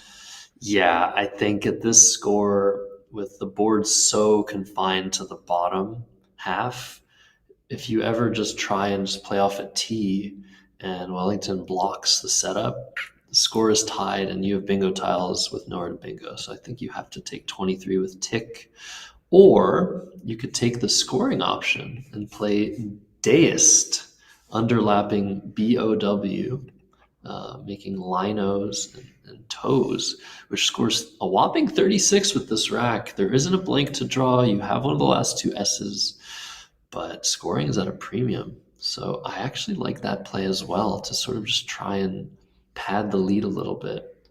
Deist for 36 is a fantastic option in this turn as well. It's tough to cash in most of your balanced rack with a play like that, but this is exactly the time and place to do it. You've got a narrow lead. You've got a board that is not at all conducive to bingoing. You don't want to get, quote unquote, caught up in the sticks. You don't want to have a bunch of 1-pointers and have bingo prone stuff that doesn't actually bingo on the board. Deist would be, I think, quite appropriate, but tick is a good play here. The one thing you don't want to do is score 7 or 8, make a small fish, and then either miss or get blocked, and then be big sad. Got to score at least 20 here. Yeah, what's really interesting is the play of tick does leave you a lot more flexible. You keep that S, you keep those bingo tiles, so you can still bingo maybe through the A of COTS to the T of COTS, and you also just keep possibilities open in that same spot where you could play deist. You're keeping dressed, for example, making tout. You can even draw something higher scoring. He's going to try treatist. Oh, That's sick, but it's not valid. wow. Is this on hold? Yes. You see some playful banter between the players. I'd love to know what they said. Probably something like, "That's very nice, I think." And then keep him on hold. Wellington's probably looking to see if he has a bingo back before he challenges this. Wow, that's beautiful. It's only worth 5 points to challenge this, but it looks so good. It looks like a word. That's incredible. That's fantastic. Just the creativity to find that is already incredible. And now the poker face. How long can he hold it? He probably thinks it's a word. So I don't know how much of a poker face you need here. I think you just need to hope it's a word or that it doesn't get challenged. Wellington's laughing. This would be a pretty high probability word if you've ever studied the 9-letter words by probability. But this is a huge gut check. It looks so good, but it still hasn't been challenged. Got to get some poker face playing right now, Lady Gaga. Oh, man. Okay. And it's been challenged. The show is over. Oh, man. That's too bad. We need to get a word judge camera mic as well. We can see the players and the looks on their faces, but I'm curious what kind of grunt or noise or giggle we're going to get after this one. I think Wellington looks a little bit concerned that this is valid. Okay. Very nice. He's gonna double check the spelling. Spelling Etim is is like, correct. what? All right, fine. I That was love that not challenge one game. either of us had on our radar, but that was fantastic. I appreciate the effort for sure. And I love me some challenge game too. Great update. All right, that's a huge swing in Willie's favor, and that spot is actually his now.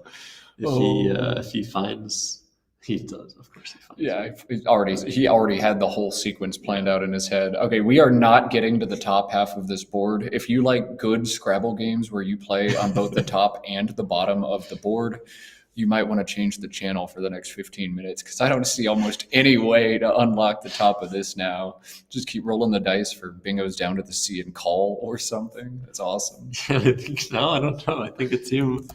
Oh, he's playing Tade, but where are you going with that leave? I guess he can draw a bingo to the M of Yump.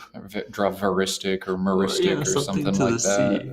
You'll need a good pull, but hey, that C's probably not going anywhere anytime soon. So And just keep Wellington trying. knows what a team has. I think, if he has a 6-letter word going down to the triple, he's playing that like instantly. But he doesn't. Wow, that's a terrible draw. Yeah, that's really bad. Oh boy. So you're not ahead enough to really block the C. It's also not super likely that a team's going to hit it. But yeah, this is actually not a great position still for Wellington. Oh man, what do you do if you're Wellington? Like AIA and BA is 8 points. AIA and AD is probably a better option for 7 over on the left side of the board. He's looking at IDA in the same spot for 10. I'd be looking at the unseen pool, seeing 5 more eyes. It seems like neither of these players ever wants to draw an eye in any of these games. I'd be scared to hold one, but I think you have to. There's not a reasonable option that plays 2 of your eyes off at once. Yeah. IDA for 10? Looks like IDA for 10. I was thinking maybe Brai, BRAAI from the B, because a team has 5 1-point tiles. So that might actually benefit you to open the triple, but it seems a little risky too. So I think this is a fine approach. You're blocking the scoring underlaps, and you're balancing nicely. There are 4 eyes to draw for Wellington. He knows that a team has 1 of them. You're right. Yeah, 1 must be on your opponent's rack already. Now, Wellington doing some spidey senses things. Picking up IDA. What? OIN? That's a word, right? What? I think they added that or something. What? No. No. What? I'm so confused. What's going on? That's so weird. All right. Well, there's some glitch in the matrix. Anyways, now he's just put down AI. Now he's going to put down the DA. I don't know what's going on. If anybody does, just please tell me. Fill me in. Okay. So what's probably going on? Well, he plays upside down, so this might be some like upside down stuff going on. Okay. It's really weird. All right. And we talked about bingoing down to the M. Oh my God. That actually happened. Oh my God. That actually happened. He just actually did what? That. What are the odds, huh? I mean, EIRST is a great bingo-prone leave, but got to end it in an M. No problem, said Nsikak as he draws Setiform, only playable bingo. Plays it for 65. EGIIRVZ. Wellington just drew VGZ, and he's got a bunch of space on this board. He's got visors, vises, viziers. You're going to pick one of those plays to smash at the top of this board. The question, I think, is going to be VIZIES or VIZIRS. Yeah, this is really interesting now because there are more vowels than consonants left. So Wellington's just going to check what the makeup of the unseen letters are, and I think he'll probably end up playing vises, keeping the 2 consonants with so many more vowels to draw. But yeah, it's, I think, a significant difference. I don't think you want to keep a vowel here. Yeah, I'm inclined to agree. Keep the GR as opposed to the GE, but the E is a nice vowel to have, but you don't want to have a lot of vowels right now, not on this board. Man, this is going to go down to the wire, except that, oh my god, what a draw for Etim. Is that, did he draw something through that T? Maybe not. No. Doesn't hit with the T, doesn't hit with the F. I don't think he drew any. Well, he's got animosies through the S, but Right. that's going to go away. And otherwise, no other bingos here for him. That's still really, really good. None of the I's have been drawn. That's so huge. It's going to be close. I mean, the score right now, 276 Wellington, 319 Etim. Wellington's going to take a lead after Vises or Visors. But Etim's got some really nice balanced letters. After the play, the 5-tile play, there will be 6 tiles in the bag. So that definitely favors Etim in terms of timing. He can score pretty well, leave a few tiles left in the bag, and probably get a pretty good advantage for the endgame. But it's really going to come down to what Wellington draws next turn. And again, just down to the wire. What a game. I'm really sad that we made it to the top of this board. I was kind of hoping we would just stay on the bottom 7, 8 rows for the entirety of the game. But alas, sometimes somebody draws set of form and nobody gets to have any fun. It is kind of blasphemous, isn't it? Ooh, just kidding. It reminds me of a game where, like, I think it was a game between David Gibson and somebody where, like, everything was completely blocked except a lone V, and someone played Tolaryev to the V. It just feels a little bit like that, reminiscent. But yeah, crazy stuff going on in this game. We saw the phony, high probability, I guess, I don't know, like, I feel like treatise. I don't know if I would challenge that. It looks like Vizier's still being played despite the vowel overload. I think the simulation thinks that is a small mistake, but not a huge one. But I think the question here is, how many I's is Wellington Jighere going to draw? Yeah, that's huge. Because that's going to really determine what goes on. He's already keeping the G, which is not great. Another one to draw. Is he going to draw Beignet again? Almost. He draws 1 I and leaves the remaining 2 in the bag. 342 to 319, Wellington's advantage. A team looking to take the lead back on this turn, and you want to start thinking a lot about pacing at this juncture. 6 tiles in the bag.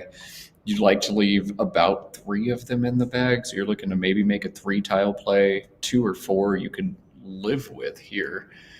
What would you do in what's shaping up to be a really tough pre-endgame position, Josh? I mean, the play of just OE making IO and ZE looks absolutely scrumptious to me, just because you're setting up the N for ion, you're setting up the E for Z, and you're just keeping amazing letters that can bonus through any of the letters of setiform.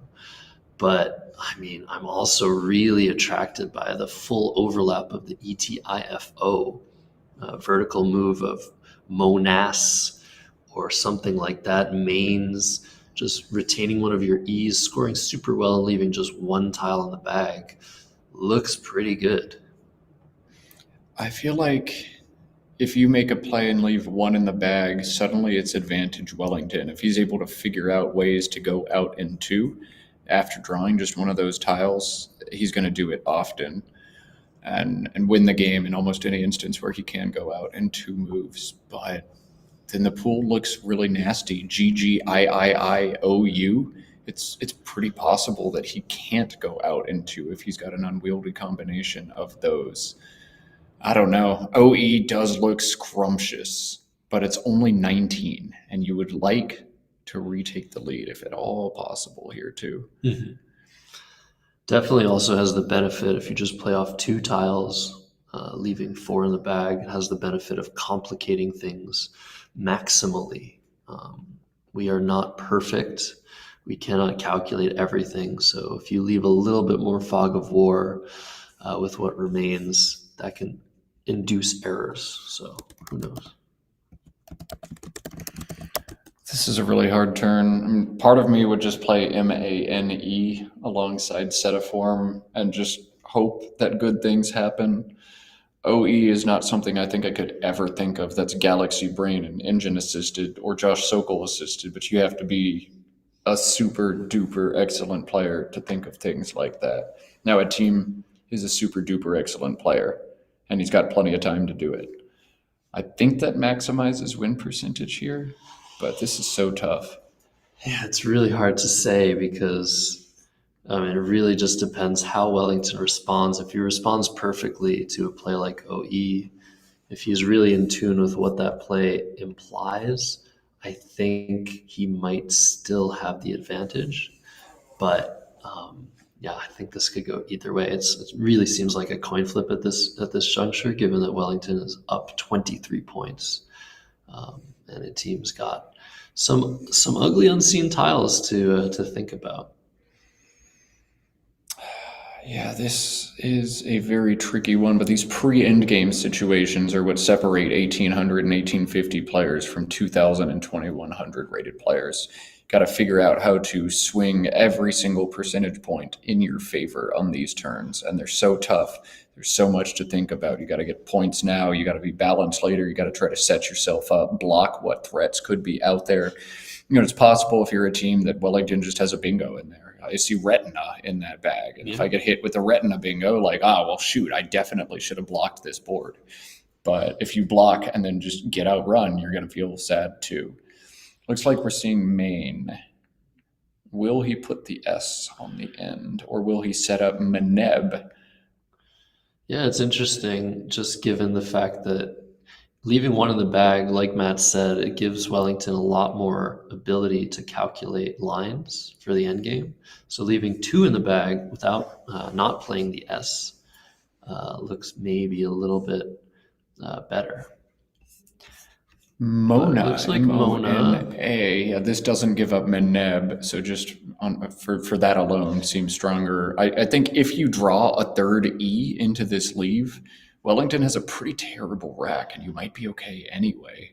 The problem is with this play, when you're going into close to endgame and endgame situations, after Wellington's next play is probably going to be endgame time, you really want to be leaving yourself with unique letters. You don't want to be leaving yourself with two of the same letter. That really decreases your flexibility in what you can play. So even though normally we say two E's is not a big deal, I would say that the exception to that rule is when you're in an endgame, when you really need to have as many plays as possible to ensure you have the biggest chance at victory. So I think that's probably why this play is slightly less preferred by an engine to something like main. But it's really complicated. There's so many threats on the board. Like you said, like retina's in the pool. Something like egg fruit could happen. Re-injure is a threat to the JURE. There's a lot going on in this position. There's so many different threats. You can't cover all of them. And some of the threats actually become opportunities if you're able to draw into them too. This is nuts. He's flipped back and forwards. He is not committed, has not pressed the clock. He set up Mano. He set up main. He set up Mona. He didn't set up Mano. That's me hallucinating. But Mona, main, picked it all back up now. And Wellington might actually benefit from this free information as he gets to navigate his next turn with some extra knowledge now. Definitely. The one thing that Wellington can probably tell from this situation is that a team does not have an eye. There's still two eyes left. From a team's perspective, if you have an eye, just one lone eye, there's still two eyes to draw, so you'd really want to be playing that eye. So I think Wellington could just gather that information and realize that the eyes are far likelier than average to be drawn. It's really interesting that Wellington drew so many consonants here. It's actually incredible. I made up the phony betinge earlier on, and now betinging plays as a 9, except it's still not good. I invented this word, and now it's the top play. No, wouldn't it be betinging GEING? Oh, God, that's horrible too. Spidey senses, he's scratching his head. He does not know what to do. He's been staring at this for over 2 minutes, and I would be doing exactly the same thing. You have to think, if you're in Nsikak right now, this is the last chance you have to really control your own destiny. The next time you draw tiles, you're not going to grab any out of the bag. It's done, and you just have to find the end game line. So whatever you do here is really the last chance to modify the outcome. And he is opting to play main. I think those Meneb threats are just not scary enough to him. And, if Wellington hits that spot, he's not playing enough tiles to go out. What you're worried about is like a 6-tile high scoring play from Wellington here. Which we're probably going to see. Binging possible. No, he's playing GE. being right now. Oh, okay. I mean, that's incredibly high scoring. 41 holds GT. I don't know, though. I think binging is better. I feel like you want to play...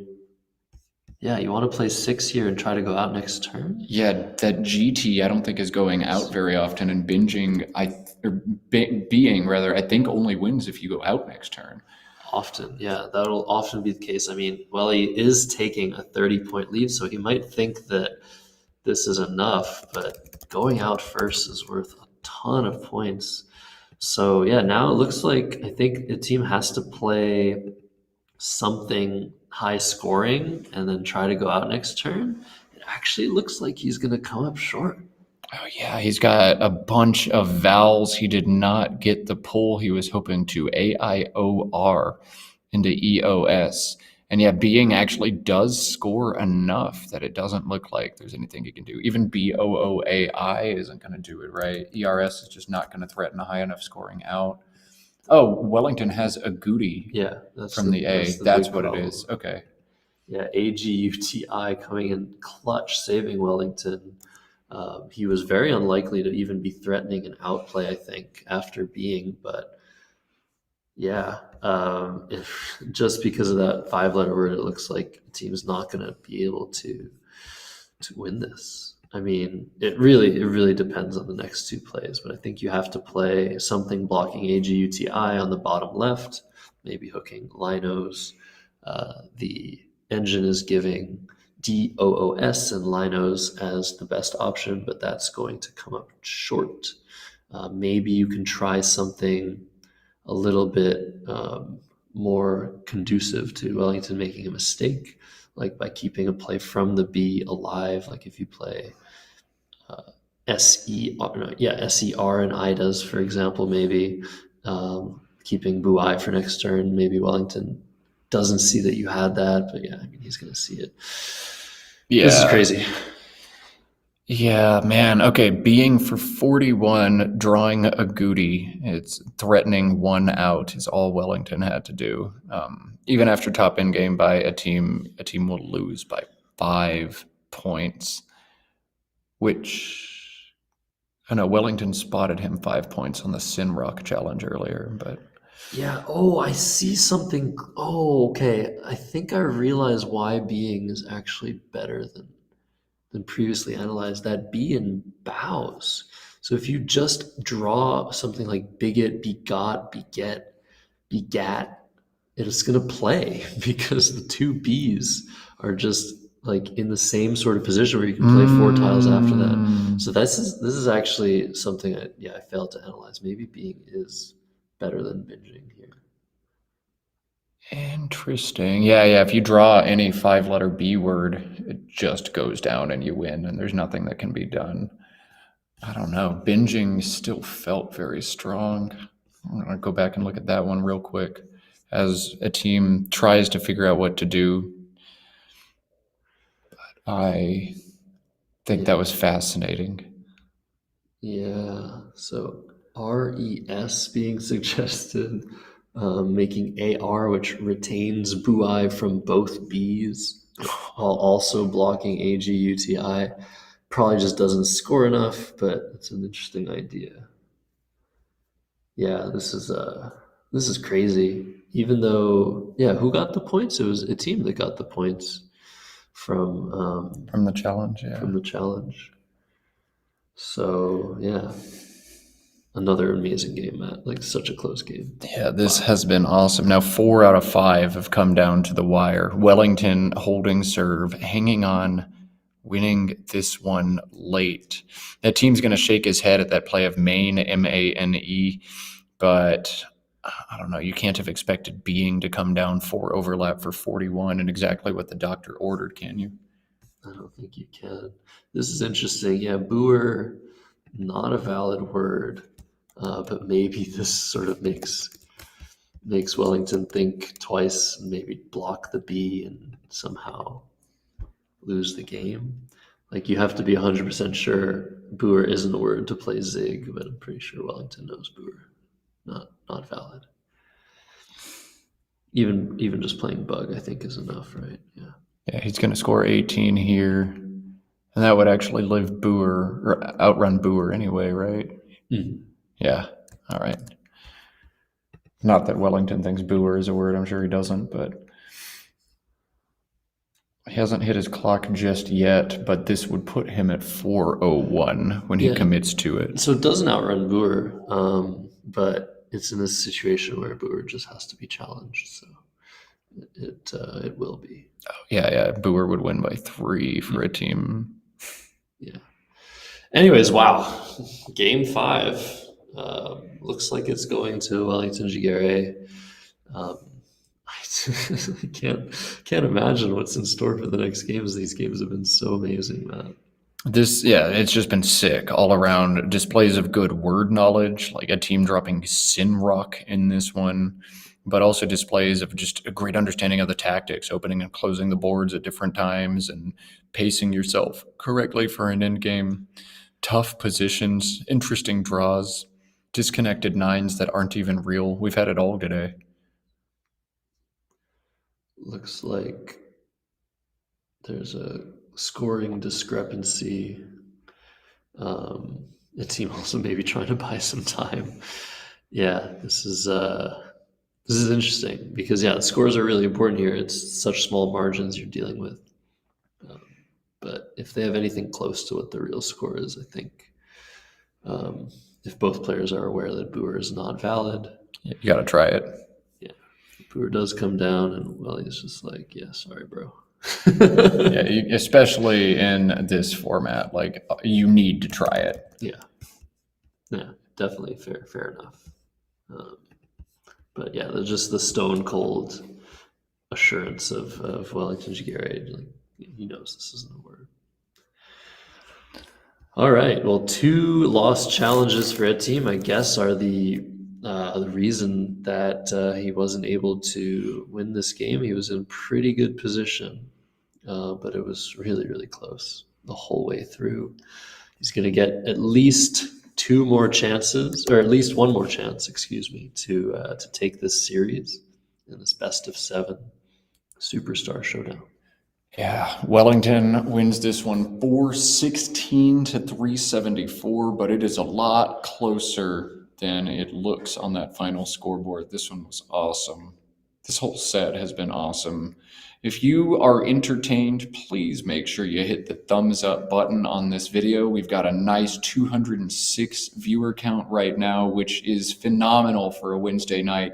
Thanks to each and every one of you for joining us. If you haven't yet subscribed to the Let's Play Scrabble channel, you've really got to. Many of North America's marquee events are brought to you by the Let's Play Scrabble team, including the event that starts tomorrow, the Albany July 4th tournament. There's really no reason not to subscribe. It's free, and you get notified when big Scrabble events come on. There's really no reason not to hit that thumbs up button. Even if you're watching from your couch, grab that remote, push the down button, scroll over to the thumbs up, and then smash it for us. It's not that hard. I'm not asking for a lot. I drove all the way here today to talk about Scrabble for 5 days. You can at least move your thumb a couple times. And if you want to, there's a new option down below. You can become a Let's Play Scrabble super friend. And that is a $5 a month commitment to support the Let's Play Scrabble team. That will let them buy new gear, new equipment, upgrade to the premium streaming packages, get the nice internet, bring nice folks like Josh Sokol out to the tournaments to do a commentary. With the donations from current Let's Play Scrabble super friends, Josh and Kieran were able to buy a second camera setup. And during the main event on certain days, we'll be jumping from board 1 to board 2 to make sure that we show you the coolest game. If there's a 200-point blowout on board one, we're just going to dip. We're going to go to a different game and show you some actually interesting Scrabble. So if you become a super friend, that money is not going to go in Josh's pockets to buy him beer. It will go right back to you in cool Scrabble stuff that we've wanted to try in the commentary booth that we haven't had the resources to put together. So anyway, I'm going to plug it a couple times this weekend. Consider becoming a super friend. Definitely become a subscriber and a thumbs upper. What do you call someone who thumbs ups a video? It's not a booer, that's for sure. Not a booer. Yeah, don't be a booer. If you're a booer, just go ahead and close out instead, and we'll never see you again. Yeah. A And wooer. then, I mean, this isn't it also for this year. I mean, this is a massive marquee event, but the next stream after this one, after the 4-day main event, is going to be Lake George, I think the biggest tournament in the Northeast of the year. So that one's coming up. That one's in October, the weekend of the 17th to the 19th. That is our next planned stream on the Let's Play Scrabble channel. So yeah, feel free to register for the tournament at letsplayscrabble.com. It's a bit too late to register for this one, but I think there's enough players, 100 players in the CSW division. Right? 100, I think it's 101, 102 players in the CSW field, which is massive for a North American tournament. And again, we'd be remiss if we didn't talk about Bob Lynn and his $64,000 donation to the prize fund. Some of that money is also going to provide discounted rooms to the players opting to play CSW at this event. So huge thank you to Bob Lynn for putting this thing together. We are calling Division 1 in the CSW field the Bob Lynn Superstars Division to thank him for part of that donation. Speaking of donations, we have a new super friend. Thank you so much to Robin, one of the commentatrixes in the event. I'm looking forward to watching that commentary once the tournament is over. Thank you so much. Wow. Robin just became a super friend, and she challenges someone else to do it right now. Now, I have learned never challenge Robin because she knows so many words and she's always right. But this is one time where you should rise to the challenge against Robin. Become a super friend, reinvest in Scrabble. And speaking of awesome co-commentators, yeah, she's one of the ones we're bringing on stream later on this week. I'm so stoked to work with her. Welcome, Robin. Welcome, everybody, to the stream. Let's see. Are we going to a break? No, we are turning it around right away for what could be the final game in this matchup. Wellington leading 3-2, but Nsikak to play first. No, we are going to a break. Okay.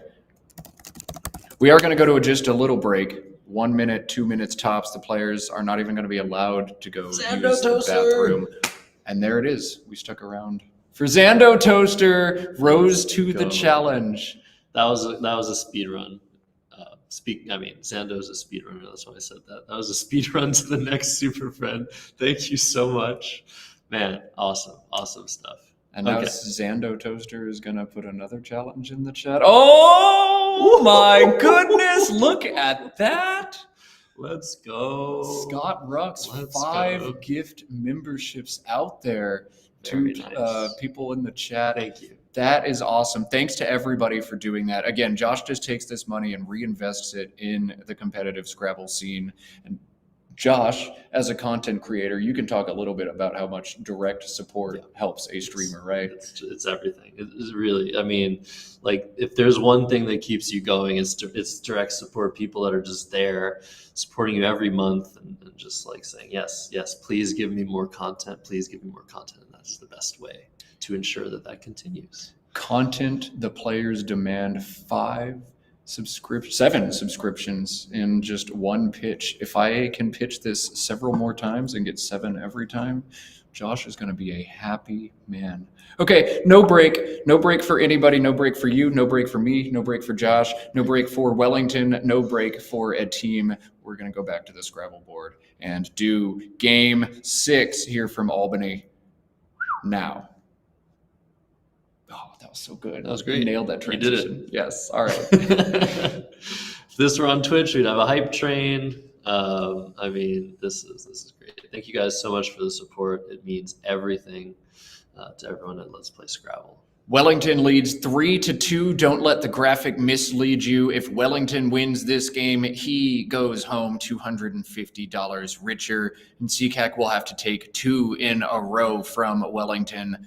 They're pointing at each other. Things are getting intense. Let's do it. Let's scarf down a snack and then let's play Scrabble. All right. Oh, we got to reset this. Oh, I do got to reset all this. Oh, man, I'm too busy talking. Too busy getting stoked by the 7 new super friends we have. Very nice. Woo. Yeah, $250 is nice. But there's a main event, 4 more days of Scrabble. So, I'm going to be playing that. I don't know how you can resist playing 32 games of Scrabble, Matt. But we really appreciate Matt Canick for just coming all the way here, commentating everything, giving us amazing insights. So here we go. Etim to act first. BIOPRW blank. No bingos, but another blank draw for a team early on in this one. We're going to see probably bow or wop or pow or maybe brow. They're all kind of the same. Mm-hmm. What do you like, Josh? I like this. Yeah. Because it takes the R? I just don't like the W, I don't like the B, I don't like the O. Just Okay. Very simple. 16 points, keep PRR blank. You're going to bingo so much. Would have been nice to go second on this turn. Maybe you get bowsprit down. Oof. But, starting off with a blank is always a great advantage. All right, back to Welly now. With a J, a U, a G. There's a lot going on here. So JUS and bows makes sense. GJUS and bows makes sense. Do you set up the G or just put it down, Josh? You just put it down. This is a G. It's not worth setting up. What kind of question is that? It's me trying The to G. fill a couple seconds of airtime until Wellington counts the play and hits the clock. I agree with you 100%. Yeah. I've been Don't ever hearing you. keep I've the been G. hearing you talking about how you hate the G too. I'm glad to be commentating with someone that shares my views. If you are new to Scrabble or kind of green to Scrabble, just play off your G's. I promise you don't hate the G tile enough. It is way worse than you think, and if you think it's bad, it's actually horrific. Just play the G whenever you can. It sucks. Speaking of G's and how much they suck, the G in space gives a team 102 points as a double-double, but it is a tough word knowledge check to make. Oh, you see what I'm saying? Like, the G is just so bad that it gives your opponent 102 points. You're right. You draw a G, your opponent gets 102. I think it's actually in the rulebook somewhere. Yeah, man. Herpings, Herpings. Herpings and derpings, right? Herping is the activity of searching for reptiles. Oh, like herpetology. Yeah. Herping. To help him, though, herp is not even valid. Herping is only good as a 7. Yeah, so this is just a question of whether a team has looked extensively at the words that were just added in 2024 to the CSW lexicon. If he has looked at those, he definitely knows herpings. If he hasn't really done a very thorough job, which I admit I haven't done either. Hopefully there are no players within earshot in this tournament. Actually, there probably are. Oops. I didn't study the new words, and maybe a team has a little bit of doubt as well. But there are other options, of course. You can play sphering. You can play something underneath bows as well. So this is definitely just a good turn for a team regardless. Yeah, you are going to bingo, but can you pull the trigger on 102? Herpings. Do you know it? Have you seen it? Are you confident enough to pass up all of your other bingos to play it? This is a dilemma. You can see it on his face. I've loved streaming Etim this entire set because he is very expressive, yeah. And generally only on his clock. It's not like this is a weakness where you could exploit, but you can tell when he's thinking, and he's had so many positions where he's had to think very hard. Here's another. Mm-hmm. I really just feel like spidey senses again. Like he knows something's going on. There's been a suggestion of the phony word pre-sight, which actually feels like it should be a word, like foresight, presight. That would also score 102 if it were valid, but as we know, it isn't, and Wellington would be sure to challenge that if it came onto the board. But yeah, another situation where a team is taking a very, very long time on his second move. We've seen this. I mean, it really does just feel like what he's been drawing. But yeah, it's very interesting. Well, he's just sitting there, has to wait. Because in positions like these, you just have to wait and see what your opponent does. It's really, you can look for plays briefly and then just wait. So maybe he's tiring Welly out. Probably not, though. Tire Welly out. If you spend long enough on your move, eventually your opponent will have to go to bed. Exactly. So it seems looking at, I think, Perkish. With a Yeah, K. no, Pervish. That's still 86. That's sick. He does have 87 if he misses. Oh, Yeah, so this word he's looking at plays with Bowse, Bowse, and up. But yeah, her ship as well is playable, making the blank a second H. that's wild. That's a pretty crazy word as well. Thank you for making the second letter the blank, so I don't have to figure out if this is re-chips or re-ships. You're the real MVP of the stream, Etim. All right, so reships for 84. Again, not the perfect choice by a team, but a good one nonetheless. And back to Welly with AEMOOVY. Matt, there's some weird options on this turn. Yeah, so BOWSE takes a back Y, Bowsy, and that allows YOM and Bowsy for 39 points. AEOV is not the strongest leave, but 35 is pretty sick. He's also got a move, AMOOVE, as a quadruple overlap to the left side of reship. That strings an E in danger territory in a triple-triple. Yom is 39, a move 37. I think we're going to see one of those too. Do you have a preference, Josh? Yeah, I don't. I hate both of them, actually. It seems like instead we're seeing PV, which makes sense. The problem with this play, and I hate making plays like this, you're just floating a Y out in the triple lane. You're giving your opponent such good options to counter, and yeah, the leave is just not so great. But it looks like that Y might stay open. I don't think Welly's going to get super punished for that play. But yeah, the leave was just not so good. So there were a couple options that were probably clearly better than PV on that turn. One other fun option, Voyeur, VOE, or VOYEUR to the UR on the board would have been sick. That's tough to spot. You don't think to look there, but that, I think, stronger than PV as well. In any case, Wellington opts to play PV. He plays his gut, and a team forced to choose between Piney or cashing in the Z elsewhere on the board. He's going to knock out the big spot. You like that, Josh? Yeah, I like this. I think he has the instinct that I have. I just hate Ys and triple lanes, and the Z can improve pretty well on this board, on any board most likely. And yeah, I think there's no need to rush here. No need to play too aggressive. I like this decision. All right, so Piney for a team makes his lead 130 to 71. After we'll get that score bug updated, that's on me. Wellington EHIMOOV has a couple options that stand out above the rest. Moho plays beneath Bows, 27 points, or this play here, HOOVE, is 25. You like this, Josh? Yeah, the V, just get rid of the V. The V is like the Q and also like the G. I mean, well, he's already drawn the first V, he's drawn the second one. Just get rid of it. I like this idea. I was dunking on the G, and Robin Pollock Daniel in chat says it's actually the V that is the worst letter ever, no matter what. And I think many people would agree with Robin Wellington opting to play it off there. The Z is one of the best tiles in Scrabble, and it just got better after this play.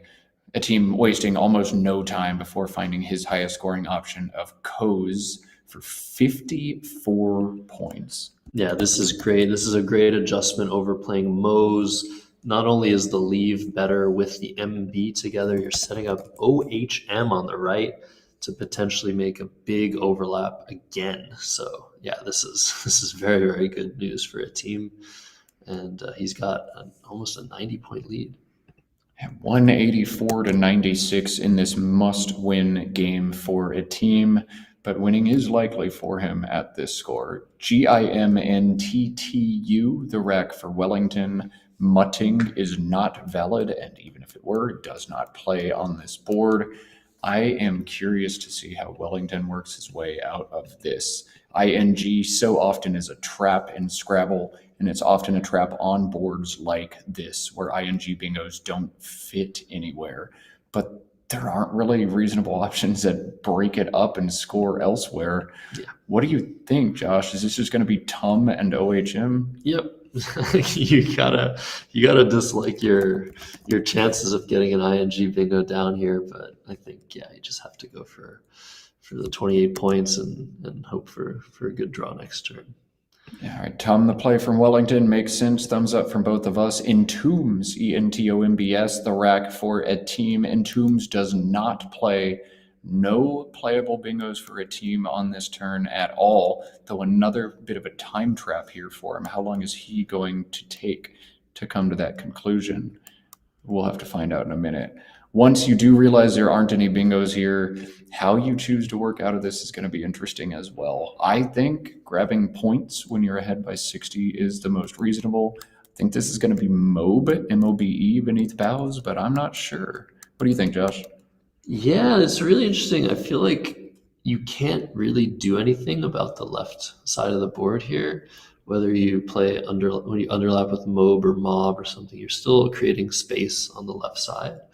I might play something like Bemoan through the AFPV. Mm-hmm. That doesn't open anything. It plays off more tiles. And like I said in a previous game, when you're ahead by a lot, you just want to keep scoring. You can keep great letters like NST after MOB or NEST after MOB, and then just miss. And then you're falling behind, and you're not going to be able to maintain and pad that lead. So I tend to opt for plays like Bemoan and just sort of give up on the opportunity to just bingo quickly. But the team's going a complete other direction, keeping as well as he can. Bam for 14. And if he does hit next turn, the game is practically over. So that's the flip side of that logic. Yeah, sometimes you're just like, whatever, I'm going to draw a bingo, game over, let's do it. Did he actually do it, though? The Y is not where he wanted to start. Oh. And then he draws the blank. Okay, whatever. Commentator's curse. I only need 2 tiles. I'm going to bingo next turn. I'm going to find that other blank. Wow, what a draw for a team after a gutsy play. 198 to 122. Wellington on EGIINTT. This one looks like a team's game to lose now. Absolutely.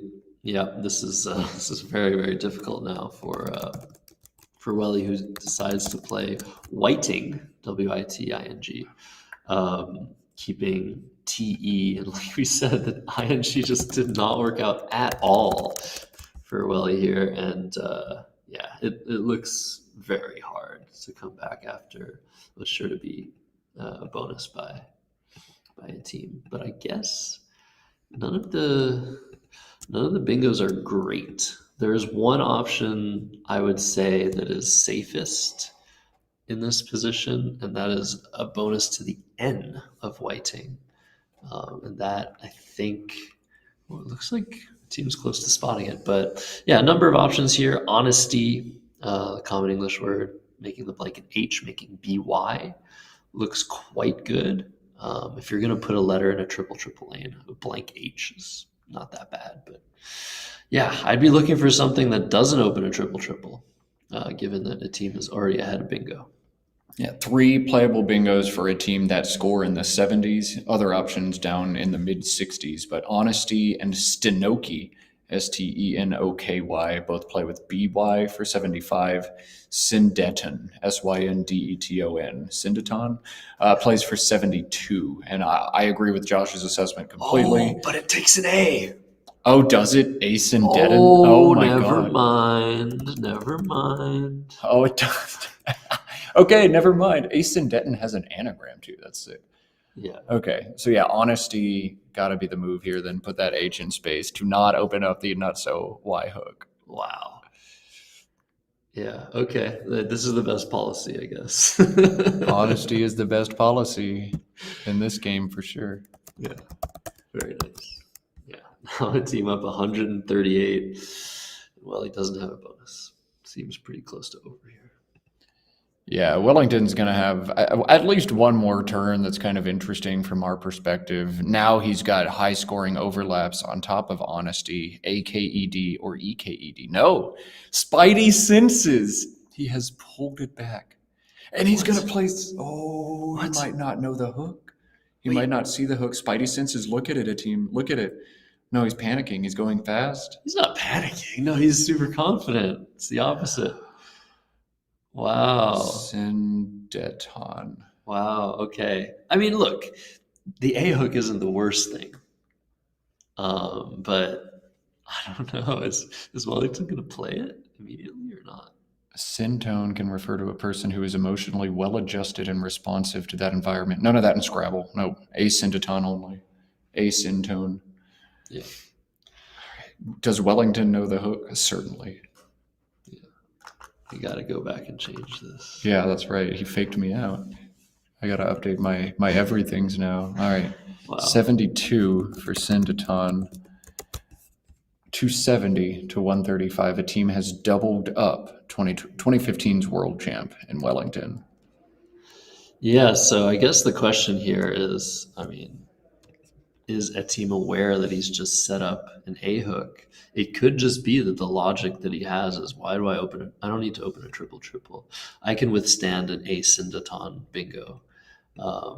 But yeah, I mean, this sort of leaves the board far more open for the long term. It's really hard to overlap everything. I mean, Wellington can overlap pretty well here with like KEET, making KYENED and TE, leaving that A hook open. But I think he wants to leave more of the board open here. He's down by so much. So it's sort of a funny situation where, well, he's got to think if he should retain the A hook or leave it. There was a situation, I don't know if you remember last year, between Wellington and Will Anderson in a series that is very similar to this one, where I forget the word that was Weiler. Weiler was on the board. The E hook was in space. Will whiffed it, and then it was right for Wellington to just hope Will never saw it. Yeah. But instead, Wellington just chose to cash in there immediately. Oh, he set it down. Okay. Well, now there's no drama. I would have played KEET on top of Syndeton and just hoped my opponent missed this hook for the rest of the game. Wellington is just going to be like, hey, look what you just done, kid. Look what you made me do. Yeah. I'm just going to set down the A and stare at you. It's like, you seriously have doubled my score here and you made a play like this? But I honestly don't think it's that wrong. I still don't think it's that wrong. As long as you're aware of the hook, as we mentioned earlier, very important to understand. When you're playing a Scrabble game, you have to know what hooks are in play. It can be difference between winning and losing. And did you call that my calling card? Don't play a word unless you know its hooks. It is getting challenged. Oh, it's getting challenged. Okay. Does not remember. Oh, man. All right. Well, there's some drama here. I mean, I don't think it's going to matter too much. If the scores were closer, this would be crazy. But yeah, it's still awesome. Yeah, they're smiling too. It's like, oops. Yep. You should have left that open. Oh man, yeah. The team all of a sudden like, ooh, I can't believe I gave that to you. If I got bingoed on for 100, I would never forgive myself. I would walk back to New Jersey. Yeah, beautifully done by Wellington. I mean, he's down over 100 still, but a team's got some trouble on his rack. He's got 1 point tiles. He doesn't have really anything to do with those tiles. So yeah, we're maybe going to see some overlap of the K of eight. It's interesting. There could be some extensions as well in play for the AKED, like something like Outbaked, overbaked, that kind of stuff. Yeah. No B's. Yeah, something like that. But it looks like I don't know what you do here. Do you play Ursai through the S of a Syndeton?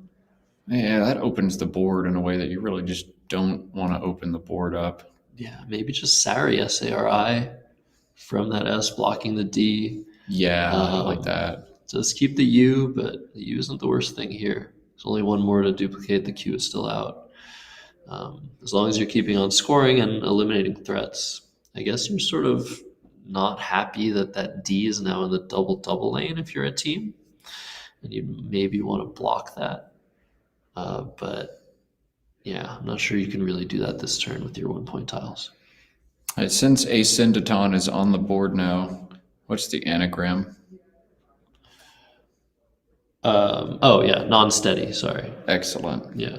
Thought I could put Josh Sokol to the test, but he said, "Shut up and take your test home, Matt. I ain't got time for this." No, I just saw you look it up. Oh, dang. Take your credit when I give it to you, Josh. Come Okay, on. next time. I give compliments few and far between. I'm quote unquote the mean commentator, according to several people out there. So, wow. Okay. This is news to me. not to me. I deserve it. Anyway, I digress.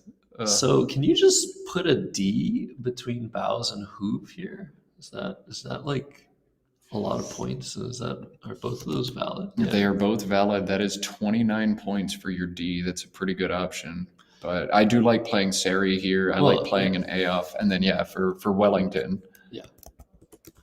Yeah, this is a great play. We really like this play. But question is, do you drop the D? Drop the D. LYTED is 40. Wow. I think you just score a shit ton of points, or excuse me, a boatload of points, and hope that you draw something really awesome next turn. Yeah, no, this looks great. Well, he's still down over 100. He needs to keep scoring. This is a nice 5-tile play, a nice re-overlap. And, unfortunately... And game over. Yeah, unfortunately for Welly, it's too little too late. Crazy stuff here. Just beautifully drawn by Etim. He's playing Retunded. Yeah, that is by far his best play. 82 points. He's taking a almost three bingo lead with very few tiles, 20 tiles left in the bag. So a little bit unfortunate, I think, for Wellington. Artifice doesn't play through this to the C. It's going to take a miracle at this point. Yeah, this one is all but over, so I think we'll let the players just kind of get to the end. They're already just talking over the board. Whatever. Not much to be had. I just think the play of PV, I guess. If I had to point to a reason why Welly's down over 150 points, he's challenging Redundant just because that's the only way he can win, basically, is if this is somehow not a word. Yeah, just the play of PV, I really think it set a team up for success. I feel like this happens to Wellington a lot, where I watch him play a game and he plays flawlessly, and then makes like one little mistake, gets punished just ridiculously hard, and has no chance after that. But maybe that's just selective memory for me. Yeah. He's a great player, but I just feel like every time he blunders, he gets destroyed because of it. I feel that way too, yeah. It's he's just so strong. Well, we're gonna get a game 7, Matt. Yeah, baby, game 7. That's all we asked for, and it must be Christmas in July here in Albany, because game 7 we're gonna get.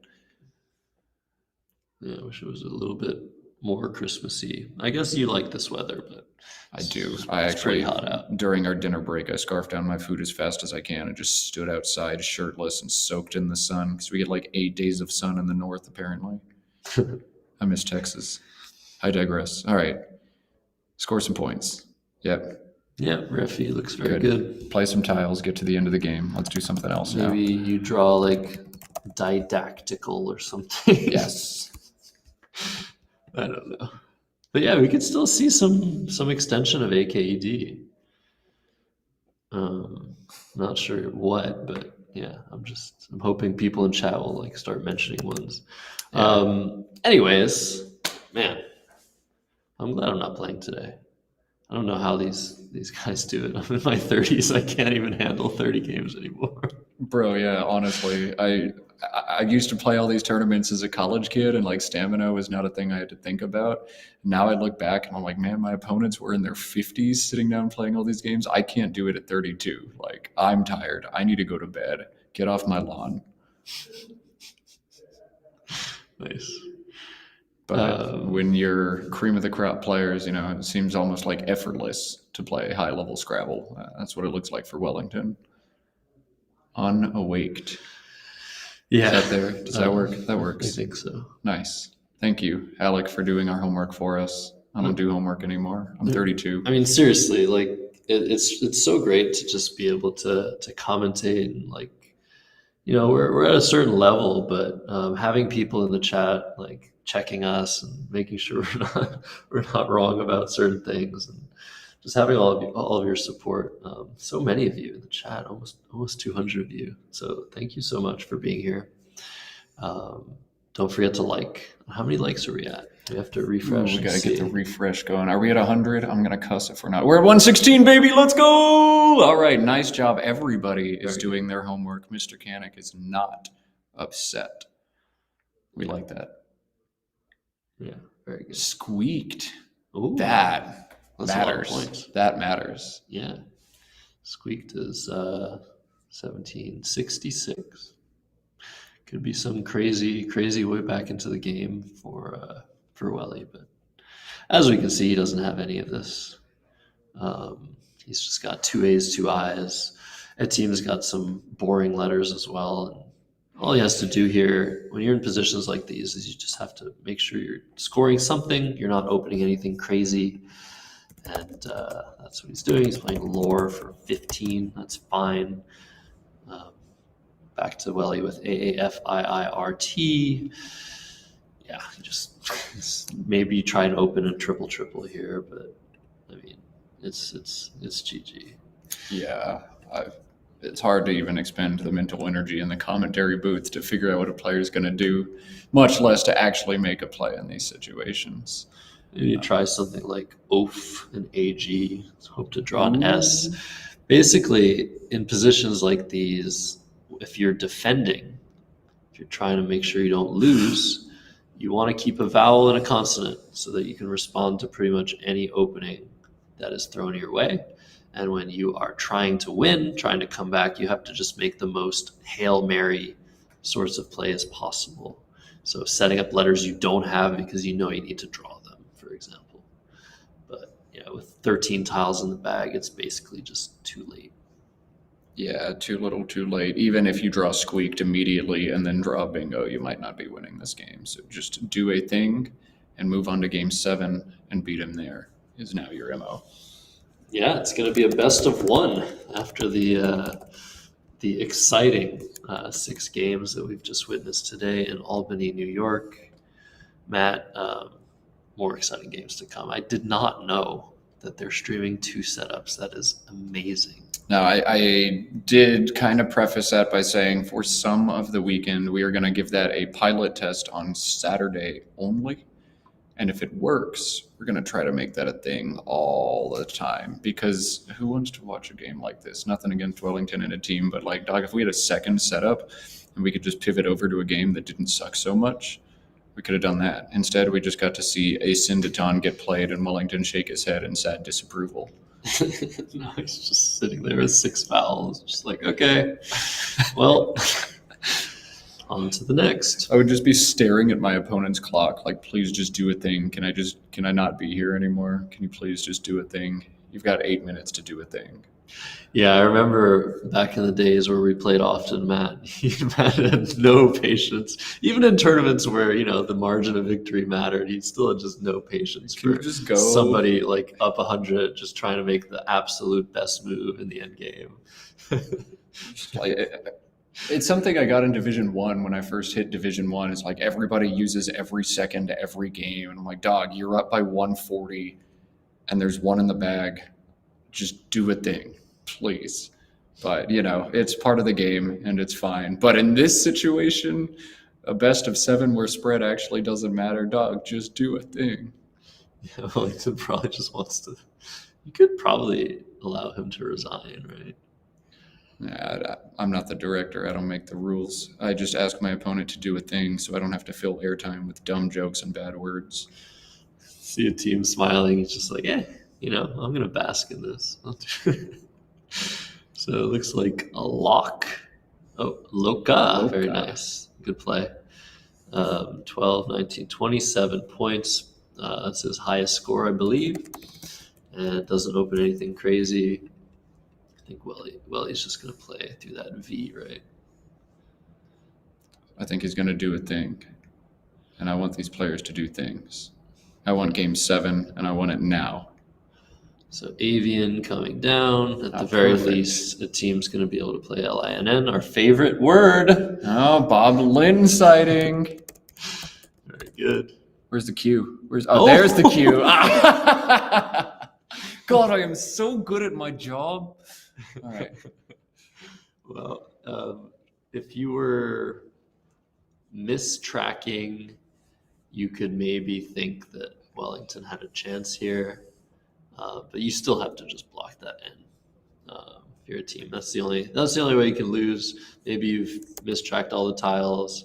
Maybe he has a triple available. So yeah, I think you just have to keep that Q, put that beanie back on type mentality. Just play through that N of Avian and block like Waxing or Wexing or whatever it is.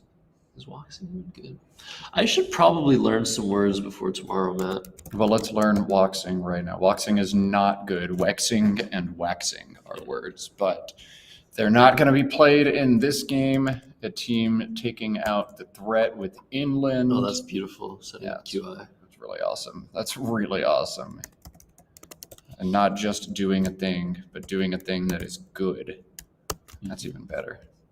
444, 309, Wellington to make his penultimate move of the game. I think we're still going to see Wexing. We're just going to see it for a sad score. Yeah, maybe just walks. Who knows? Wexing. Maybe just XI and be like, nope, you're not getting QI for 31. Actually, that's not bad. Sorry, yeah.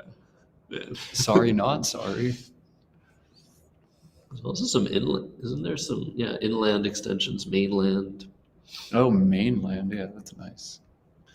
Yeah, a team 2 tiles away from squeaked. If you were joining us from somewhere outside of North America and you are a diehard who is still awake at whatever hour it is in whatever time zone you're in, we would love to hear from you in chat. We love our North American viewers, of course, but we love our diehards watching us from crazy time zones, shirking off their work for tomorrow, their sleep, their better halves, their pets, hanging out into the wee hours of the night. Where are y'all from? Let's hear it. Thanks for joining us. 8 a.m. in Seoul. Nice. That already, I think, takes the cake. Very nice. That's awesome. All right, we're seeing Iwi on the board. Take your QI. Just denying it and letting it. I think Wellington just wants a team to go out. Please do it. Do the thing. All right, you did the thing. Thank you. GG. But yeah, huge victory for Etim Nsikak here, tying the series up 3-3 with 1 game to go. I guess a tie. What's going to happen? We need to know what the spread is, right? We need to get those enhanced metrics available for y'all to see what happens if they tie game 7. Oh man, I'm gonna have our director do some tabulation on that. I don't want to go back and revisit the whole history. Oh, you know what? The team's clock is ticking. He hasn't neutralized it. Wellington has a path to victory here. If he can just stall for another 15 minutes and 23 seconds, the team will go 10 minutes overtime, and Wellington will win by forfeit. There is still drama to be had here in Albany. I've seen a game solved this way before. A player lost and then waited the whole time. No, I won't say anything. That's fine.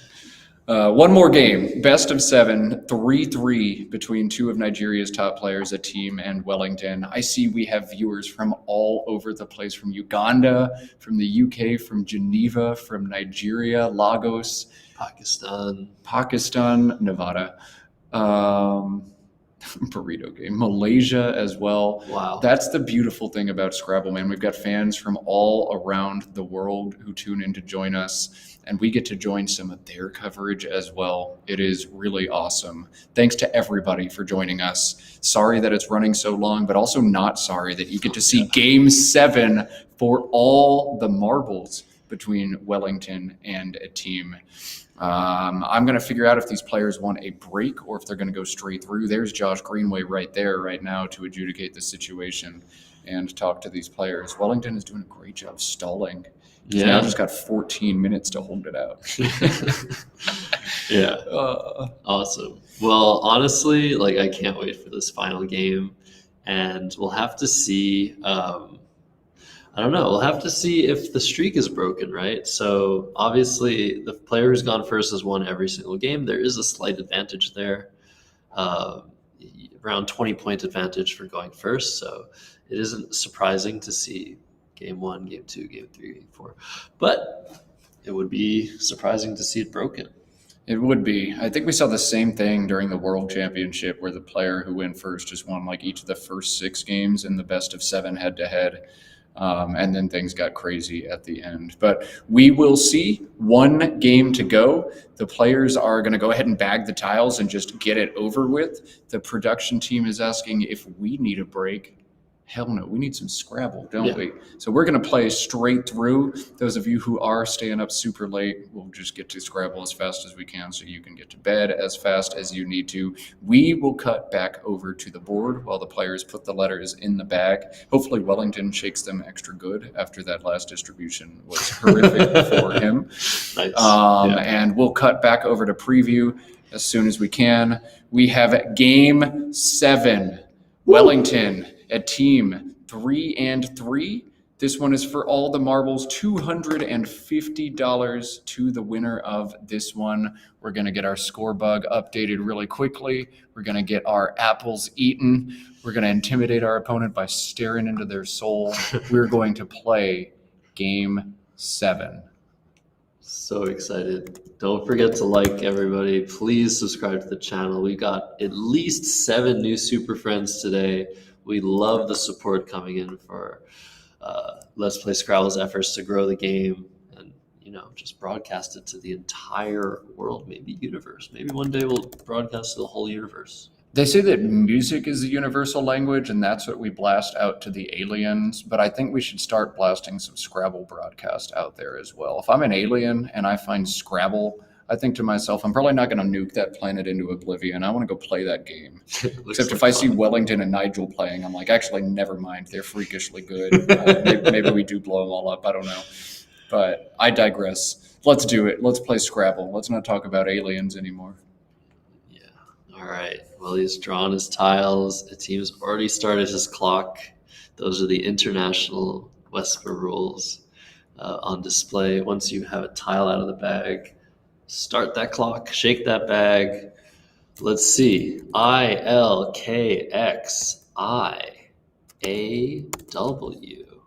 All right. Very interesting opening rack for Wellington Jighere. Do you play the X here or do you just keep it? The X is abnormally bad at the beginning of a game, but maybe you can set it up. Yeah, if you play Wiki right now, but you put the K on the star, then you're setting eyes on top of 2 different double letter scores. It's going to be pretty easy for you to crush one of those. It does get thwarted sometimes, and I'd be big mad if it gets thwarted.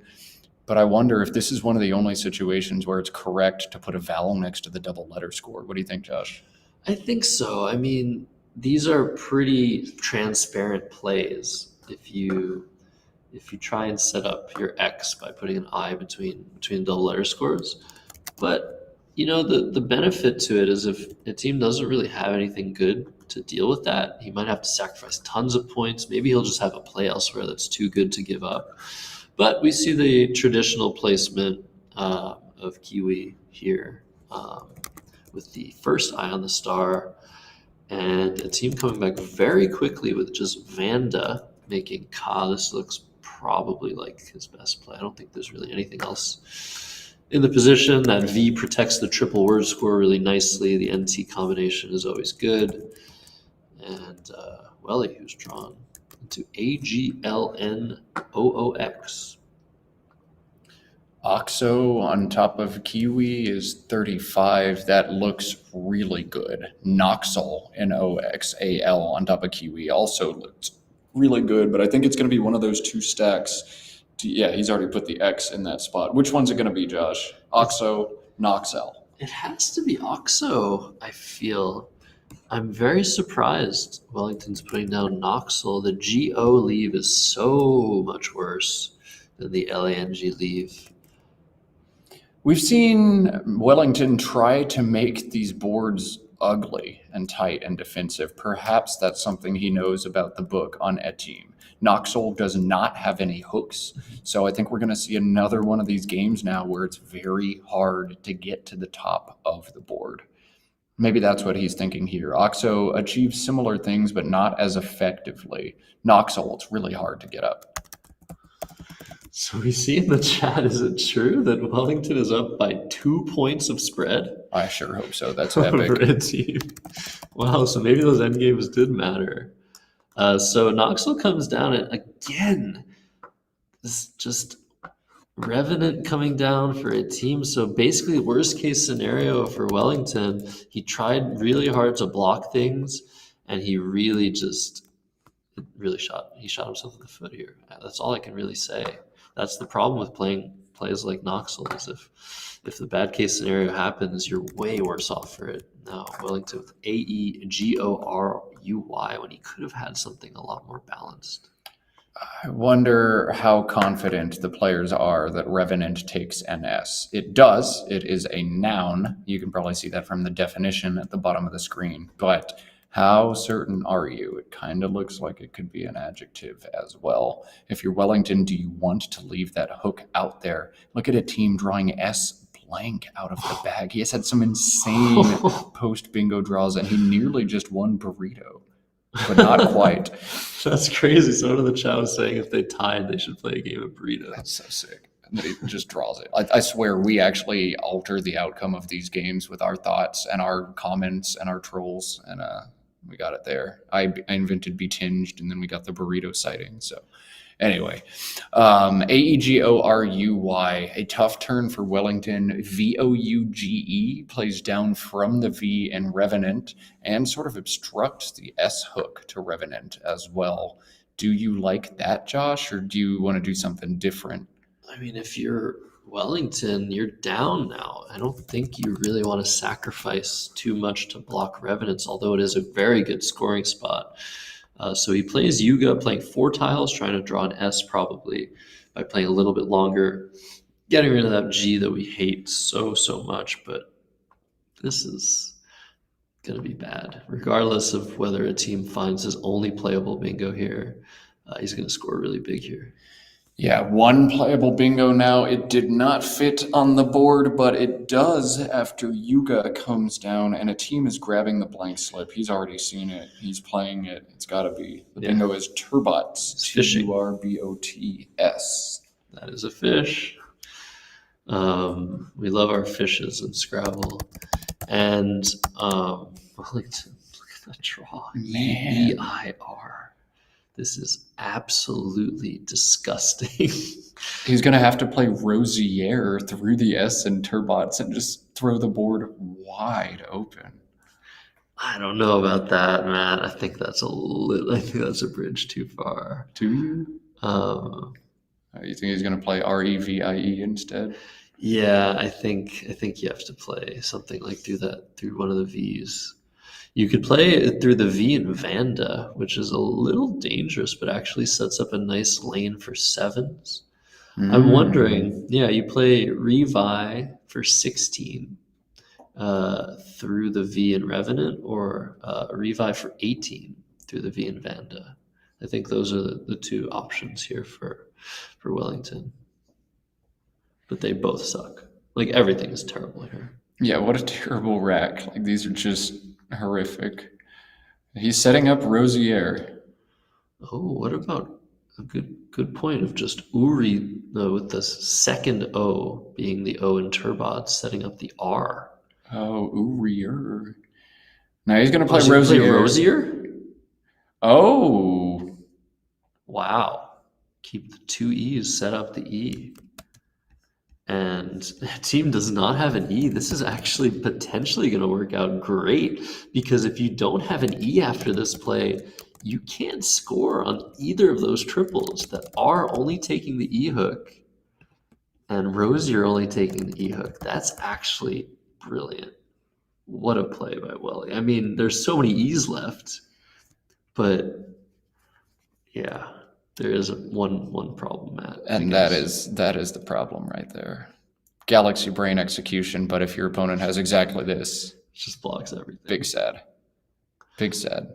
I guess you could still draw an S, but oh my god. oh, everybody, why? Why did this have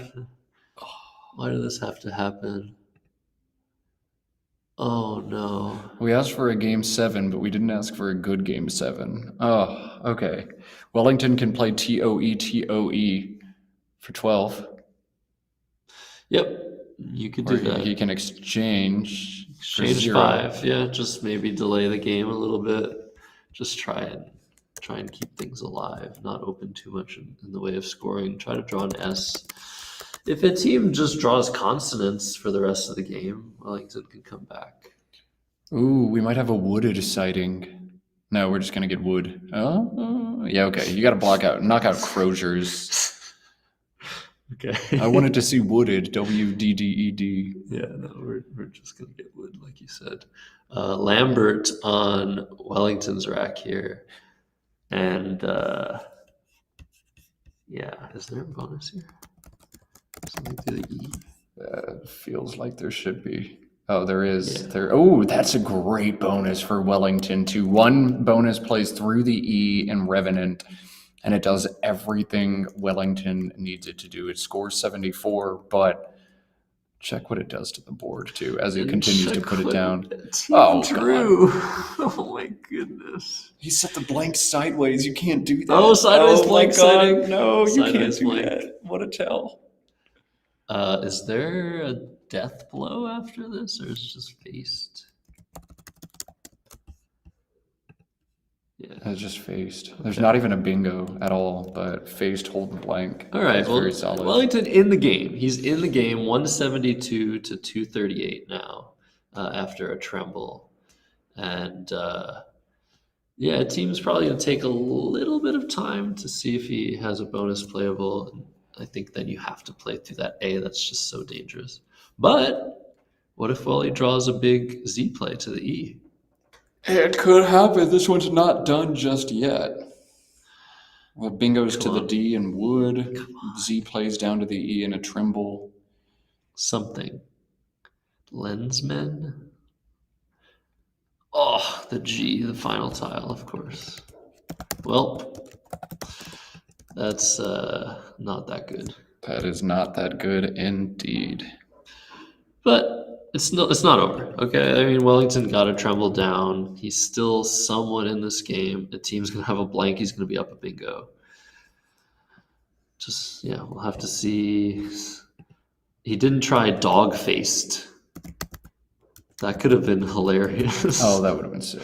Dog faced. Yeah, it actually feels like that could be a word. Dog faced for 0. I would love to see it. Oh man, Wellington has really good plays this turn, despite not having a great draw. You want to leave this board as open as possible. You don't want to obstruct the D and wood. You don't want to obstruct the LE and a tremble. He can score 36 by doing none of those things. ELMEN plays as a 5 underlap beneath Turbots. And that seems sick. Create a new bingo line as well. But Wellington's done this. Okay, yeah, this makes sense. You're opening a bunch of lines. You're leaving the D of wood open. You're leaving most of the board still alive. And you're blocking a huge potential scoring spot that could basically mean the end of you. But what a draw by Etim.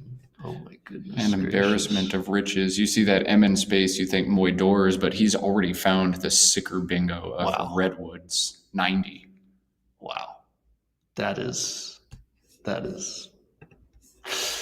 a team playing amazing Scrabble. He still has 20 minutes on his clock. The game is more than halfway over, 2/3 of the way over. He's up well over 150 points.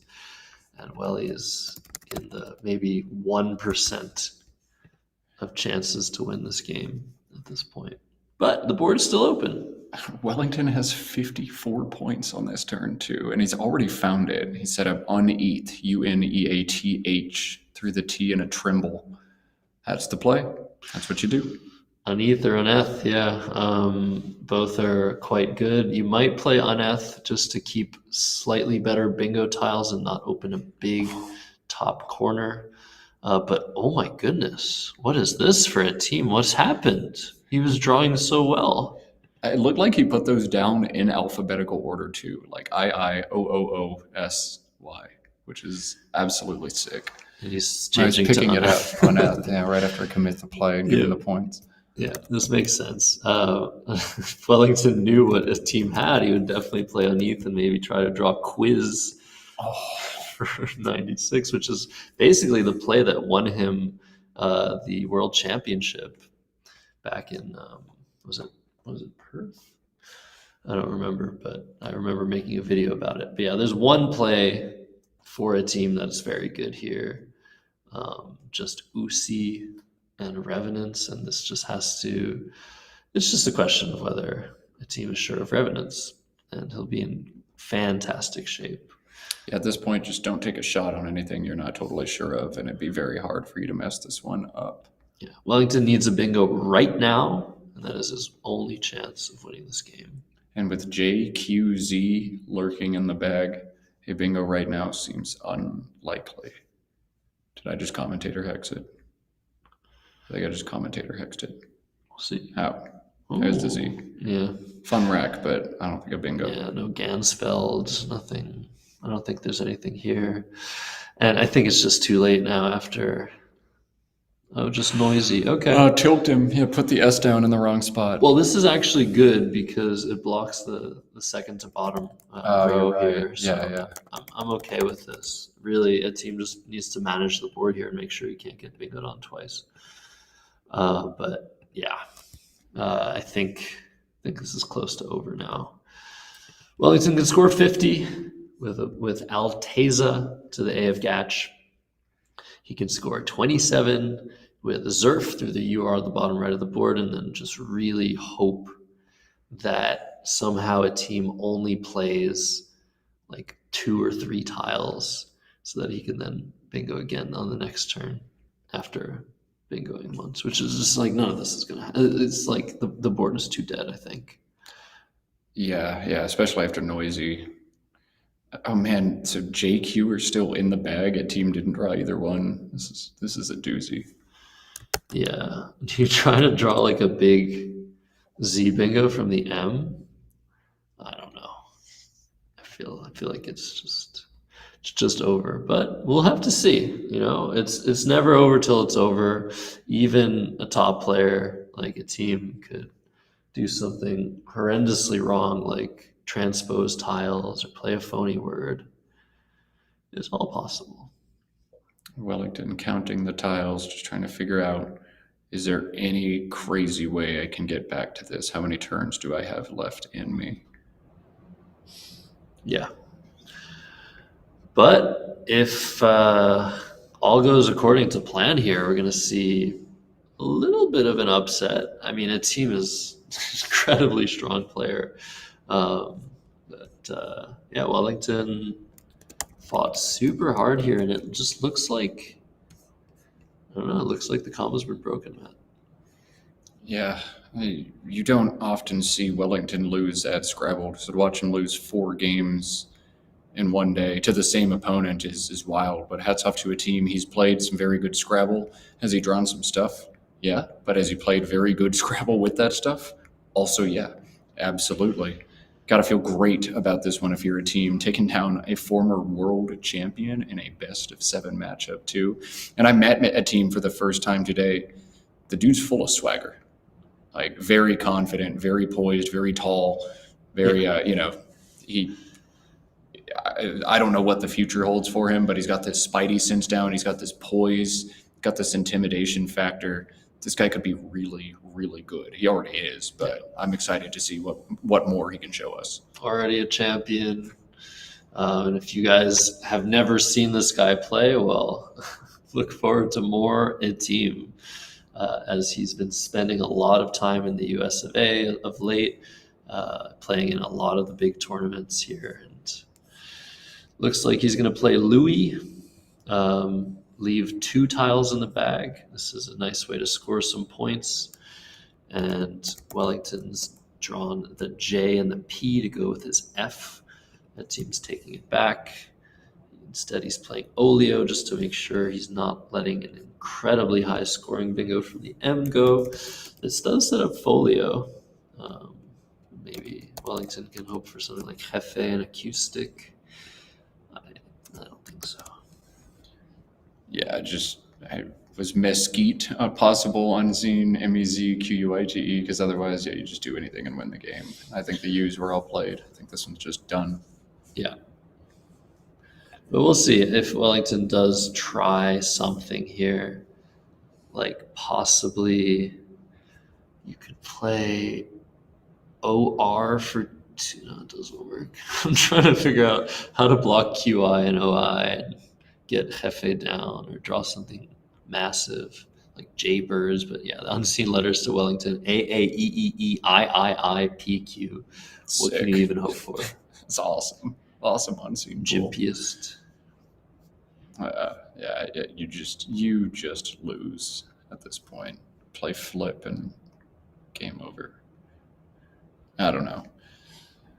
In any case, tomorrow at 9:30 a.m. Eastern Time is when our coverage of the main event will begin. All 32 games we will be showing on the stream will come from the Bob Lynn Superstars division, the CSW side of things. $64,000 were donated to the CSW event to make it the biggest CSW event we have ever seen in North America. So the Bob Lynn Superstars coverage begins tomorrow. We'll have Scrabble all day Thursday, all day Friday, all day Saturday, and all day Sunday. The event doesn't end until 6:30 p.m. So if you thought you had cool, fun plans for the 4th of July, cancel them. You're going to be here watching Scrabble with us instead. Yes, indeed. I'm playing this event. I probably shouldn't be playing this event. I'm going to get rolled over by so many incredible players. The player that Matt was commentating with earlier, Matt O'Connor, is, I think, 14th or something seed in this tournament. We've got Adam Logan. We've got Harshan Lamabadusuriya, Will Anderson, Wellington Jighere. Oh my God. Just to name a few. I mean, it's stacked, Matt. It's so stacked. Yeah, I signed up for the main event for like a couple months, and I just kept seeing my name get bumped down and down and down, and I saw I was seated in the bottom half, and I'm like, yeah, forget this. I'm going to do some commentary. It's all good. I don't need to be humbled this many times in a row. Just kidding. I ran out of money. That's the only reason I dropped out. Your boy needs to get paid. But I would love to be in there. It's just such a sick field. And I'm excited to get to commentate all of it. All of it will be right here on the Let's Play Scrabble YouTube channel. And if you haven't subscribed yet, you need to do that. Like and subscribe. So what other commentators do we have during the main event? It is you. You're anchoring the entire time. And people think playing a 32-game tournament is tiring. Calling 32 games, man, I don't know how you do it. I'm going to do it. Love to hear myself talk. That's what it is. Joining me in the booth, I had Matthew O'Connor and Josh Sokol today. Of course, they're both playing in the main event. I will be joined by a variety of phone a friend celeb shots coming in from afar. Jesse Day from my former hometown of Austin. Robin Pollock Daniel, who became one of the newest super friends of the stream. Stefan Rao, Andy Hong, and Jason Idalski will be rounding out the booth. There's not a bad name on that list. That's just a bunch of awesome names and a bunch of awesome people to go commentate with. And if you don't like my jokes, maybe their jokes will be better, and you should be here and you should listen to them. Sounds good to me. I can't wait to watch back the footage. Maybe I'll just try to play my game super fast so I can tune into the stream. You do that often. You just like pop into the chat and you're like, I lost by 270. What's going on in this one? It's like, yeah, okay. Yeah. Okay, so we see the play of Jot. Wonder if there was something Willie was going for there, but QI comes down for Etim. He's up 140, and game's over. So huge congratulations to Etim Nsikak for his incredibly strong performance in this best of 7 game series versus the world champion, Wellington Jighere. We're going to see more of both of these guys as the tournament begins tomorrow. 9:30 a.m. Eastern. This is a great preview, though. This was just 2 of the awesome players you're going to see tomorrow. And Wellington doing what seems to be his calling card move. After his opponent misses a big spot, Wellington just plays there to show you that he saw it and he knew it and he would have crushed you if he could have. Also, this is his best play. Oh, Prissy. Okay. Prissy, is that good? I don't think so. No, it is not. He played it. He played it. He's gonna like, am I going to challenge this right now? Like, it doesn't matter at all. Is this like just a? He doesn't need to challenge. Whatever. I don't care That's anymore. amazing. Just do whatever. That I don't is care. amazing. Just like it doesn't matter. Wow, that's incredible by Wellington. Just having the last laugh. That's so funny. So something I would do. But it would be even better if a team takes this off the board and then says challenge. But he has to wait 16 minutes before he does it. Yeah. No, okay. He hits his clock, sets up the huge F-bomb for Wellington. Oh, not that kind of F-bomb. Wellington misses it anyway and just takes the triple word. And that is the final in this one. Your champion of our pre-tournament best of 7, Etim Nsikak, runner-up, Wellington Jighere. You don't often see this, but you saw it today. How to beat Wellington 101.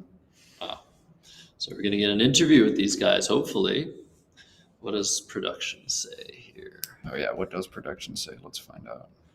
Let's try mic when it ends. We're going to cut to overhead mic.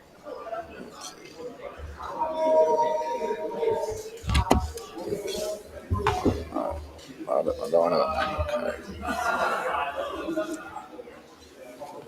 472-389.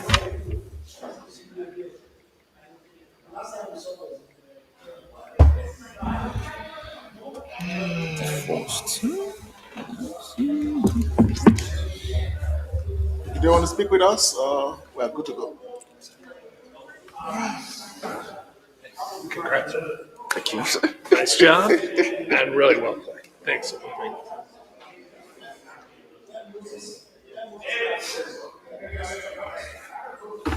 Last game, man. Let me small.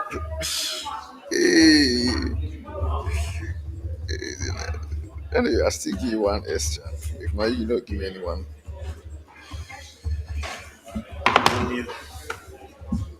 This. I sleep and I definitely want to talk. Maybe they won't refer to just sleep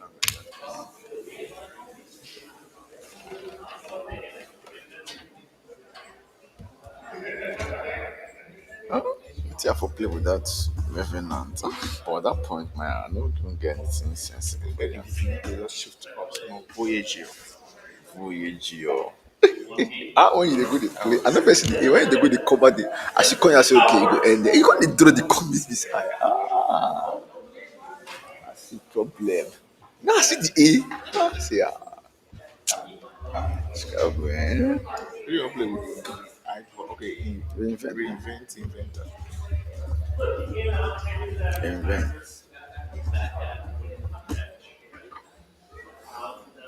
So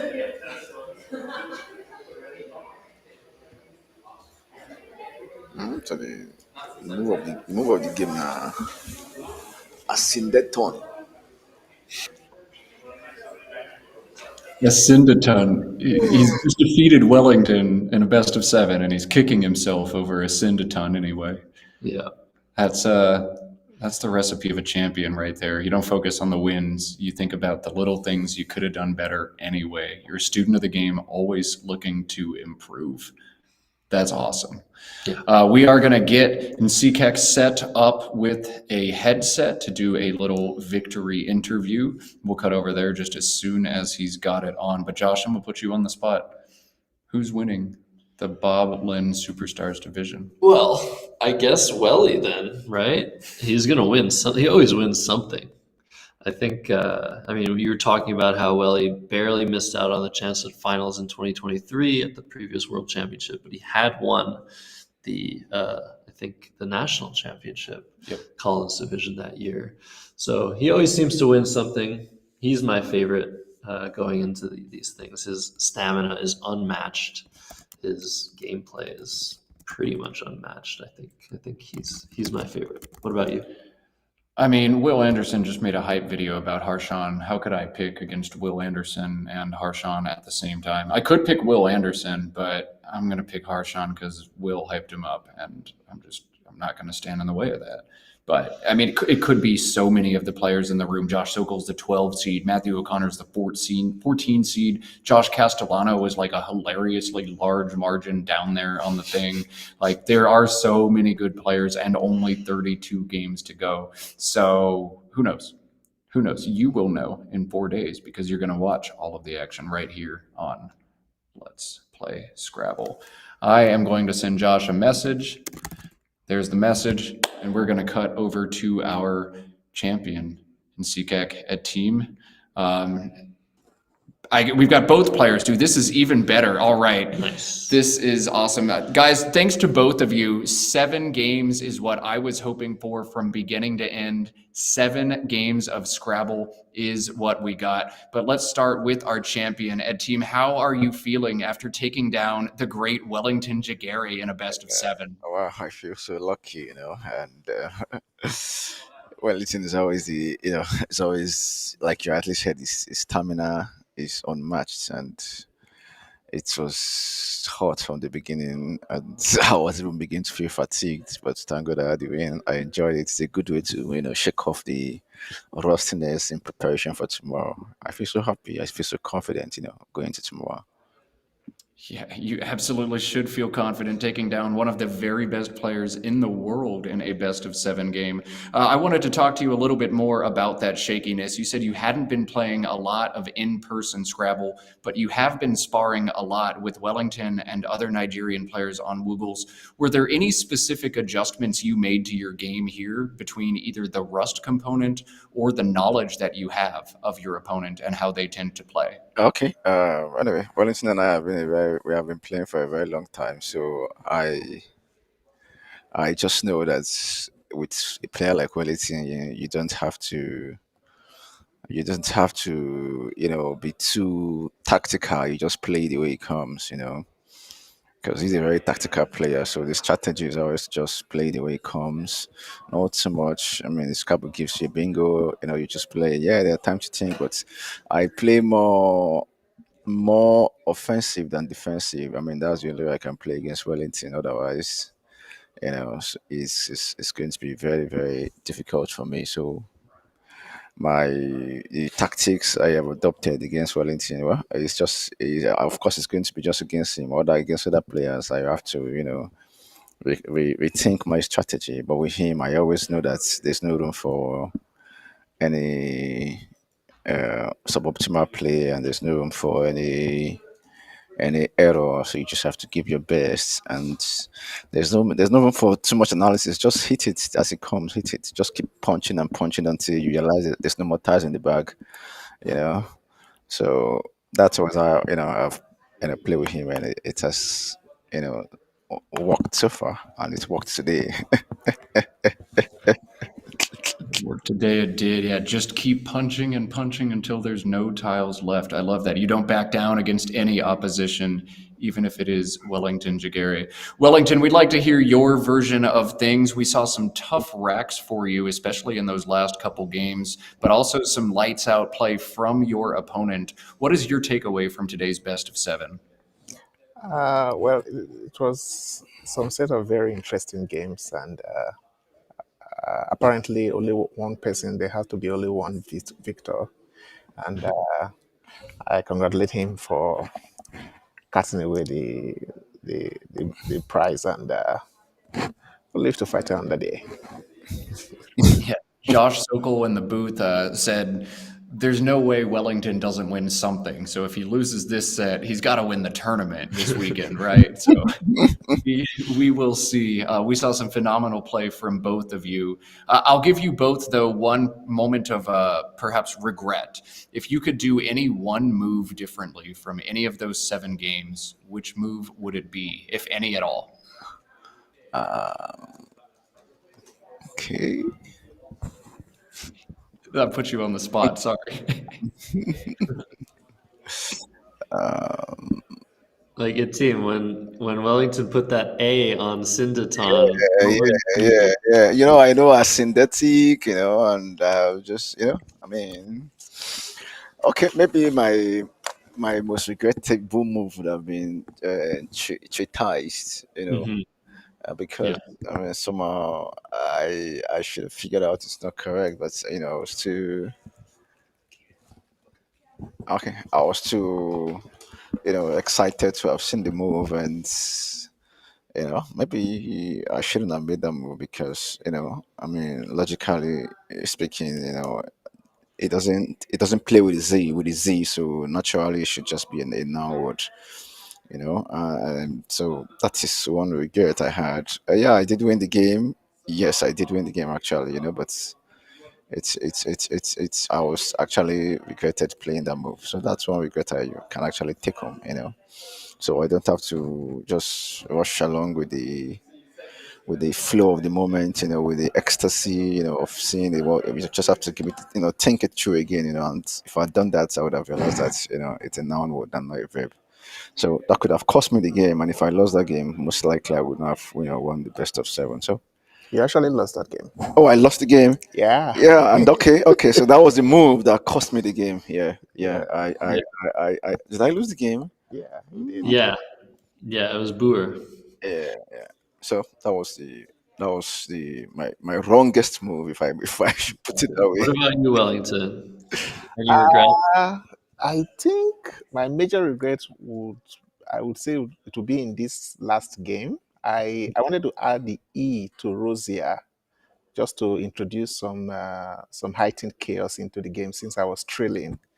So I probably should have done that. I'm thinking of how the game might probably have gone if I had done that. But other than that, I don't have any regrets. Okay. Okay, fantastic. And we'll let y'all go after one more question for each of you. We expect to see each of you on the stream again during the main event, and we'd like a little bit more of a scouting report. So if each of you could say one thing that you respect about how the other one plays Scrabble, or a big strength that the other player has across the board from you, we would love to add that to our scouting report. Okay. Okay. And basically, I posted some before the match. I and Nsikak we've played one of the longest.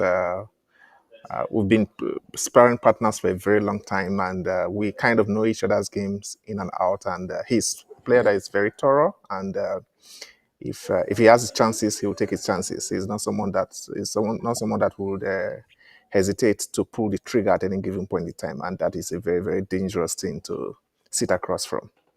And Of course, his strength to the game is very, very astounding, and he's a player that has earned my respect over the years, and that's just it. All right. He's fearless over the board. He takes his chances. That always makes a tough opponent. And Etim, I know there are many strengths you could choose from here, but we'd like to hear it from someone who has sparred so much with Wellington. What would you say is his greatest strength? I mean, I've been hearing that coming from the world champion is very encouraging. But for me, Wellington is always is always a player you can never beat your chance that it's over against. Like I said earlier, you have to keep punching and punching until there's no more tires in the bag. So it's thorough, it's fantastic. His vision on the board is unmatched. So you really have there's no room to relax. Even when you're having very good ties, you just have to keep making your best move. Because I mean, he's someone that can always come back at any point. So he's a player you have to watch out for. If he has half a chance, he will take it. So yeah, he has that strength. He's a never seen never player. So I respect him a lot for that. I mean, otherwise he won't be who he is in Scrabble. So that's what I can say about the world champion himself. Very nice words of praise. All right, thank you to both of you.